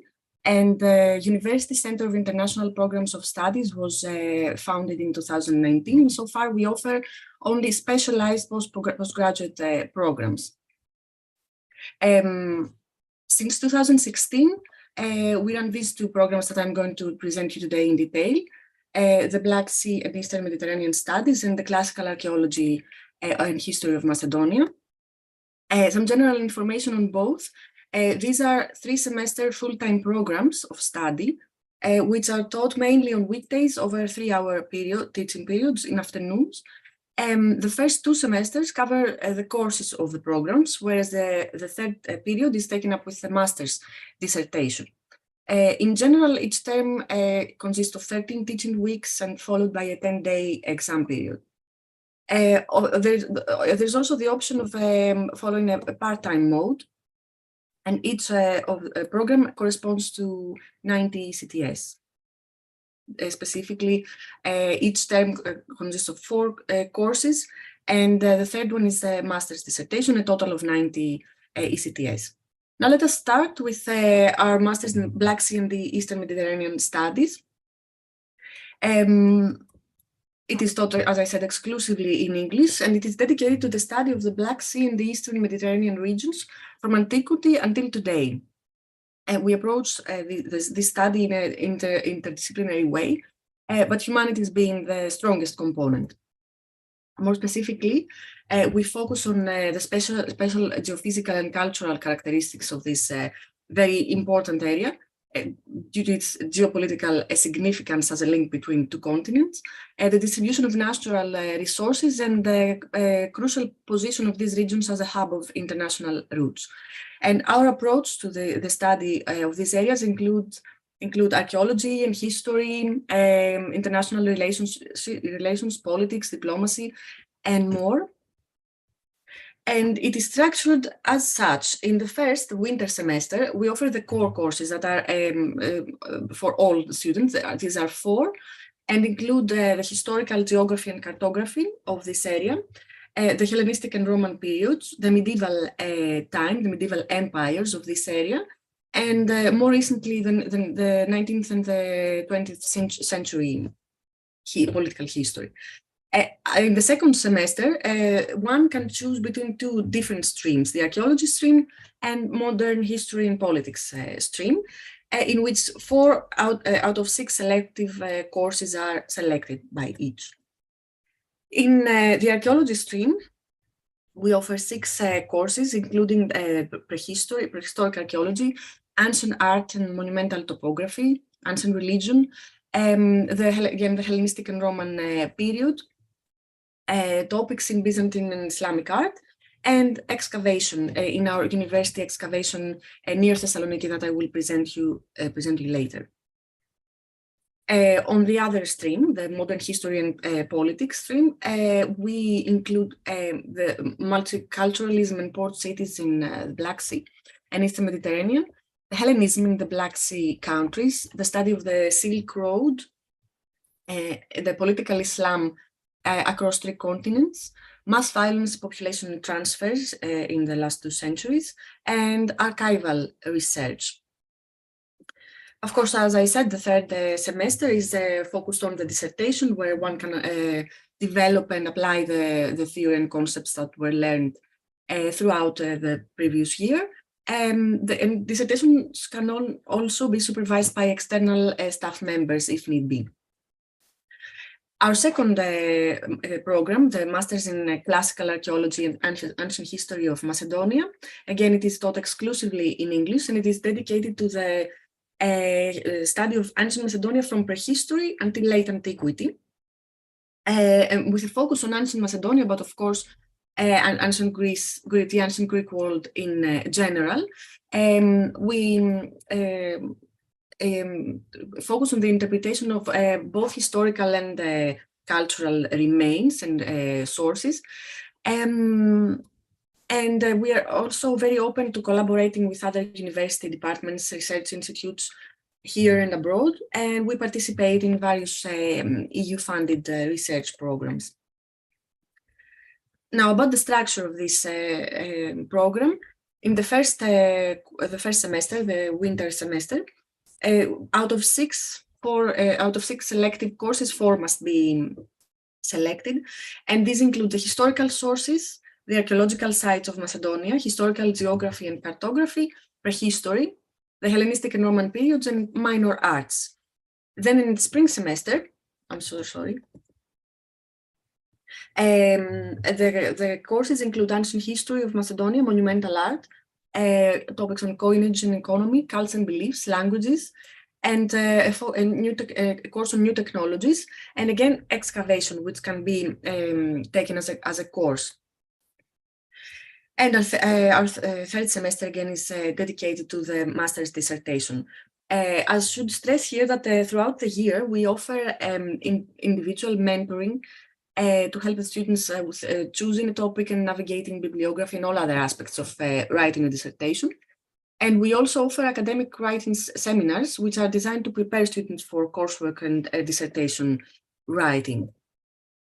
Our teaching staff consists of archaeologists and historians and visiting professors from various universities in Greece and abroad, and also young scholars with promising research agendas.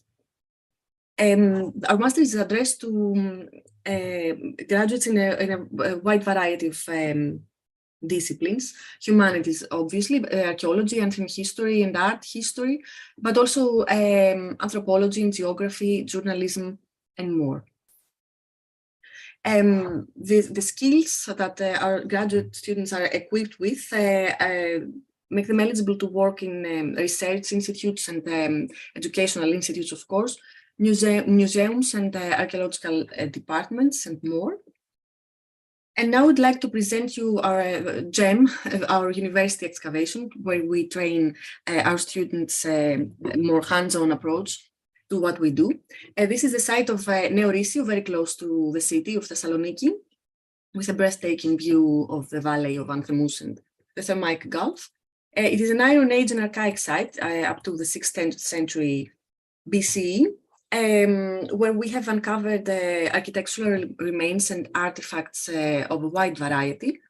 These are recently taken photos by drone that show the urban planning of the settlement already since the early Iron Age.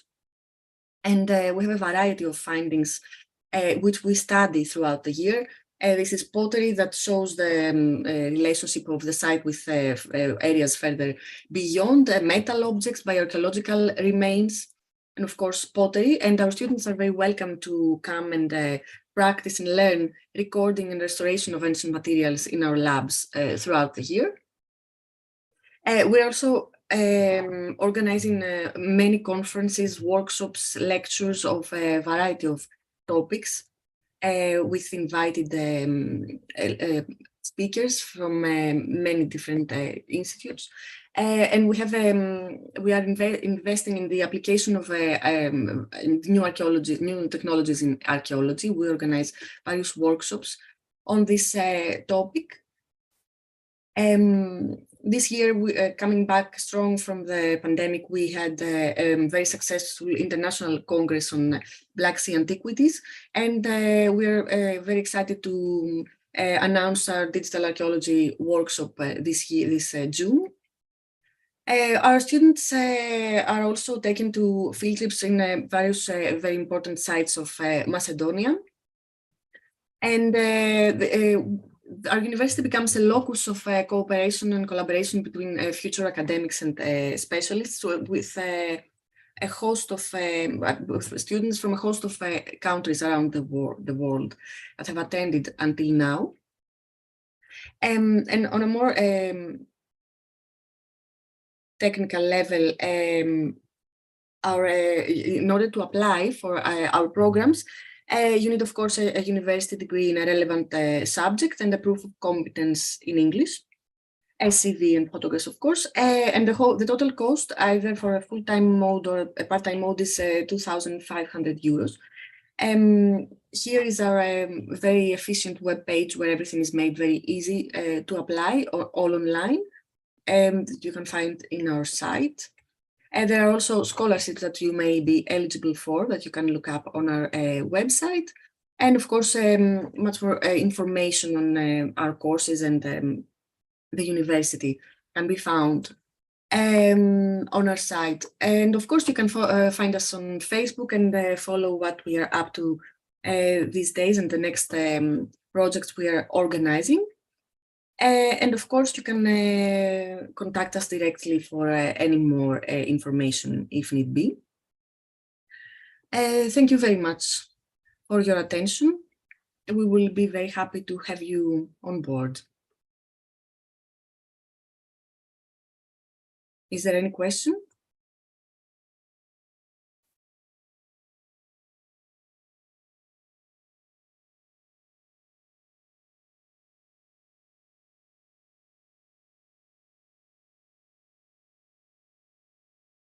Okay, thank you.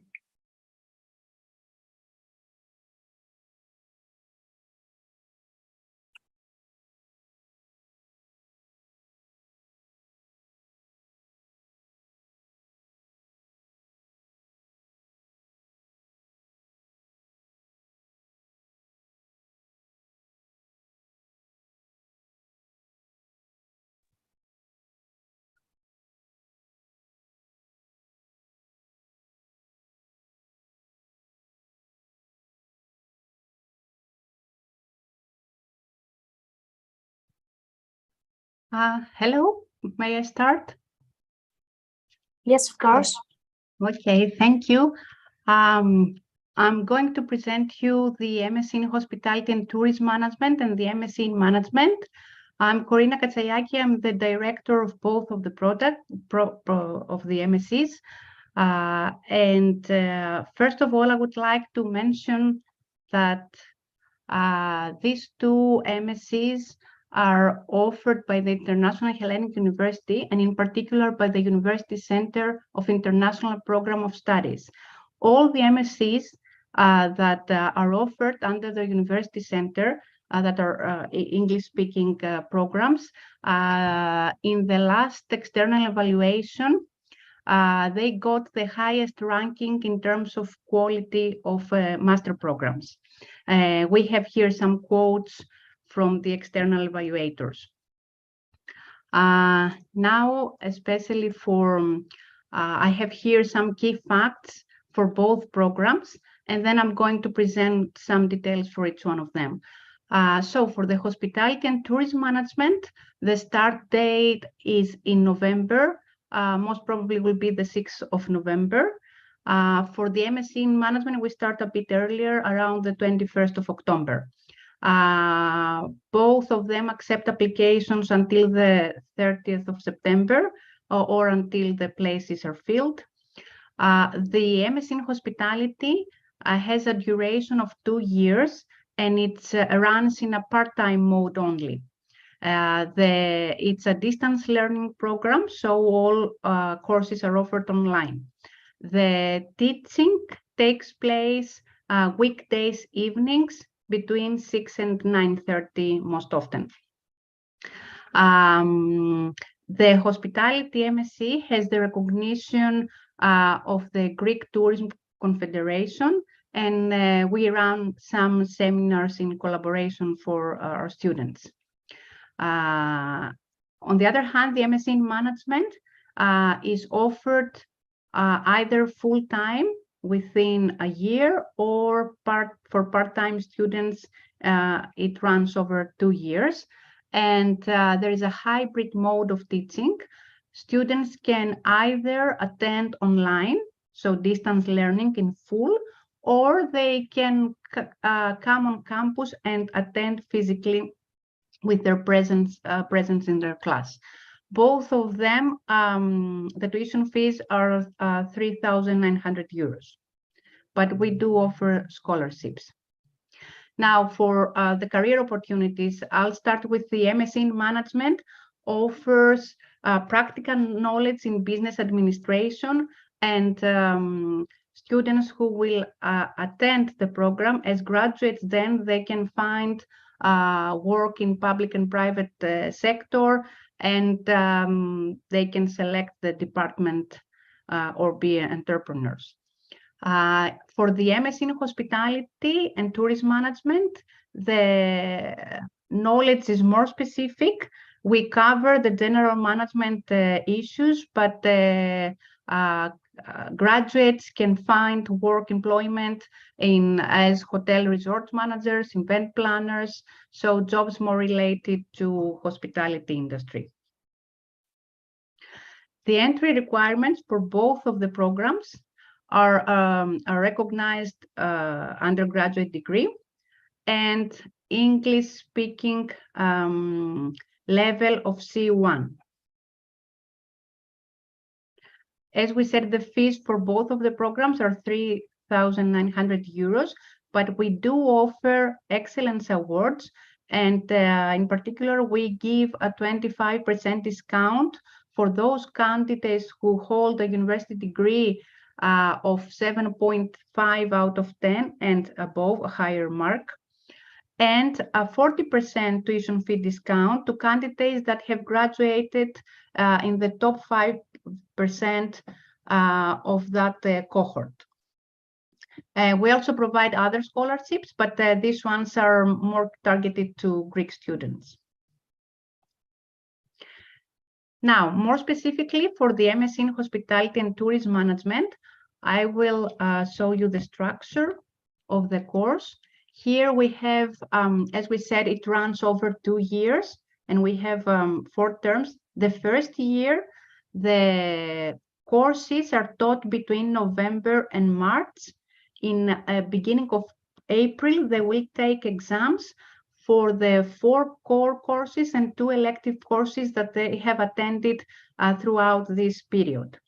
Then students, we give this gap so students can work in the tourism industry, and especially in Greece, the touristic period starts between April and October.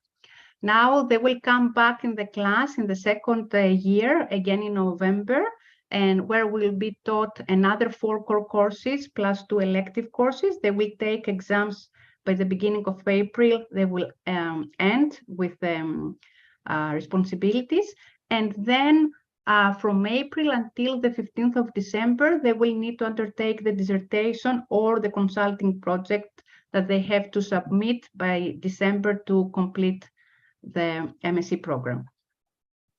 The duration of each course is 30 hours for a core course and 16 taught hours, okay, for an elective course. The dissertation or consulting period lasts for 8 months. Now students attend via Zoom. As we said, the hospitality program is offered online. Now, for the MSc in Hospitality and Tourism Management, the core courses in year 1, we cover these 4 tourism management, the operating system, financial and services marketing. In year 2, another 4 core courses are taught in more specific areas of the hospitality and tourism industry.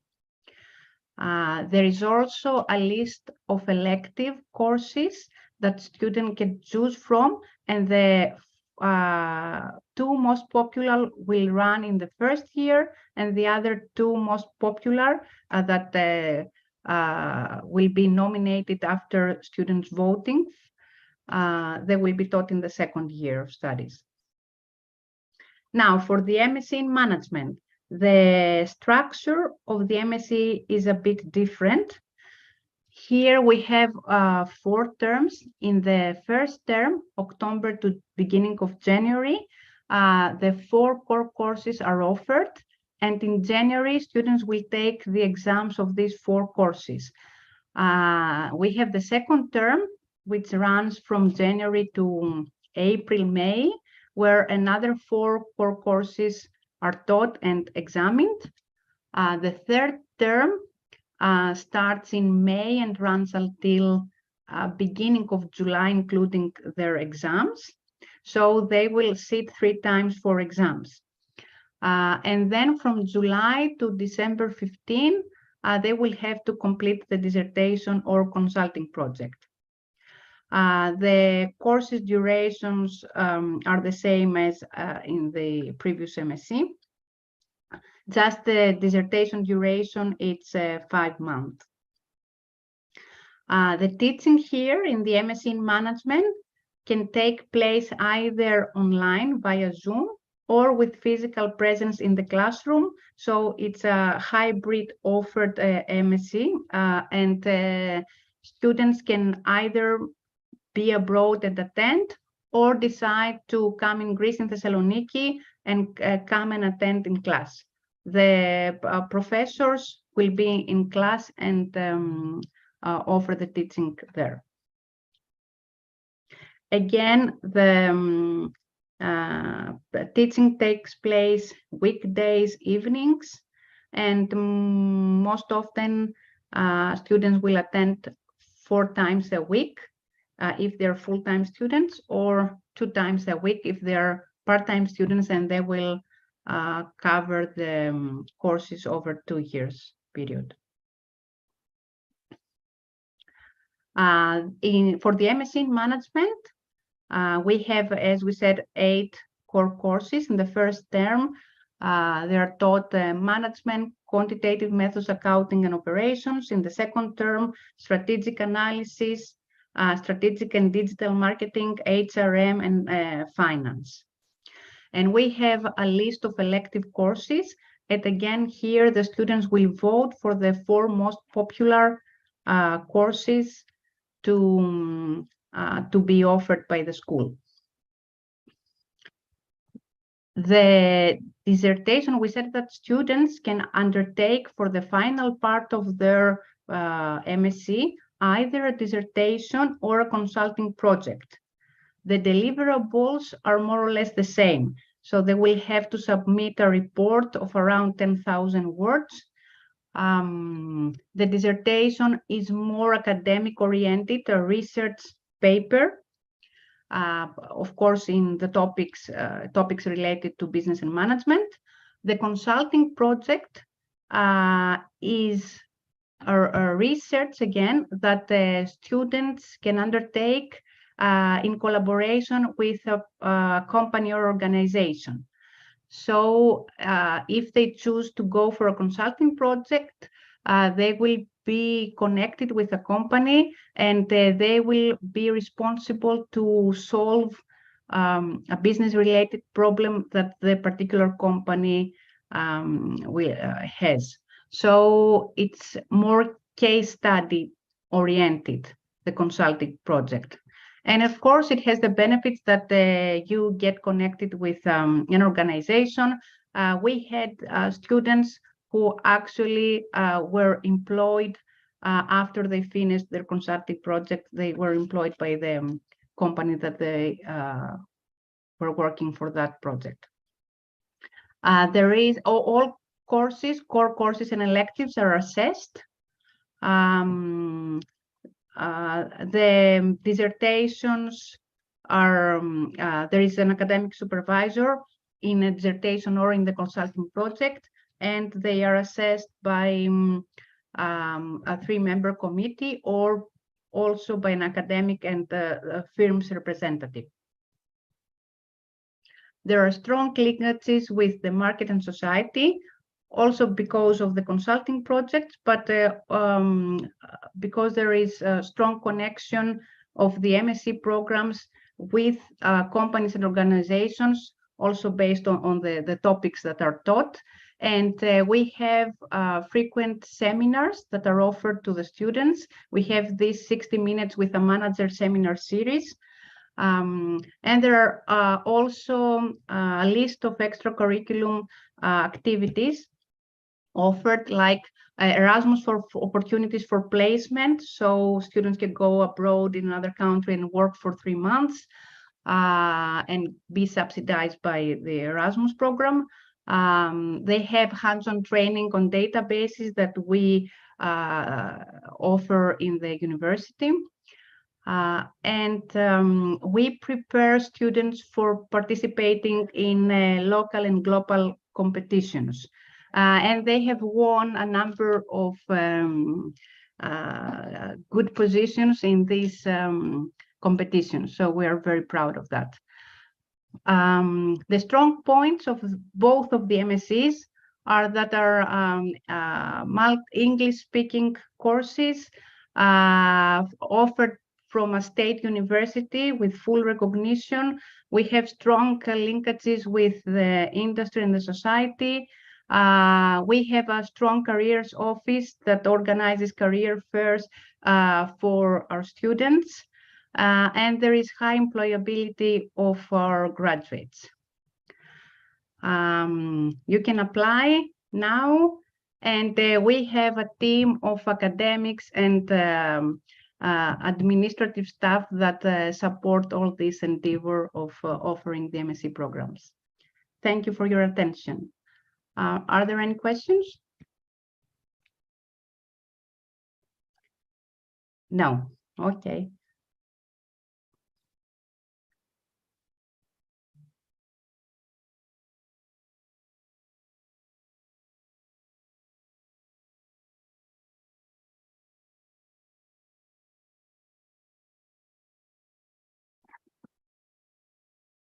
Hello, everyone. Just give me 1 minute to share my screen. So, good morning, everyone. My name is Rafaela Tsiltsidou, and I am academic associate at the L.L.M. in Transnational and European Commercial Law, Banking Law, Arbitration, and Mediation.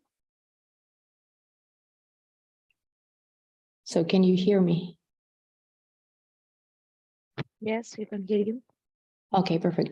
My name is Rafaela Tsiltsidou, and I am academic associate at the LL.M. in Transnational European Commercial Law, Banking Law, Arbitration, and Mediation. And together with my colleagues, Dr. Anna Chrysochoidou and Maria Drougelidou, we will tell you a few words about the International Hellenic University and the 3 interdisciplinary legal masters that we offer.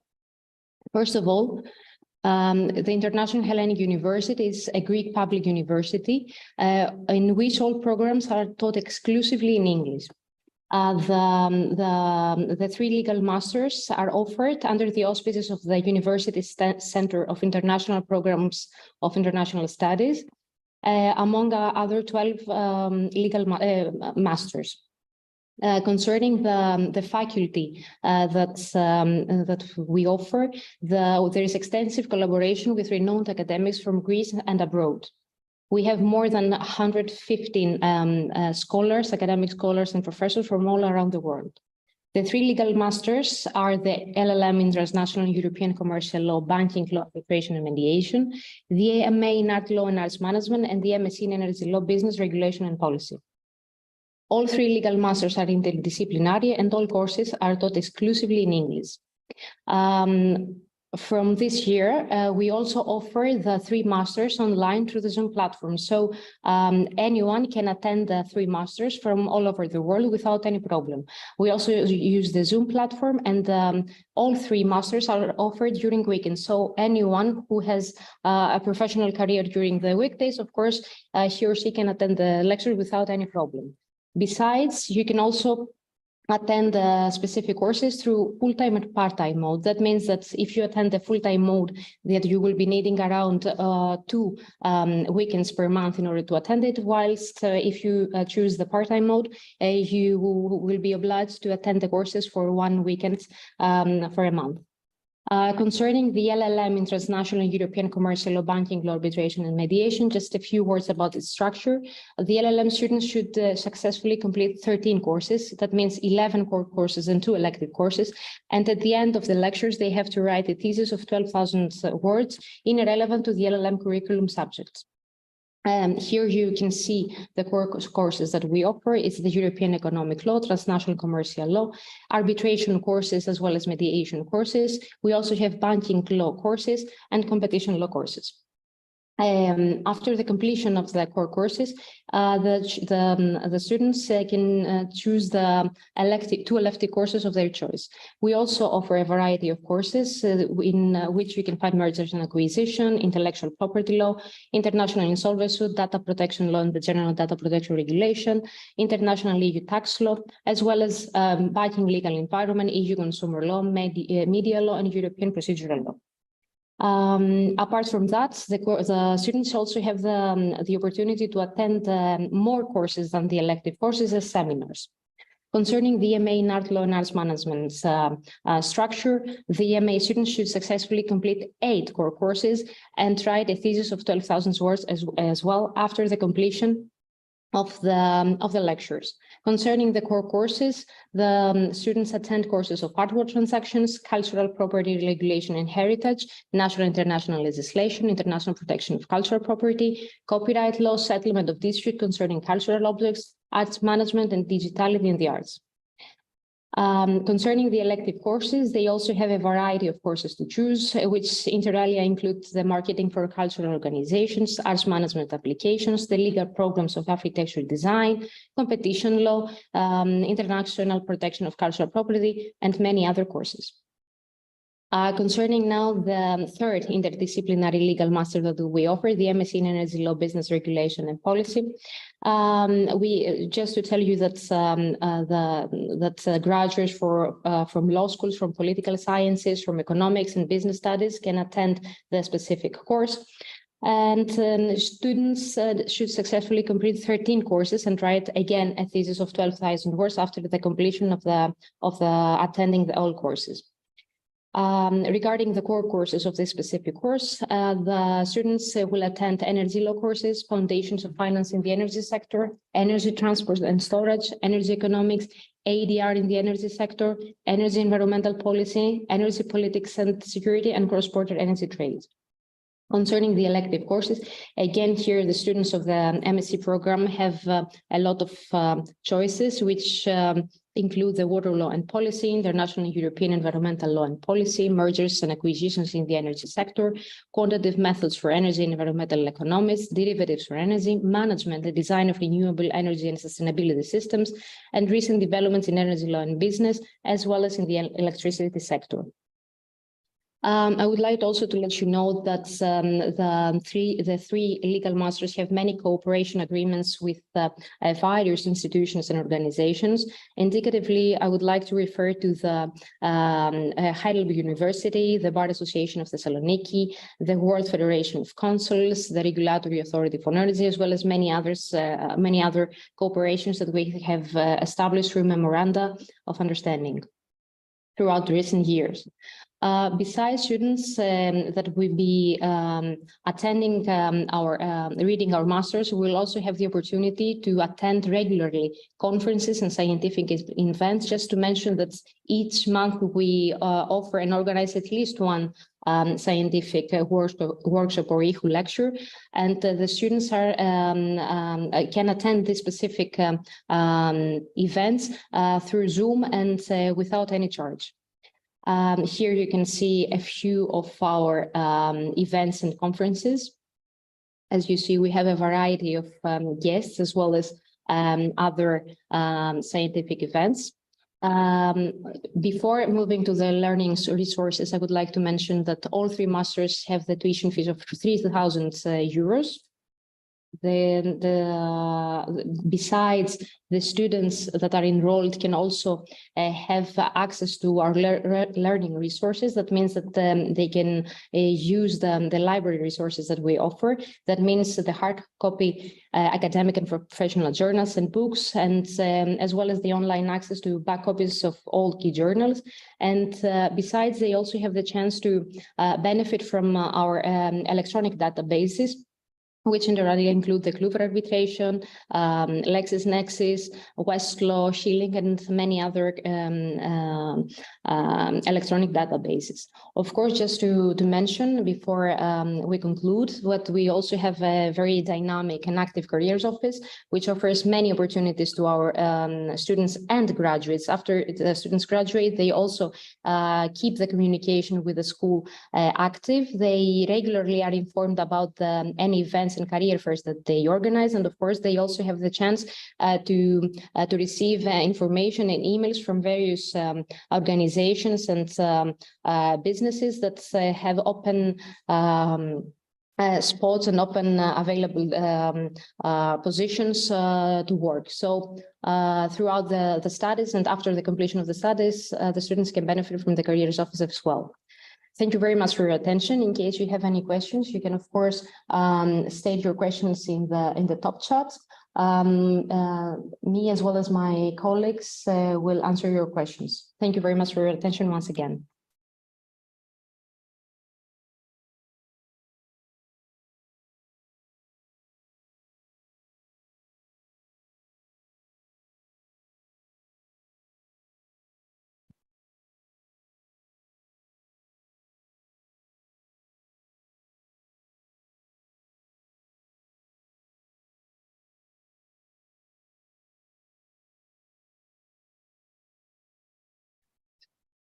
The 3 legal masters also accept applications until the 30th of September.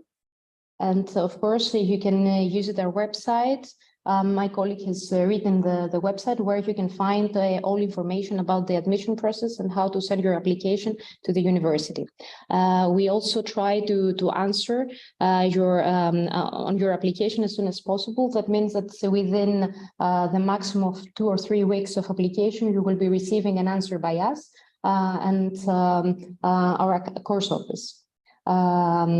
Throughout your studies, of course, you can find the academic faculty as well as academic assistants and associates that will help you throughout your studies regularly, giving you information and offering you mentorship, cancellation, and other important aspects for your studies. Concerning our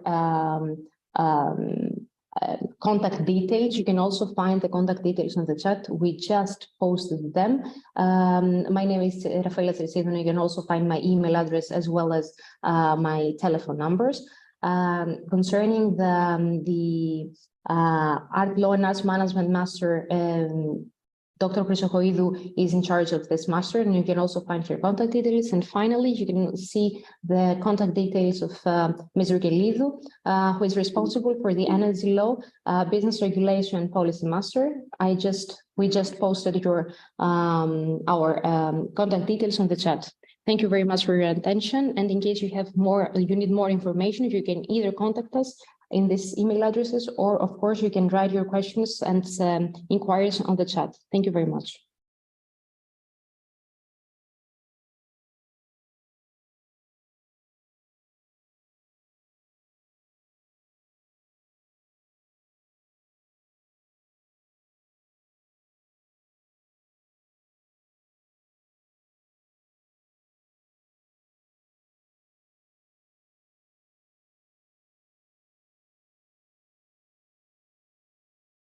Hello everybody, I am Ilias Javalis.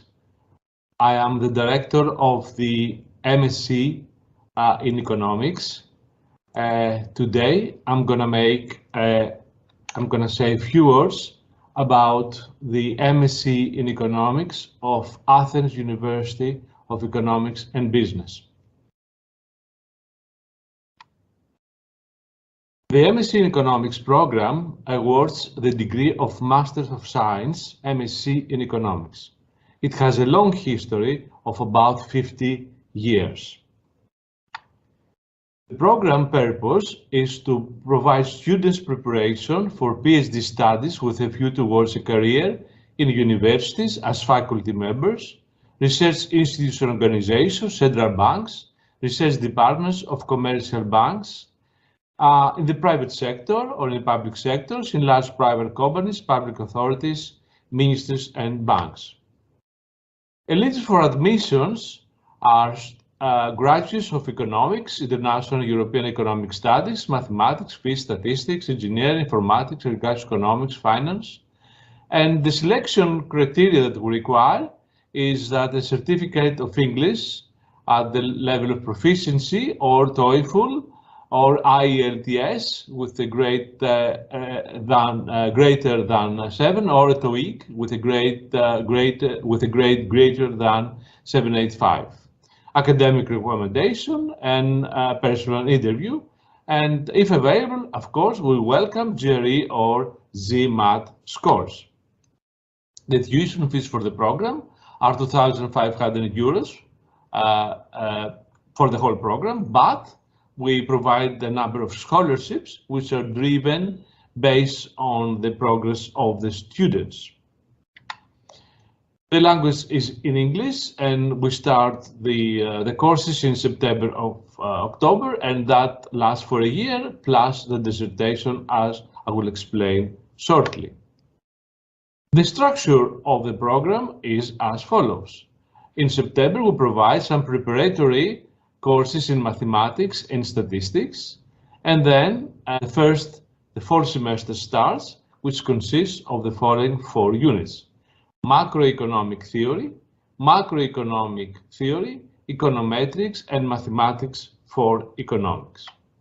Then the second semester, there are 3 compulsory courses: microeconomic theory and policy, macroeconomic theory and policy, and data analysis, applied econometrics, and computational methods. And there are 2 elective courses from a list that I have next for you, which consist of industrial organization, finance theory, quantitative methods in finance, public finance, environmental economics, mathematical economics, economic development and social policy, labor economics, large data and statistical learning. The third semester is a semester which starts after the June exams and goes up to January the next year, and requires the students to write a dissertation.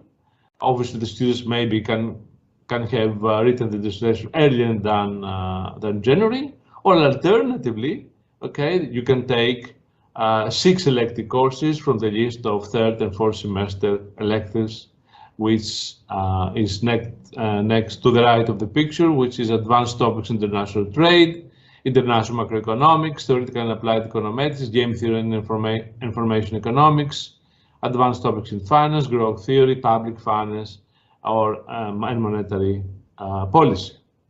So basically, the structure of our MSc program is more or less the same as those in the United States or in Europe.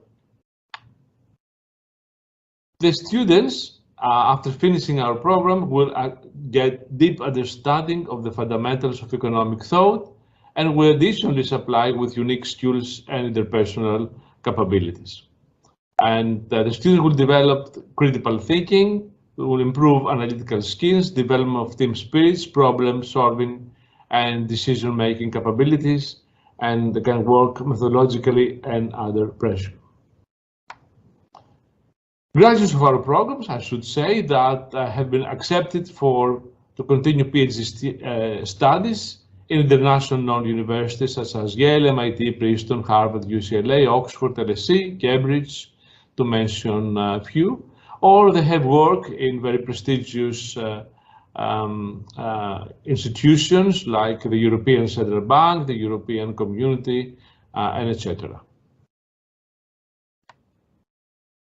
Further information and contact for our program can find at the websites https://www.auap.gr/EN/GradEcon, or through our secretary via Vagliotti, and here are some details, the address and the telephone number of our secretary. I'm the director of the program, Professor Elijah Vallis. I would like to thank you very much for your attention and to welcome in your program.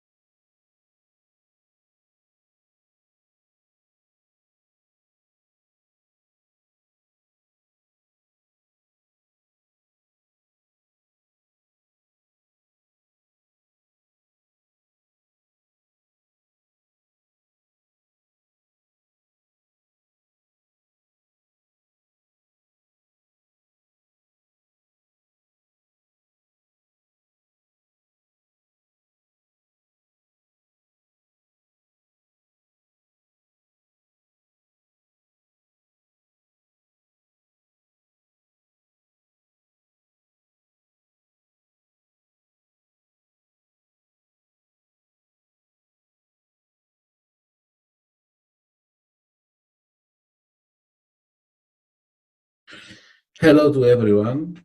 I'm going to do a very short presentation of the interdisciplinary postgraduate studies program in nanomedicine, offered by School of Medicine and Department of Pharmacy of National and Kapodistrian University of Athens. This will be followed by short presentations of 3 units, which together with the dissertation consist the main part of the program. I am Stathis Evstathopoulos, Professor of Medical Physics in School of Medicine, and I am the chairman of the program. Our scope is to provide high-quality postgraduate education in the field of nanomedicine and to award a Master of Science diploma in nanomedicine. Duration of studies is 12 months, starting October of each academic year and finishing next September, with 75 ECTS required in order to complete the whole program. This program is given in English language and lectures are given by distance using WebEx platform. There is a program committee governing the MSc, which consists of 5 faculty members. President and chairman is me. Deputy President and Deputy Chairman is Kostas Demetsos, Professor of Pharmaceutical Technology and Nanotechnology. And the members are Maria Gazouli, Professor of Biology, Genetics and Nanomedicine, Vangelis Karalis, Associate Professor, Division of Pharmaceutical Technology, and Neferi Lagopati, Assistant Professor of Nanomedicine. During their studies, postgraduate students are required to attend the lectures and the other educational activities to succeed to the evaluation procedures of the courses, essays and written examinations, to write scientific works and to do their postgraduate thesis. The thesis takes place in the laboratories of the 2 departments which are participating in the program, and also in the laboratories of other universities and research institutes with scientists participating in the program. The thesis starts at the beginning of the 2nd semester with 20 CTS. There are parallel compulsory activities like attending meetings, conferences or lectures in addition to the main program, and also there is a program of visits to other university laboratories, research centers and industry for educational purposes. Tuition fees are set at 2,000 euros for the entire program in 3 payments. The first one of 1,000 euros before the beginning of the program required for the registration, and 2 more of 500 euros each until February. In Unit 1, which lasts for 7 weeks, we present introductory courses to nanotechnology, divided in 3 lessons. In the first one, we present to the students basic principles of physics, chemistry, biology, and pharmaceutical science. In the second one, we present the basic types of nanosystems used in medicine, the main physicochemical characterization techniques of them, and an introduction to nanomedicine. And in the third lesson, we present a short overview of in vivo imaging techniques, and also we present an introduction to implementation of a scientific project, structure, literature, research, etc. And at the end of the unit, the students present their work on future perspectives projects, which they have been given to them during the 2nd week of the lectures. Future perspective projects is a very popular and interactive concept in the first unit. The most interesting of these projects are presented in scientific conferences organized by the team of the program, and some of them have been published in international peer-reviewed scientific journals. Hello everyone, I am Professor Kostas Demetsos and I am in charge of Unit 2. Nanomedicine is a sector of nanotechnology that provides new insights in therapeutics, in vivo and in vitro diagnostics, as well as in the delivery of bioactive molecules to the target tissues. The Unit 2 of the course Master of Science in Nanomedicine includes the design and development of nanoplatforms and their application in therapeutics. In more particular, Unit 2 incorporates introduction to pharmacokinetics, pharmacodynamics, skin structure, mRNA nanovaccines, modeling and simulation in drug development and approval process. Moreover, nanomolecular diagnostics and in vitro diagnostics and an in-depth introduction to lipidic, polymeric, chimeric, thermo, and pH-sensitive drug delivery nanosystems are parts of Unit 2.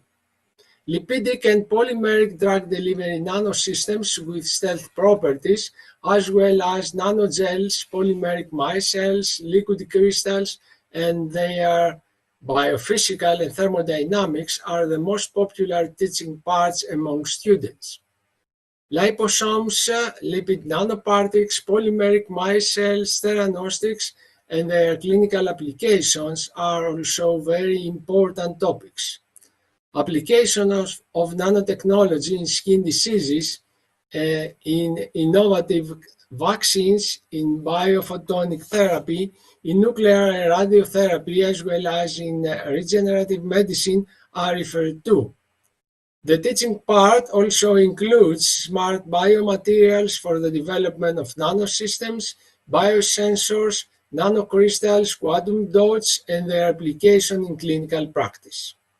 At the end of Unit 2, students engaged in future perspective studies by writing and presenting topics of their choice and are graded in conjunction with the Unit 2 reader exams.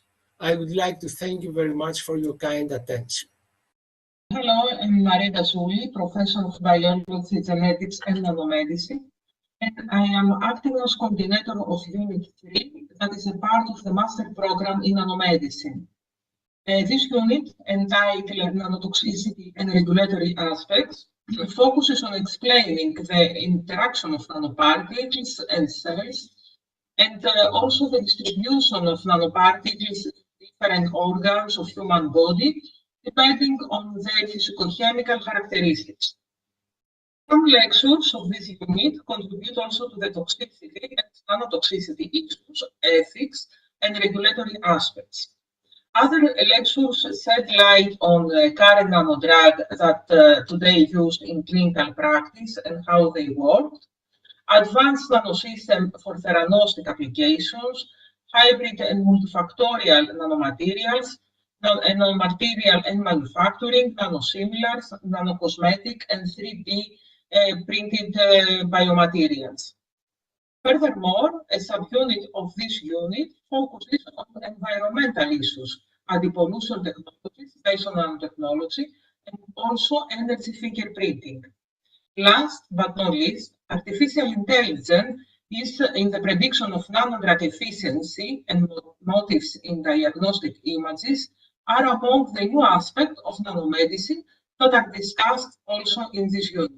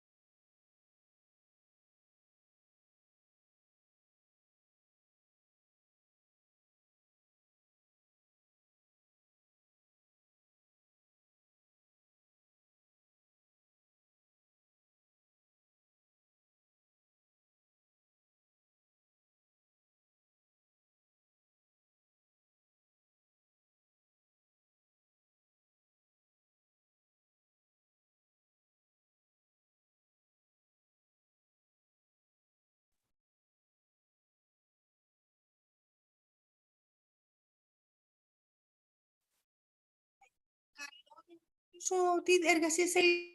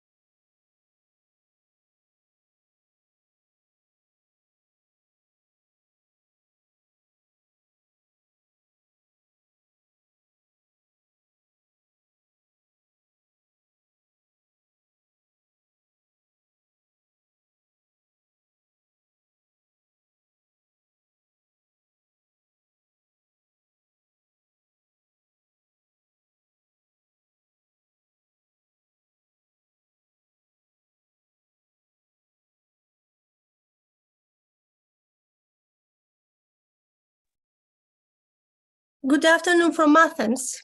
I hope you're all well. This is our presentation from Hellenic Open University for Language Education for Refugees and Migrants program.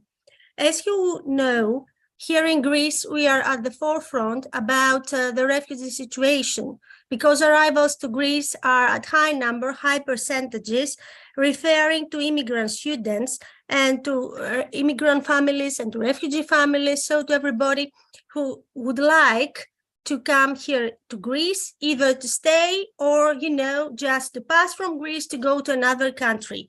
Here is a table where you can see the countries of origin. So there are coming lots of people from Palestine, from Afghanistan, from Somalia, from Syria, from Yemen, from other countries. It's really very challenging for us to see how we're going to handle this situation. That's why, through the specific program that was created back to 2015, what we try is to find a common frame in line with the European Union to train here the people to become very good trainers and educators for refugee students. It's interesting for me to tell you some things about the management and administration for refugee education in Greece. As you see, there are special offices at the Ministry of Education. There are regional and local education authorities. Also, we have a very special measure that helps indeed at the level of supervision and coordination, but it's called Refugee Education Coordinators, specially appointed schools, reception classes versus structures for the welcoming and education of refugees. And of course, we have the special appointed teachers that are experts. This is very important to give you the knowledge here. Let's see now, in collaboration with my other colleagues who are together with us, Zoe Karanikola and Achilleas Kostoulas, some very important issues that we're discussing at the modules. I'm going to present the first two modules, and my colleagues are going to follow. So we have in particular the first session that has a first background basis about the different theories, methods, and approaches to second language learning. So L.R.M 50 is about linguistics, student-tutor feedback strategies in second language learning, the sociolinguistic interpretations of multilingual practices, the role of semiotics in education, and of course, the contemporary practices like translanguaging and multimodality. The second one, that is migration, multilingualism, and intercultural communication, is really very challenging because it aims to enrich students' awareness of what we call, as an umbrella term, migration, multiculturalism, intercultural education, and the strategies to develop intercultural communication and interaction in multicultural environments. I think that together with us is Achilles and Zoe. If Zoe is together with us, she can go on. Otherwise, Achilles could follow. I don't know who is together with us. Achilles, thank you so much. Would you like to give the outline, some bullets from the next slides, please? Excellent.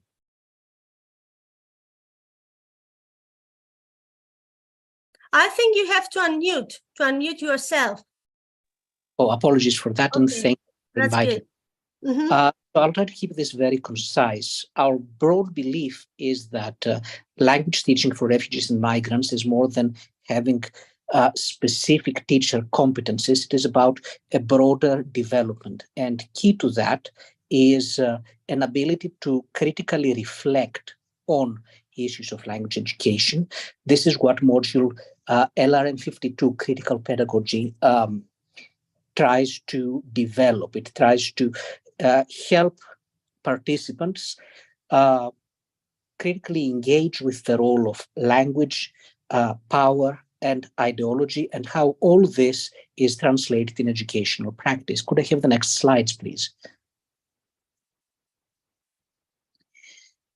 And the next one, please. Now, the next two modules are a set of that focus more narrowly on teaching competencies. So L.R.M 53 focuses on developing the skills needed to provide quality language teaching to adult learners with a refugee and migrant background. And here we focus on lots of things like plurilingual competencies, needs analysis, course design, and class management, and so on. And could I have the next slide, please? And L.R.M 54, which works in tandem with the previous one, develops similar skills with a more specific focus on the needs, strengths, and interests of children who have a refugee and migrant background. Could we move on to the next ones, please? Now, as I mentioned earlier, we view language teacher education for refugees and migrants with a more broad focus, one that does not focus exclusively inside the classroom. So we also try to foster our participants' skills in designing and developing learning materials, including new technologies and digital media. And this is the focus of L.R.M 55. In this module, participants are encouraged to experiment with new technologies and to integrate them into lesson plans that aim to empower students. Opening our focus even more, L.R.M 60 is an introduction to Arabic language and culture, and this helps because most of the refugees and migrants in our context come from the North African and Middle East settings. So this is an area of specific emphasis for us. Therefore, L.R.M 60 tries to expand our participants' knowledge on elements of Arabic culture and language and develop their intercultural skills so that they more effectively engage with these populations. And can we move on, please? And following that, L.R.M 61 helps students develop knowledge about elements of international law, those elements of international law that apply to refugees and migrants, such as issues of asylum seeking, human rights, and so on. After having developed all this broad skill set, students are probably around the third semester of their studies, at which point we start to help them become more autonomous. We aim to give them research methodology skills and resources that help them develop empirical understandings of their. They help them do things such as participatory classroom research, action research, and so on. And these skills, all this knowledge and skills that have been developing throughout this semester, these previous three semesters, are then finally brought to bear at the end of the program. The end of the program consists of two elements: a teacher placement and a dissertation. The teacher placement, L.R.M 63, is a guided and supported independent teaching experience where students are placed in a setting where refugees and migrants are educated. They develop their own course and implement it and critically reflect on it. And at the same time, or following that, students also engage in their dissertation. This is a small-scale empirical project where they are encouraged to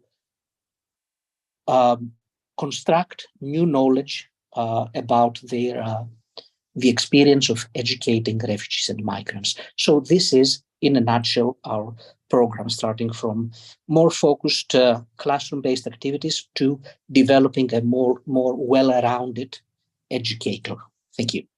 Thank you so much, Achilles. I think it's very interesting for the students to know that the dissertation is obligatory as well as practicum, because in this way they can act as researchers. That is very important for the students to gain knowledge from research and studies, even a small study.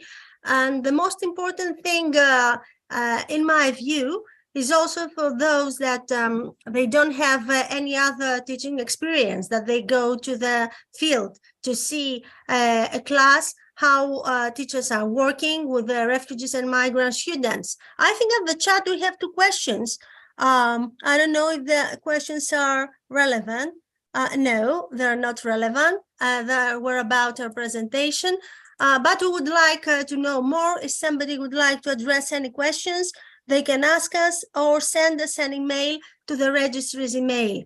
That is going to be forwarded to us in order to reply to anybody who is interested. I see there's a student here, I don't know. Thank you so much for attending us. We are looking forward to meet you here in Greece at Hellenic Open University. Thanking Study in Greece, all the colleagues there and collaborators for their very, very important initiation. Goodbye. Thank you. Goodbye and thank you. Thank you so much.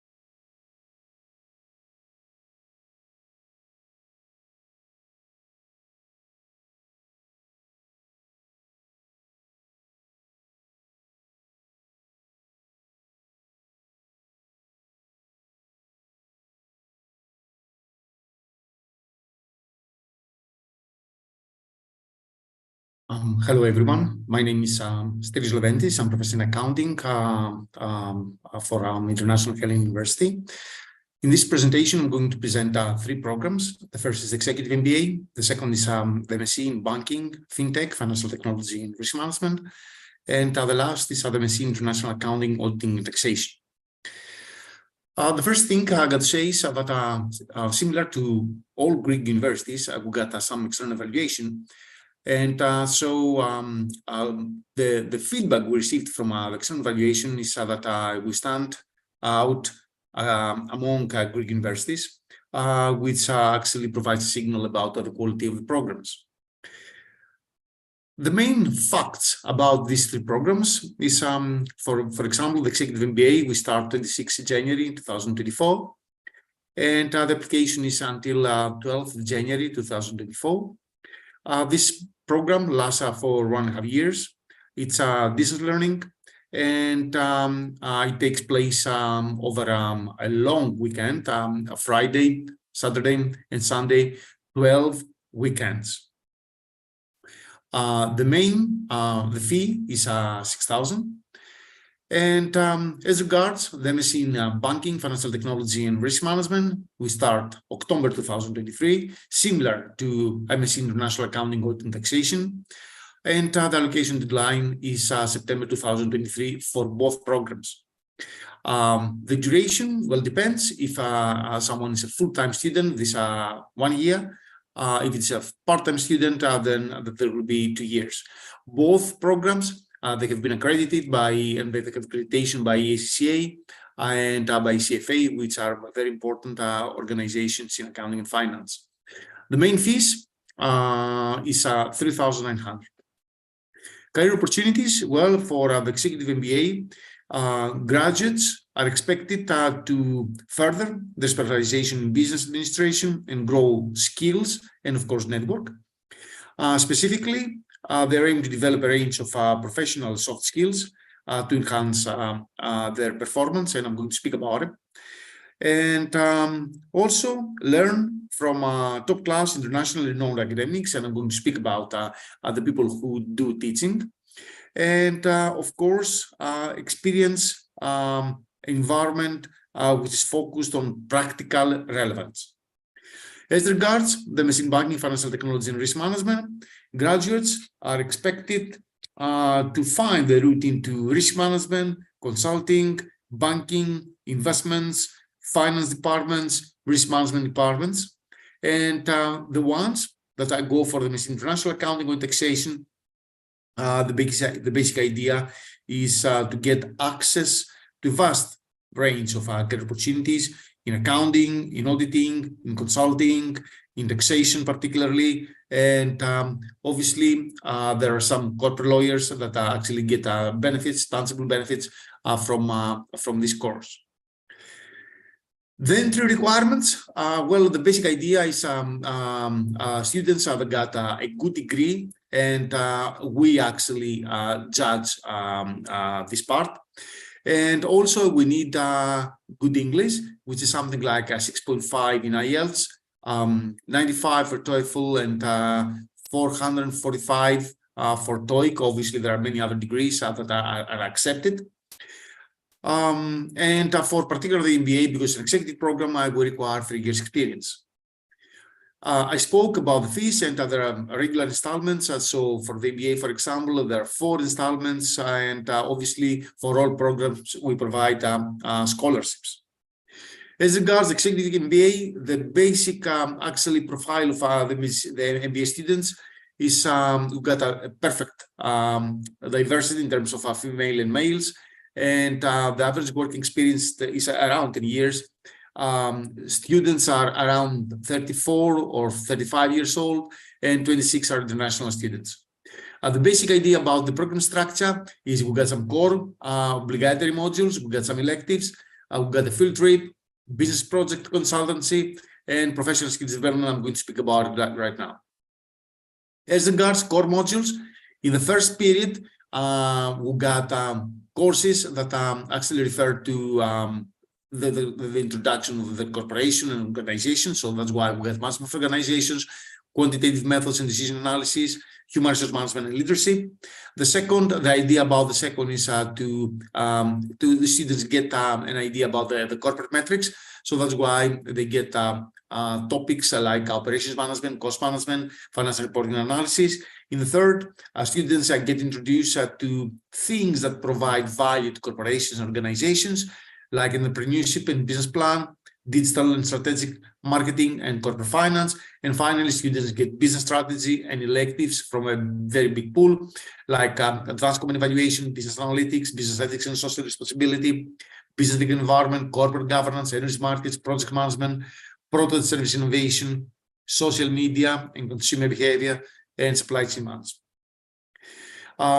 Academics that teach for this program, for this program, the executive MBA, are people like John Donagis from the University of Lausanne, Robert Morgan from Cardiff University, Marco Sampietro from Bocconi, Alessandro Azzatoni from Louis University in Rome, and many other well-known universities all over the world, basically mainly European universities.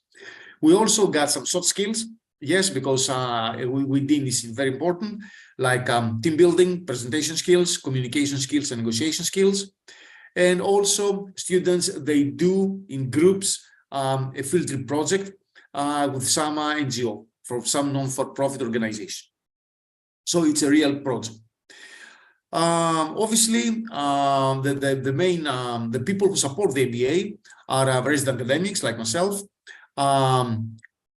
team of resident talent academics, we call them academic associates, distinguished visiting professors from Greece and abroad, and of course, enthusiastic administrators supporting librarians and IT people. As regards the MSc in banking, financial technology, and risk management, well, the basic idea about that is our students gain a thorough and comprehensive grasp on principles and applications of key financial functions, together with some technical knowledge and conceptual skills, and an appreciation of contemporary issues, particularly in the case of fintech and banking, and a highly flexible qualification suitable to a wide range of careers in many sectors and many industries, of course. The program, as I said, is 1 year for full-time students and 2 years for part-timers.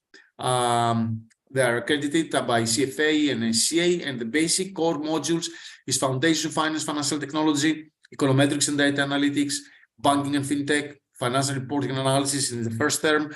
The second, we get Financial Technology Innovation, Corporate Finance, Investments and Portfolio Management, and Risk Management in Banking. And students at the end of the program, they get some electives from a big pool of electives. So in terms of fintech and blockchain, students might get programming for fintech, blockchain technologies, financial application, and cybersecurity, blockchain and crypto finance, or they might go for corporate finance modules like M&As and advanced common evaluation, or they might get new business sustainability like entrepreneurship, sustainable investments, and corporate social responsibility. They might get electives from investment management like financial derivatives and structured products, behavior finance, and from the legal part, banking legal environment, and fintech regulation and data protection.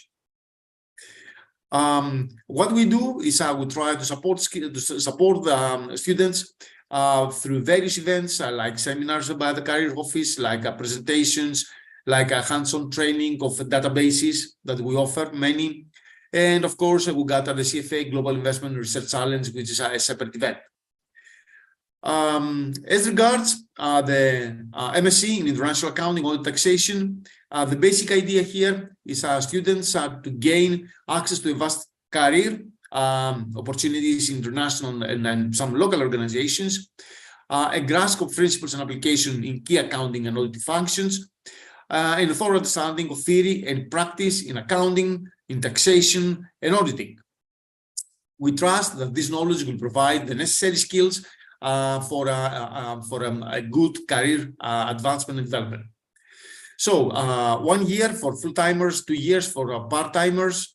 The basic core modules is quantitative methods, foundations of finance, taxations, accounting and financial analysis.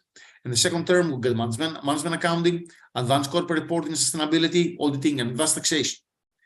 And finally, students get actually elect some courses based on a pool of available courses, like advanced auditing, cost planning and analysis for competitive advantage, accounting for examination, banking legal environment, transfer pricing, fintech regulation, financial derivatives and structured products, M&As, advanced common valuation, behavioral finance, sustainable investments and corporate social responsibility, and entrepreneurship. The same I mentioned about the banking are supported in for accounting students as well, like events, like a career office, like presentation, like databases, and also the ACCA community as well. The basic idea here is the structure is we got the core courses I spoke about, we got elective courses I spoke about, and we got research method seminars. Why we got these courses? Actually, because because we believe that students need it to support the dissertation process.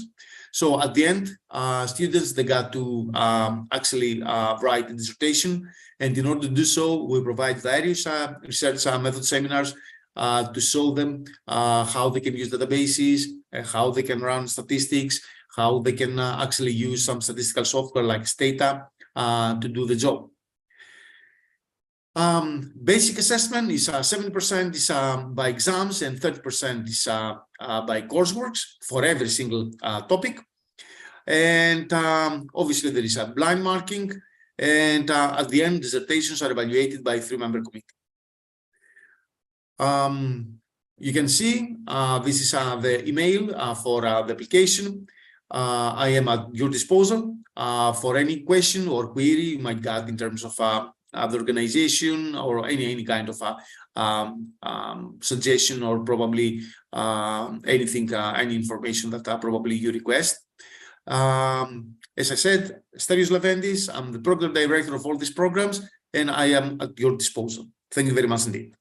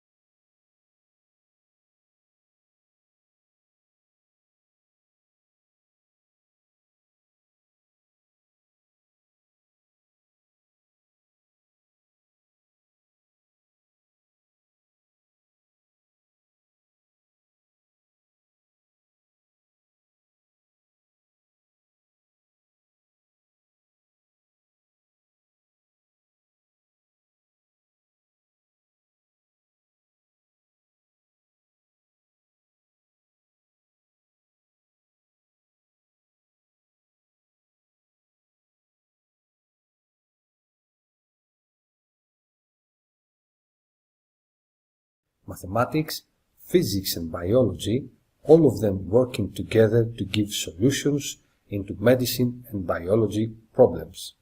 The biomedical engineering sector has known continuous innovations for more than a century.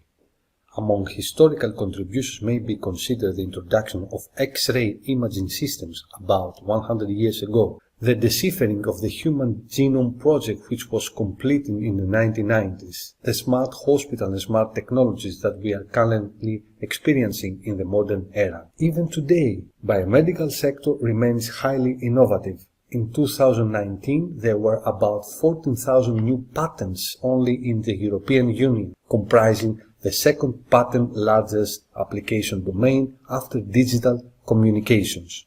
Why to study biomedical engineering? There are many reasons, and most of them are very important. One of them is to learn how technology may be used to save lives. Consider the intensive care unit in the hospital, which relies on technologies that sustain life and save lives. To learn how to use technology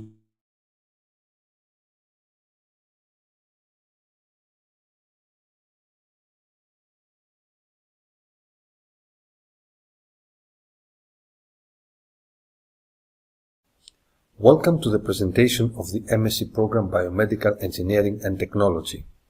The host and organizer of the program is the Department of Biomedical Engineering of the University of West Attica, the third largest university in Greece. The premises of the program are located at Egaleo Park campus. My name is Dimitris Glotsos. I am a professor at the Department of Biomedical Engineering and coordinator of the M.SC program Biomedical Engineering and Technology, which we will present in this video. Let's start with a brief definition regarding to what is biomedical engineering. One of the popular definitions is that biomedical engineering comprises a fusion of basic science, mainly engineering, mathematics, physics and biology, all of them working together to give solutions into medicine and biology problems. The biomedical engineering sector has known continuous innovations for more than a century. Among historical contributions may be considered the introduction of X-ray imaging systems about 100 years ago, the deciphering of the Human Genome Project which was completed in the 1990s, the smart hospital and smart technologies that we are currently experiencing in the modern era. Even today, biomedical sector remains highly innovative. In 2019, there were about 14,000 new patents only in the European Union, comprising the second patent largest application domain after digital communications. Why to study biomedical engineering? There are many reasons, and most of them are very important. One of them is to learn how technology may be used to save lives. Consider the intensive care unit in the hospital, which relies on technologies that sustain life and save lives. To learn how to use technology to improve the quality of living.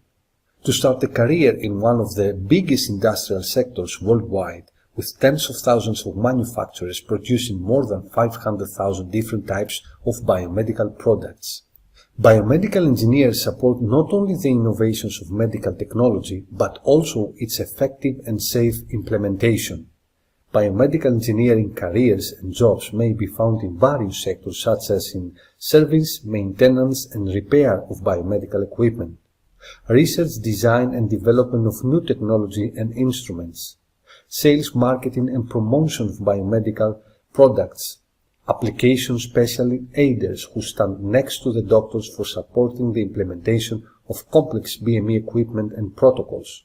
For example, installation of implants in cardiovascular surgeries, management and development of spin-off startups, hospital and healthcare centers, academia and education.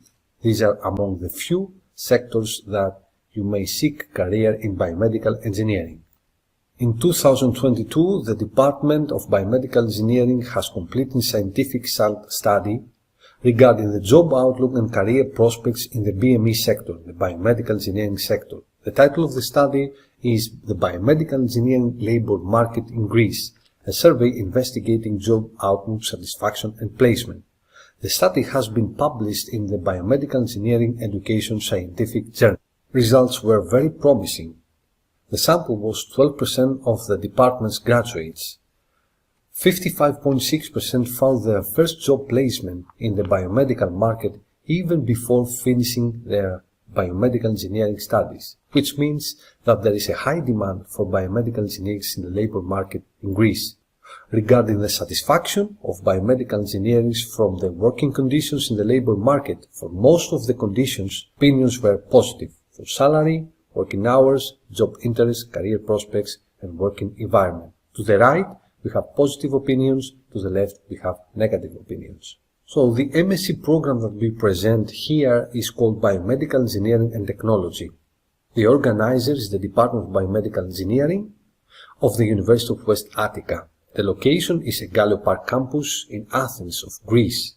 The duration of the program is 1.5 years, or 3 academic semesters. The academic calendar starts with the first semester every October of the year.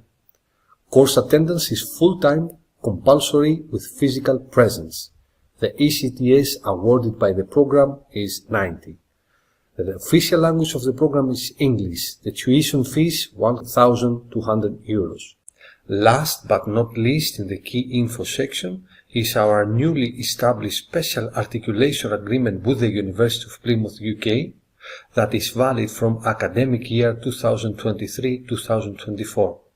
This articulation agreement allows our student to travel to the University of Plymouth of UK and spend 1 semester in the medical engineering master of this university.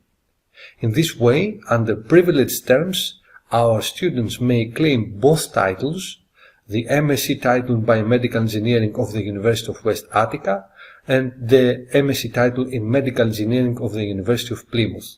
For more information, please visit our official website. The target group of the program is those who wish for a career change in biomedical engineering but already have a background in engineering, technology, life and health sciences, or other relevant to biomedical engineering sciences. The program goals is to provide an intensive introduction to biomedical engineering, also to develop problem-solving skills. The third goal of the program is a very important one because it involves active interaction with the biomedical engineering industry. In the program, we have many professionals working in the biomedical engineering sector delivering specialized seminars to our students. And the fourth goal of the program is to prepare students for PhD studies. The program topics cover a wide range of biomedical engineering subsectors such as in vitro and in vivo diagnostic technologies, medical imaging, biomedical instrumentation, rehabilitation and biomaterials, biomedical informatics, artificial intelligence, deep learning, emergency medicine, science, technology, ethics, marketing, management and sales, research methodology, and as we discussed before, interaction with the labor market. The teaching staff of the MSc program comprises invited professors from 8 different universities. From the University of West Attica, which is also the host institution in Greece, from the National Kapodistrian University of Athens in Greece, from the Polytechnic Institute of Porto in Portugal, from the University Rey Juan Carlos in Spain, from Georgia Institute of Technology in the USA, from University of Plymouth in the UK, from the Polytechnic University of Bucharest in Romania, and from Trier University of Applied Science in Germany. Moreover, we have invited researchers from Biomedical Engineering Research Facility who deliver specialized seminars regarding research in cutting-edge sectors of biomedical engineering. And finally, as we discussed before, a significant part of our program is devoted to interaction of the students with the professionals in the biomedical engineering labor market. To complete this presentation, let me summarize some of the key info that we have already discussed in this video. The MSc program is entitled Biomedical Engineering and Technology. It is organized by the Department of Biomedical Engineering of the University of West Attica. The premises of the program are located at the Gallio Park campus in the capital of Greece in Athens. The duration of the program is 1.5 academic years, or 3 academic semesters. The course attendance is full-time and compulsory with physical presence. The program awards 90 ECTS. The official language is English and tuition fees €1,200. Finally, last but not least, from academic year 2023 to 2024, we are happy to announce our special articulation agreement with the University of Plymouth, UK.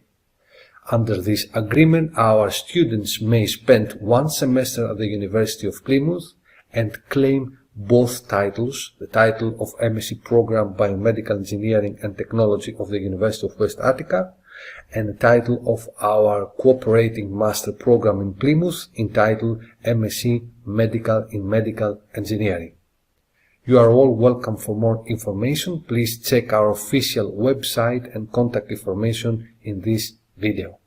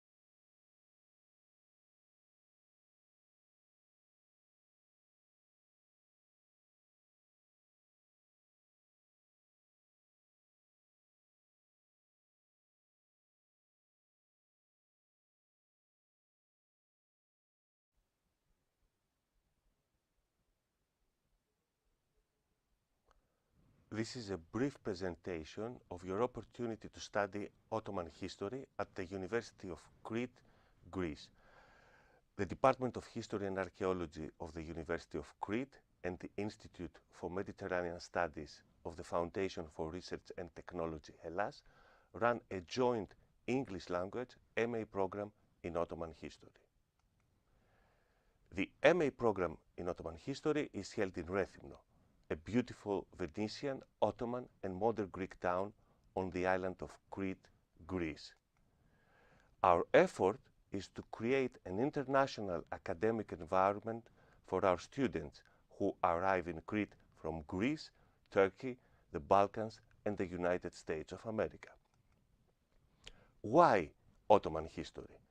Ottoman history is a very promising academic field worldwide. The Ottoman Empire was a multi-ethnic and polyglot imperial polity that controlled much of 3 continents, that is, Southeastern Europe, Western Asia, and Northern Africa. Our MA in Ottoman history aims to produce highly specialized researchers of this fascinating history of the Ottoman Empire, who will participate in the international academic community of the Ottomanist historians. In our program, we aim at teaching meticulously our students in Ottoman history with the necessary tools for an academic career as specialized Ottomanists. We teach history and historiography of the Ottoman Empire, modern Turkish language, as well as Ottoman Turkish paleography and diplomatics, that is, the language of the historical documents we use in our research. Specialization requires extra time. Our MA program extends in 2 years. Specialization requires also extra effort. In 4 semesters, our students should participate in 5 seminars in history, 4 seminars in modern Turkish, and 4 seminars in Ottoman paleography and diplomatics. Last but not least, our students should write an MA thesis, their actual passport in the world of academic research. An MA thesis in Ottoman history should be based on the critical analysis of Ottoman archival, epigraphic, or narrative sources. In Rethymno, Crete, we have an international reputation to be the best. Our MA program has been declared a success story, and it is internationally recognized for being one of the best programs for Ottoman history. Applicants for the program must have an academic background in the humanities or the social sciences and are required to submit online a CV, a BA degree and transcript, sample of their written work, foreign language degrees, statement of research interests, and at least 2 letters of reference. An interview by Zoom is also part of the entry procedure. Non-EU applicants to the MA program are advised to check with the Greek consular authorities in their countries of residence about the requirements for obtaining visa and residence permit for their studies. Calls for applications for the program are issued in spring. Classes start in late September. The academic year is divided into 2 semesters. The winter semester starts in late September and ends in late December. The spring semester starts in mid-February and ends in late May. You are welcome to submit your applications. Thank you.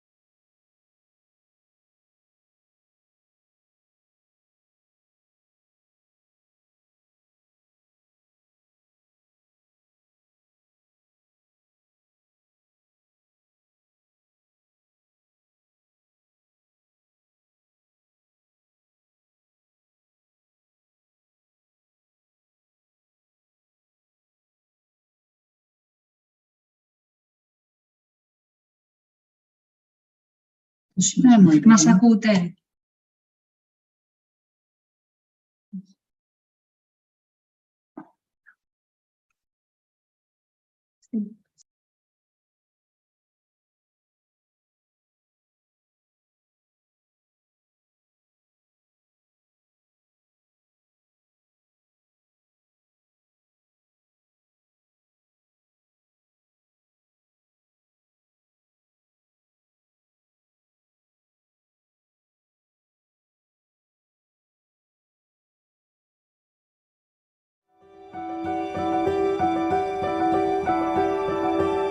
In the historical city of Athens,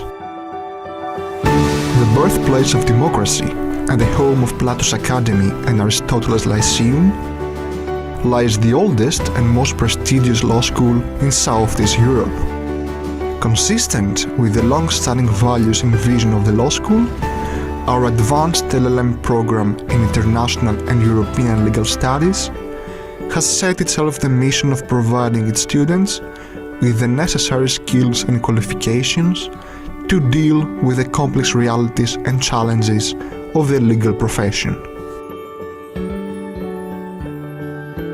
The LL.M in International and European Legal Studies is an English-taught program. Half of the academic staff of the Athens Law School join its forces to provide our students not only with an academic specialization of high standard, but also with the motivation to explore their own capacities and to dare to become citizens of the world. It is a unique experience. I would have never imagined studying in my own country in the English language, the lingua franca of business transactions.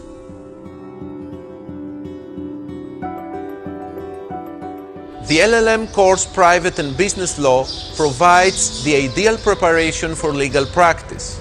Our students learn not only how to search and interpret legal sources, but also, and most importantly, to do so within the economic, political, and social context within which law is created and operates.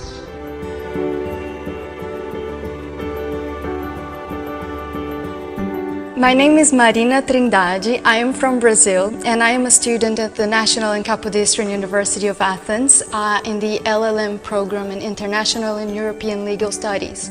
Being a student in Athens and learning from renowned scholars in a prestigious university and outstanding setting makes for an enriching, unforgettable experience. I get to travel through time when I'm walking in Athens, and I also experience the Greek culture, and it's really amazing.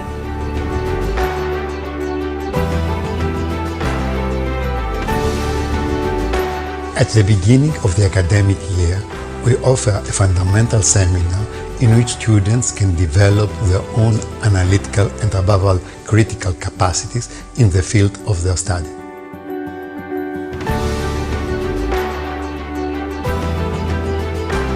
We had the chance to attend lectures by the most qualified academics around Europe. I think this is fascinating. The LL.M gave me a fresh and holistic perspective on market digitalization and the various legal challenges posed by it.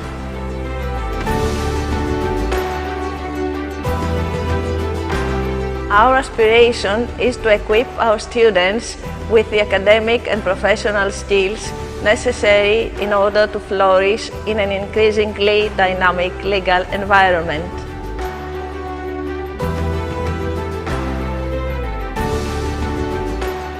During the course of my studies, the world-class academic staff of the university inspired me to specialize in international law. Now, having learned how to think as a lawyer, I'm looking forward to practicing the law at an international organization or in private practice.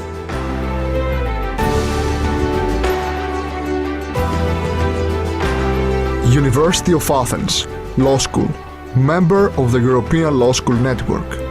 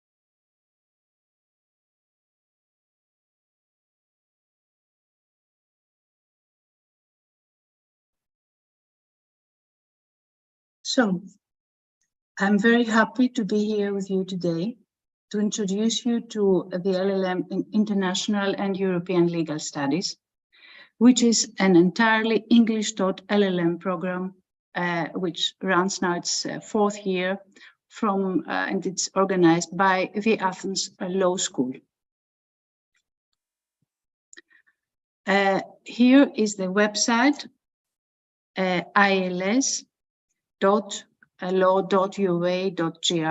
where you can see some details of our LL.M in International and European Legal Studies.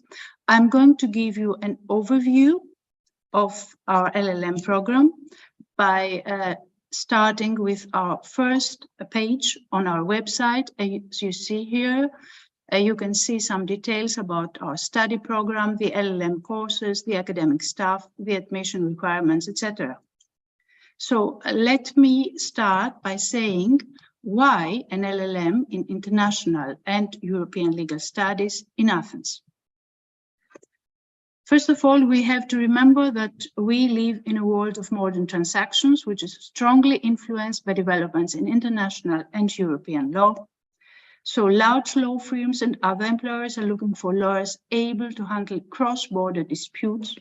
And furthermore, the national law can no longer be understood without looking at the international and European aspects.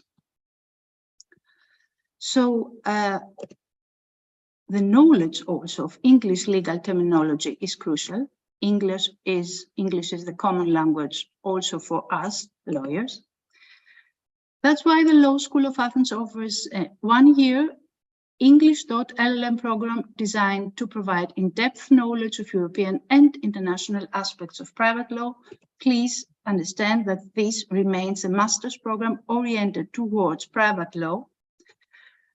And now let me go a little bit further by saying why this LL.M in the Law School of Athens.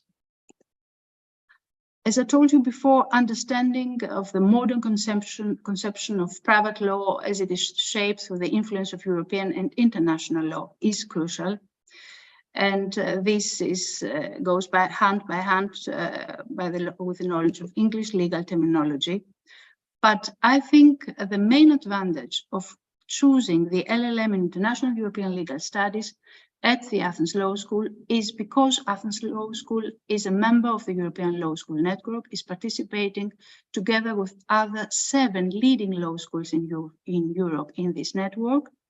The other law schools are, I will name some of them, the Law School of King's College London, the Law School of Paris 2, Panthéon-Assas, the Law School of Berlin, Humboldt, the Law School of La Sapienza, Roma, the Law School also of University of Amsterdam, the Law School of Autonoma Universitat Madrid, and the Lisbon Law School. So we have the opportunity to have visiting professors from various branches of law that come here and collaborate with us or participate in online lectures together with our professors. And of course, not only that, but we have also a wide exchange of LL.M students. So if you are going to decide to participate in this particular LL.M at the Athens Law School, you will find yourself among not only other Greek students, but also Dutch, German, French, Italian. So this is a very international LLM. And this will facilitate you making bonds with foreign LLM students of the network. What are the other opportunities you might gain by this LLM? Career opportunities in the international labor market. After completing this LLM program, you might be selected to attend an optional, fully paid, one-year internship at the EU Intellectual Property Office in Alicante, Spain, or you might be selected to attend an optional, again, fully paid one-year internship at the European Patent Organization in Munich, Germany. But career opportunities do exist also in the Greek labor market. So at the end of your studying program, I mean, in the spring semester, during the spring semester, you might be able to participate in an optional one-month internship at the legal departments of Greek banks, commercial companies and enterprises. And if you find yourself comfortable within this labor market, you might be selected to be here, to remain here and work in Greece as well. How is this LLM master's degree structured? First of all, we have 4 courses, 4 modules per semester. You are going to choose 2 courses from a list of 3 core modules every semester, which all 3 core modules are mandatory, but you are going to choose 2 of them. And you are going to choose 2 courses from a list of optional modules. After that, you have to write a master thesis in English, but you might be able to write it in German or French as well. And if you choose, you can also participate in this optional internship at the end of the spring semester. What will I learn from this LLM program? The master's degree is divided into 2 specializations. The selection of each is made from the beginning of the course. The first one is European private law. The second one is private law and business transactions. What are the core modules in these specializations? I'm going to refer to the core modules, first of all, of the European private law specialization, which are copyright law, energy law, information technology law, consumer protection law, European family law, and European tort law. We are not speaking about national law here. We are speaking about EU law and international law. So let's take an example. If you are going to attend European family law, you are going to see all these international treaties that are existing now and the jurisprudence also of the Court of Strasbourg. The same applies also to the second specialization, private law and business transactions. The core modules here are banking and financial transactions, law of trademarks and distinctive signs, law and economics, international and insolvency law, modern issues of competition law, and international economic law of business transactions. There are some optional modules as well, which are common for both specializations: international European tax law, international civil procedure law, comparative legal systems, European economic criminal law, business and human rights. As you see, we are focused on private law primarily, but we do not neglect the other areas of law as well, which you are going to find under our optional modules. And I have to stress also that 35 professors of the Athens Law School of all areas of law teach in this LLM, which is an advantage of this LLM as well.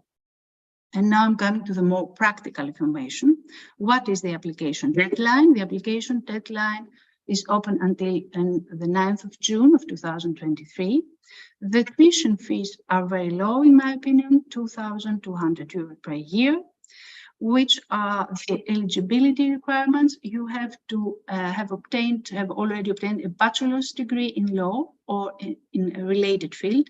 If you do not have your bachelor's degree yet, there is no problem. You may apply, and by the end of August, you may present your bachelor's degree in law. And of course, you have to have proficient knowledge of English. About the application process, you have to have your application submitted, and we are going to examine your file, and you are going to have an oral interview as well. And I'm going to speak about the degree accreditation. This is good news. The applicants who have completed their undergraduate studies abroad are exempted from their degree accreditation by the Hellenic National Academic Recognition Information Center. This means you don't have to face the hassle of the bureaucracy in Greece anymore. You are very welcome to come and join us here, and I'm thinking we are not going to regret it. Thank you very much.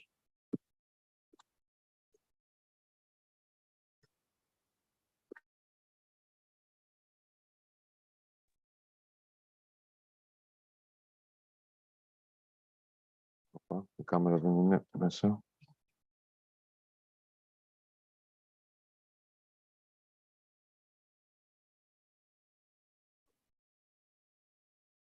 Kalispera, and hello everyone again.